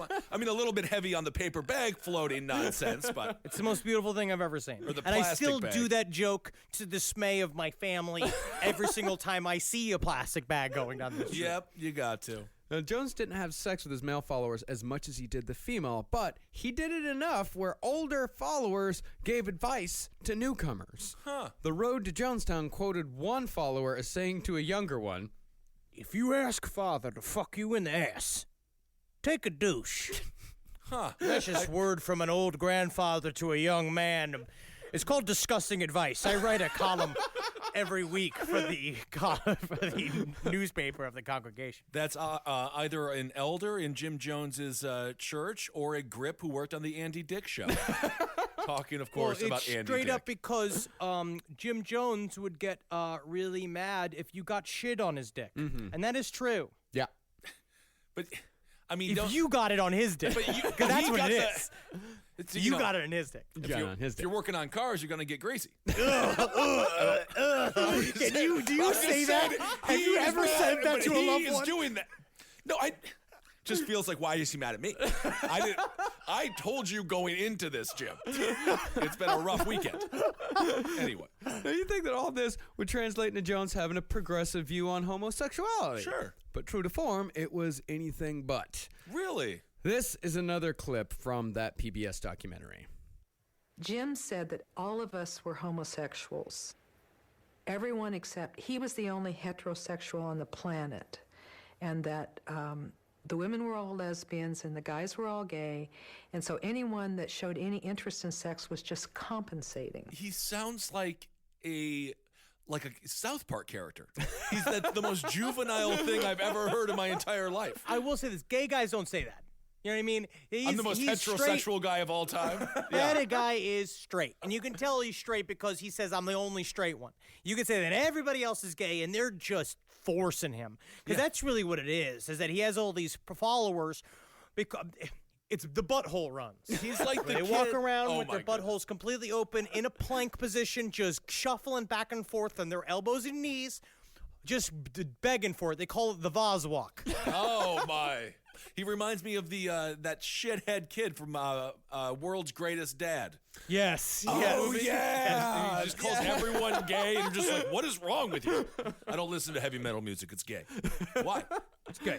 So in the late 60s, Jim Jones wasn't much different than hundreds of thousands of spiritual leaders and politicians who had come before. Yeah, I'm actually surprised by this anti-gay thing. I did not think that would be with the unity, with all this stuff. He's very progressive on certain things. Well, it's because he is gay. Because he's at least bi. He's and very he's much trying bi. to fight it. No, I think he's very that's much always bi. the worst. Well, it was kind of weird because one of his followers, who was gay and wanted to live in an open gay relationship, Jim Jones was like, nah, you can't do that. But what you can do is just go down to San Francisco, go to a bar and get fucked every once in a while. It's fine. If you want, I can fuck you. It's fine, but we can't have it.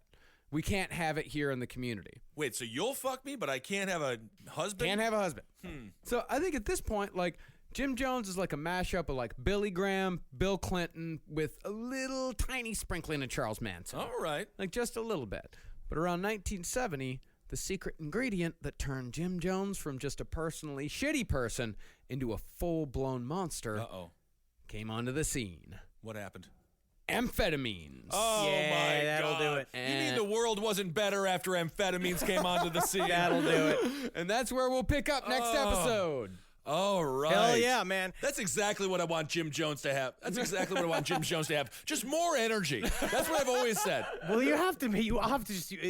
It makes you very productive. I've heard that's one thing about at amphetamines. first. Well, I was reading a thing about meth. They were talking about how crystal meth is one thing about it. The reason why it's such a tricky drug is that when you first start doing it, you feel incredible and you just start doing chores around the house. Yeah.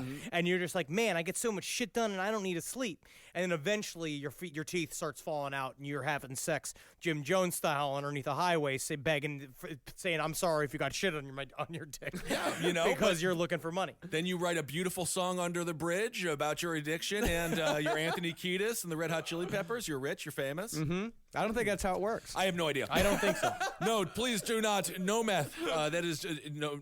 How clean does your house have to be? That's what I always say. All right, everyone. Well, that's fascinating stuff. Part 2. We got a couple more coming up here. We got at least a couple more, maybe 3 more. Oh, my God. I love this fucking. I mean, obviously, of course, I love this story. It. It's probably going to end up being 5 parts. Honestly. All right. Yeah, because if we did 5 on Jack the Ripper, we got to do 5 on, because each of these episodes, like, it's, I'll write a huge script for it, and we usually don't even get to the end of it because we're almost already at 2 hours here. It's amazing. And we're not even onto the sunglasses yet. Yeah. Does he have the sunglasses? Amphetamines and sunglasses. It's all coming together now. Is it starting to make sense? It's all making sense. Yeah, it's starting to make sense. I get it now. What I like to put out for this episode, though, and honestly, in Jim Jones in general, up to this point, it just shows the power of hard work. Mm-hmm. And for me, my horoscope for Taurus said that 2018 is going to be the year of hard work, and I believe that this is the year I'm going to start sowing the seeds for my own cult, because retirement's not going to last for us. Right. And the stock market's going to go down. So this is my retirement plan, and I'm going to come out and say it so that none of you are confused when it goes down. But Okay. we're not going to kill ourselves. We're not. I promise. Do you get to keep all of your genitalia? Oh, yeah. Everybody fucks. Do we have to be a part of this? I'm not. You'll be officers. I'm an part of the officer? special committee. You're going to be a part of a special committee. We'll talk about this off air. Oh, we're gonna be the PC. We're gonna be the planning committee. I don't want to You're be just taking fucking shit out of Jim Jones' page book. I want to be the guy in the Big Lebowski who's just in the pool. But I want to You have know my what shirt that's on. called? You know what that's called? Recreational Admiral. And that's what you are, Kissel. Congratulations. You're the Admiral. What do I get to be? Security. I'd say security lieutenant. Yeah, I'm the recreational admiral. It kind of sounds like I'm just doing all the work again. No. Well, no, but think about what you're good at, Marcus. It's really just Work. about utilizing everyone's Henry skills. and I have had this conversation in private many times. You say Marcus loves to work. He loves to work. He's so good at it. If he doesn't have work to do, then he just goes crazy. So you just need to give him more work. Put him to Idle work. hands. Every time he's sad, just put him to work. Well, that's good. I'm sure you can keep people up to date on your cult here on all the shows on the Last Podcast Network. Let's. What if we should plug and thank people? Thank you for the Patreon. Oh, one thing too, we're going to talk about. I want to broach this. There's been a lot of problems with our YouTube page and YouTube fan videos, and we have no clue what's happening. That's a No YouTube idea. bot. Apparently, we started talking to them, and apparently they're trying to do a big sweep of people posting copyright material. But we're going to say right here, we love fan videos. I don't give a fuck. As far as I'm Absolutely. concerned, it's free advertising. Every single time you do something cool and with our name on it, we love it. Like we don't give a shit. So We're not we're changing. actively working to fix it. I feel like we're not changing. We're not, but we really aren't changing. So No. if you see anything that's just like, oh, that doesn't seem in character with these dudes who we've known for 7-8 years on all series of different shows, it's just not. We just would not do that. No, it really Honestly, it's a so- YouTube. we are too lazy and drunk to get half of And these things done. Thank you all for creating the great content. We love the content. Of course we do. So- Yeah, this isn't us. We're not doing it, and we're taking steps to make sure that this type of shit doesn't happen. This is all YouTube doing it on our behest, it's even the though same thing we that- didn't fucking ask them to. The same thing with the Patreon stuff. It's like, I don't know. The world is just weird, and everyone is coming up with ideas, and they're all fucking with us. Yeah, they're all bad. Yeah, No upgrade has ever been good. No, absolutely We're not. just trying to make stupid podcasts. Yeah, that's all we care about. That's really all we give a shit about. we have no discernible talent. No. This is all we know how to This. do. So please, I promise you, we love you all very much. yeah. We would not mess with stuff like that. Yeah, and speaking of Patreon, thank you so much to everyone that has given. Patreon.com/lastpodcast on the left. Yep. We're going to get to shout-outs. I know we've been bad on shout-outs. We got a big old envelope of them full, but we're going to get back to them soon. But yeah, thank y'all so much. Go and listen to all the other shows on Last Podcast Network. We got a ton of them over there. Go listen to my new music show, Milk and Peppers. You can find that on mixcloud.com/Marcus Parks. Hell yeah, I'm so excited for you. Honestly, I'm so excited for you. The show seems like a lot of fun. It's great. KPIS. You can listen live every Tuesday on kpiss.fm from 1 to 3 p.m. Can we Eastern. announce that we're going to bring that thing back that we were doing for AdultSwim.com? Yeah, so I believe that it will be. We're definitely going to be bringing the stream back. It's going to be coming back soon. I'm shooting Pretty Face right now, so once I'm off of Pretty Face, we'll be able to do that. Season 4 also, for Pretty Face, will be coming out sometime in October. And check me out on Crashing on HBO at 10:30 on Sundays, which is now happening. There it is. So Very cool.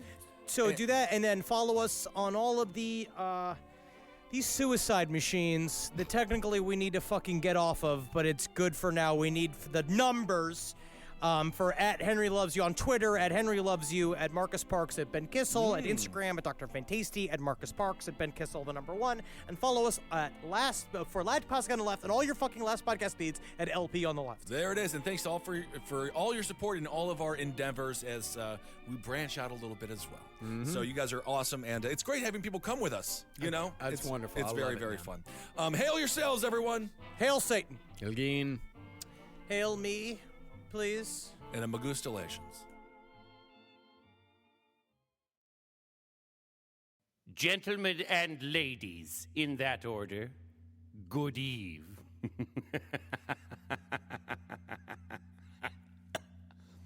It is I, Maximilian Blanc, who come to you on Cave Comedy Radio, not as the grim visage of doom I have so oft portrayed in the classics of horror cinema, such as the deviant Dr. Hades, MGM 1971, or Silas Ornato in Orb of Doom. You may research my further credits on imdb.com/etc. But tonight I come to you not as a madman from the cinema of horror, but merely an actor who has portrayed a madman his entire life, and now wishes to celebrate his favorite holiday, Christmas. Silence, children, lest I call down powers you know not where from. I now read a piece of poesy, if you might be persuaded to join me. 'Twas 3 nights before Xmas, when all through the land not a body was moving, not even a hand. The carolers were hanged by the chimney to scare, as warning to all whose voice so should dare. The children were strangled all soft in their deathbeds, whilst ravenous rodent beasts chewed on their heads. Dear Mama was baked in her own turkey pan, as I devoured her brains, at last a free man. When out on the heath there arose a kerfuffle, a demonic shriek, a howl without muffle. Away to the window I flew with fierce malice, to taste what ill wine fate poured in my chalice. Though midnight, the moon was dimmed until gone, and a third celestial sphere shone bright as the sun. Close enough. The source of the noise and my madness and crying was a fireball in heaven and a priest who was Mayan. He rode on some serpent or spirit or spook, a Sumerian creature whose name was Marduk. And what occasion should my sins be so reckoned but midnight on Saturday, December 22nd? Now Shiva, destroyer, now Quetzalcoatl, ancient gods of vengeance, now hurling full throttle, on Comet Nibiru, Planet X, Anunnaki, on death, on winter, and the best rhyme here, I suppose, is Saki. And so now we tremble, all crumbled and shamed, now Xmas slaves to the one who must not be named, and lacking an answer, or even a quick fixer, I choose the only solution. My bottle of poisoned elixir.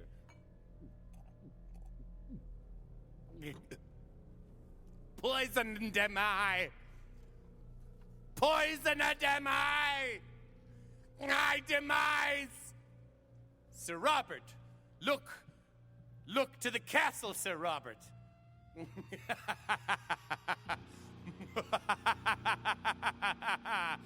Death upon Christmas herself.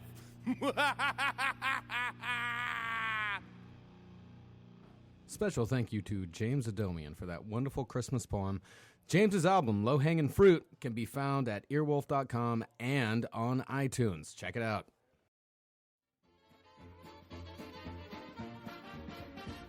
Thinking sideways. I don't understand. Does not compute. You never know. Insufficient data to formulate a reply. What? Stories of things we simply don't know the answer to. Well, hi there. Welcome to another episode of Thinking Sideways, the hard-hitting internet podcast. I am Joe. Actually, we're laughing, but true. Yes. Most accurate thing he said yet. Damn, we're hard-hitting. Okay, so I am Joe, and I'm joined, as always, by... Oh, Devin. And Steve. We're going backwards today. All right. Okay. So today we're going to solve another mystery. And this is one you guys may or may not have heard about. It's called the Nazi Bell. That's right, the Nazi Bell.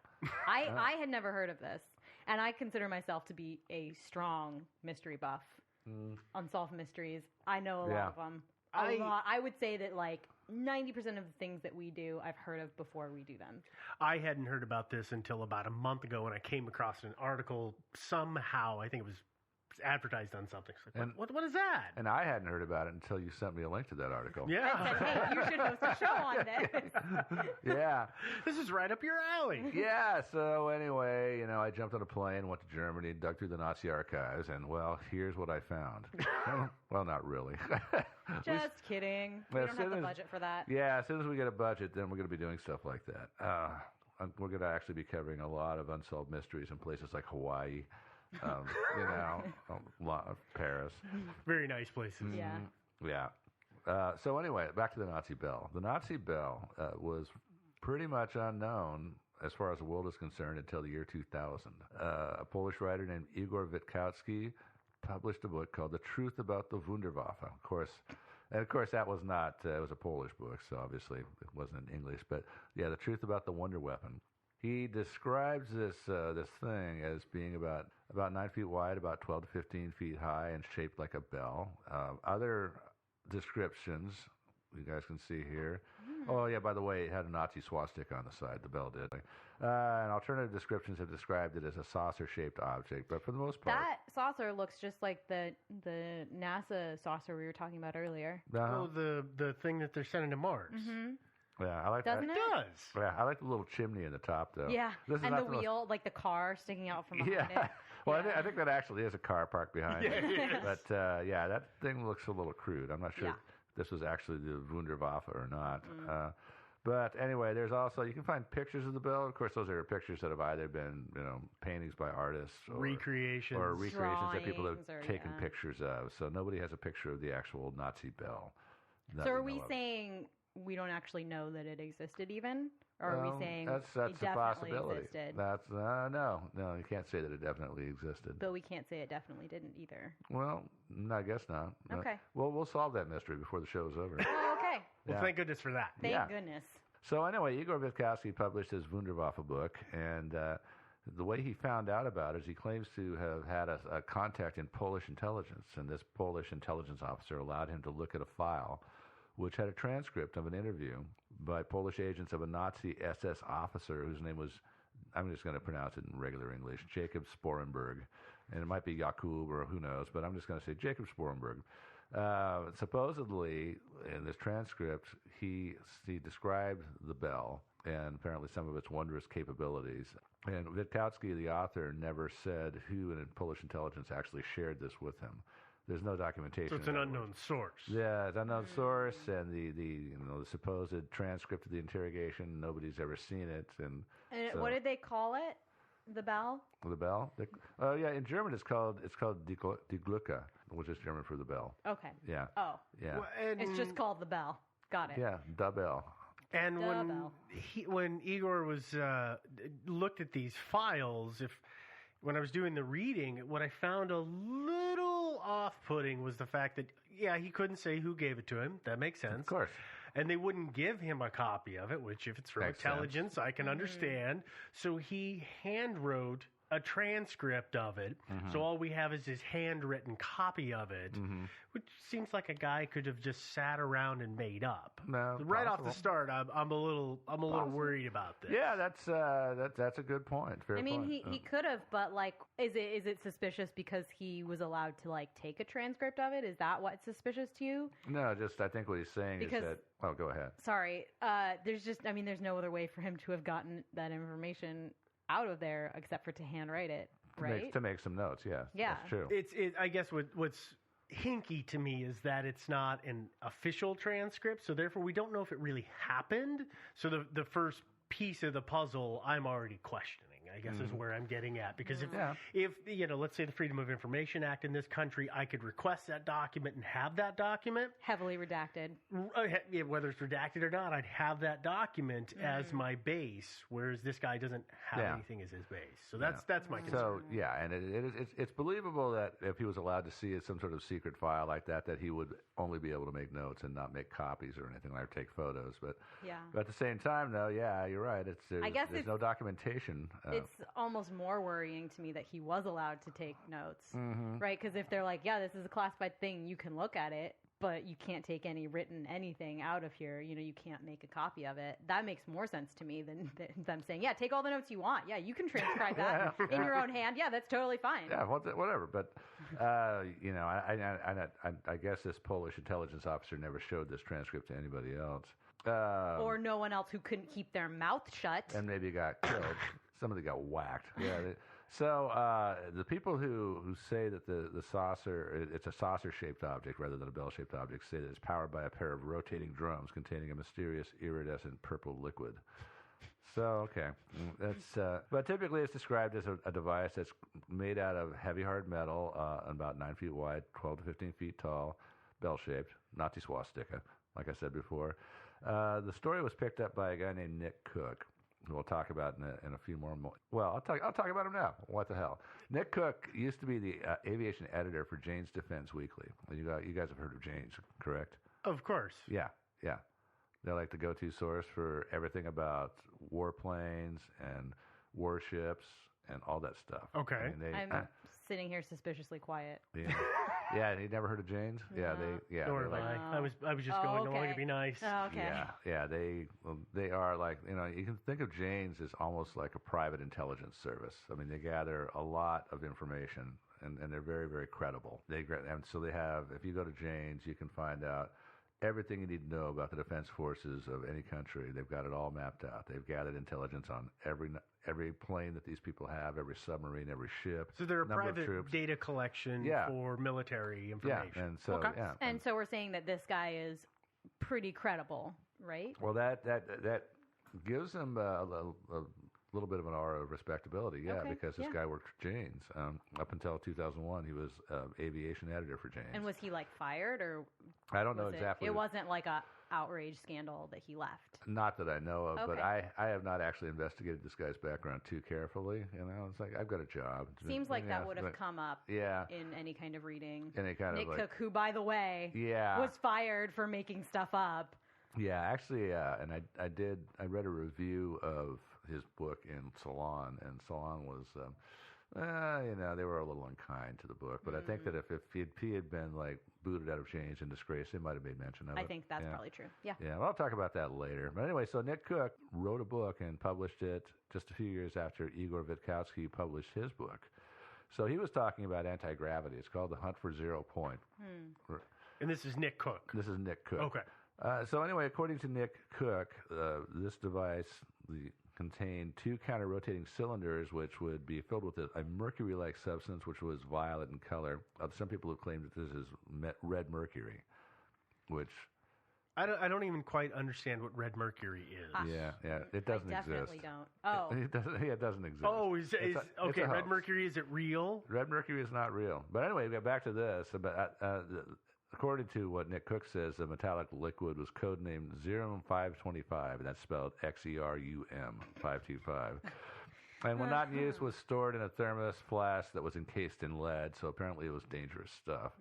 Additional substances used in the experiments included thorium and beryllium peroxide. Beryllium peroxide also doesn't exist. There is such a thing as beryllium oxide, so maybe that was a typo on his part. I'm not sure. I've seen it referred to as peroxide on every article I came across on this. So either it's a lot of copying and pasting by everybody on the internet, Wow. or they're calling it peroxide on purpose. Because I've seen it in different. It's not always written the same, so I know it's not copying directly, but I have seen it called peroxide a lot of times. I've seen a number of references to it too in this whole Bell thing. But I think somebody originally confused peroxide with oxide. Beryllium oxide exists.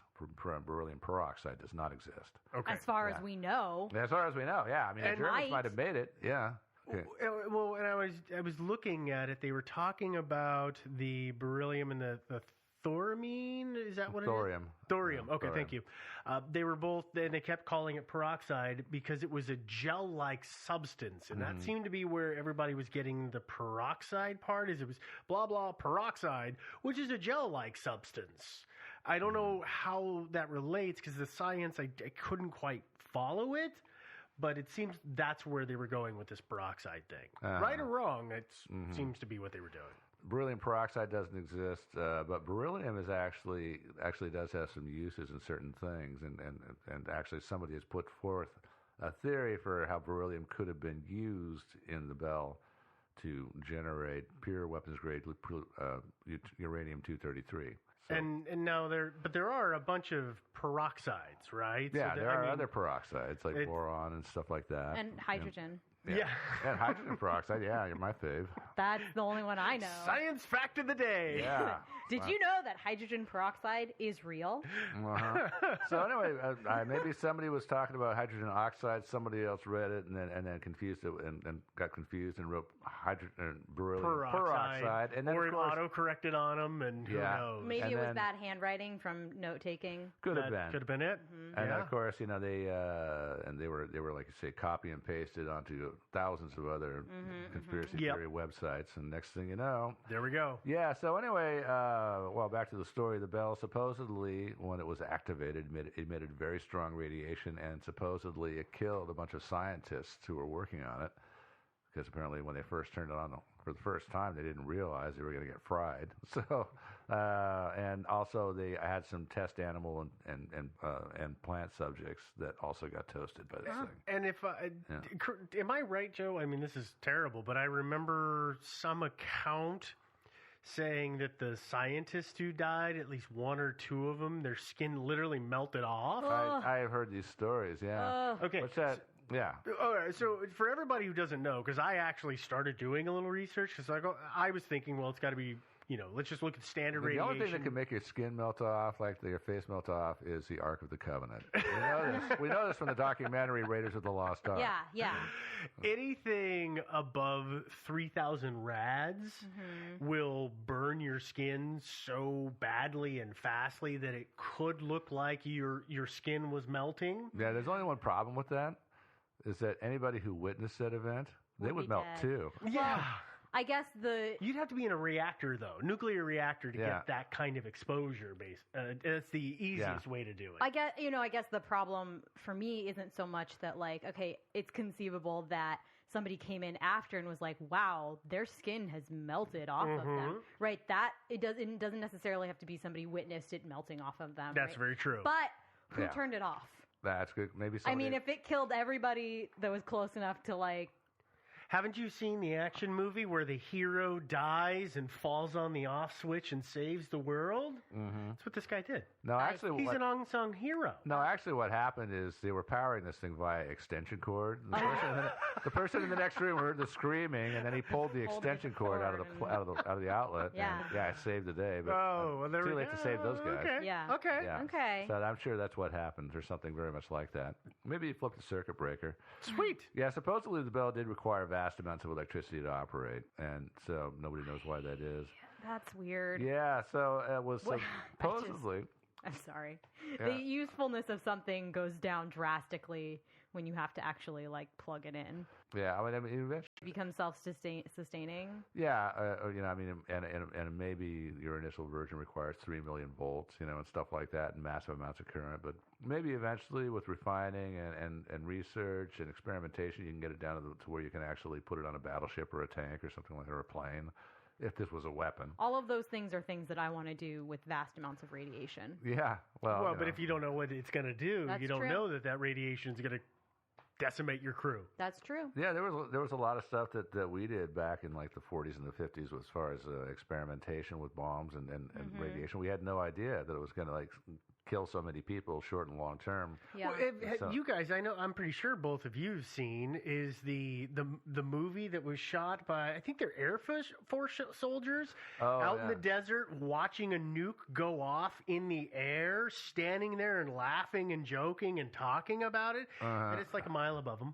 Yeah. So they're just bombarded with radiation. I have not seen that. It's really not easy to watch because they're just having a good time. And, wow, that's so awesome! And you're just looking at it going, you have no idea what is happening right now. Yeah, I know. Yeah. Poor suckers. Yeah, I think the most there are a lot of different films from all the experiments that they did back in those days, and the most horrible one that I ever saw, and it was truly awful, was like.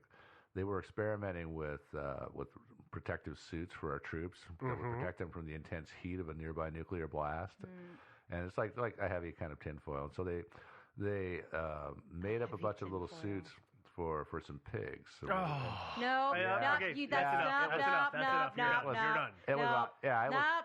No, I'm not going to tell you anymore. It was terrible. It's already terrible. Yeah, Bacon. Yeah. It was bad. Awful Fallout bacon. I know. Anyway, so back to Witkowski. According to him, the bell was built, or at least was housed, in a German facility known as Der Riese, which is known as the Giant. And it's not a single building. It's like there's a valley in Silesia, which is in Poland, southern Poland, near the Czech border, about 75 miles east of the German border. And, of course, that was German territory during World War II. Yep. And they built this massive complex. It wasn't just one building. It was actually, this valley had a lot of massive complexes and tunnels and all kinds of secret stuff going on in there. I just want to mention how uncreative the Germans were when naming things. Everything is the something, right? Oh, yeah, that's the Giant. That's the Bell. That's the...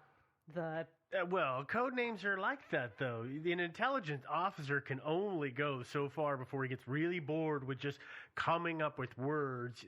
Oh, it's the osprey. It's the eagle. Eventually, lamp, chair, table. I like Panzinator. Project table. Yeah, they often give Project them, Table is more interesting than the Giant. The Giant. I don't like know. The Giant. Giant's kind of got a cool edge to it. Maybe. I think it's cool. I mean, it's kind of intimidating. If you heard that a giant was living in this valley, would you go down there? Hell no. Let's stay away. Witkowski also claimed that there was a massive concrete, well, not that massive, but, and there's pictures of it on the internet if anybody cares to go look see.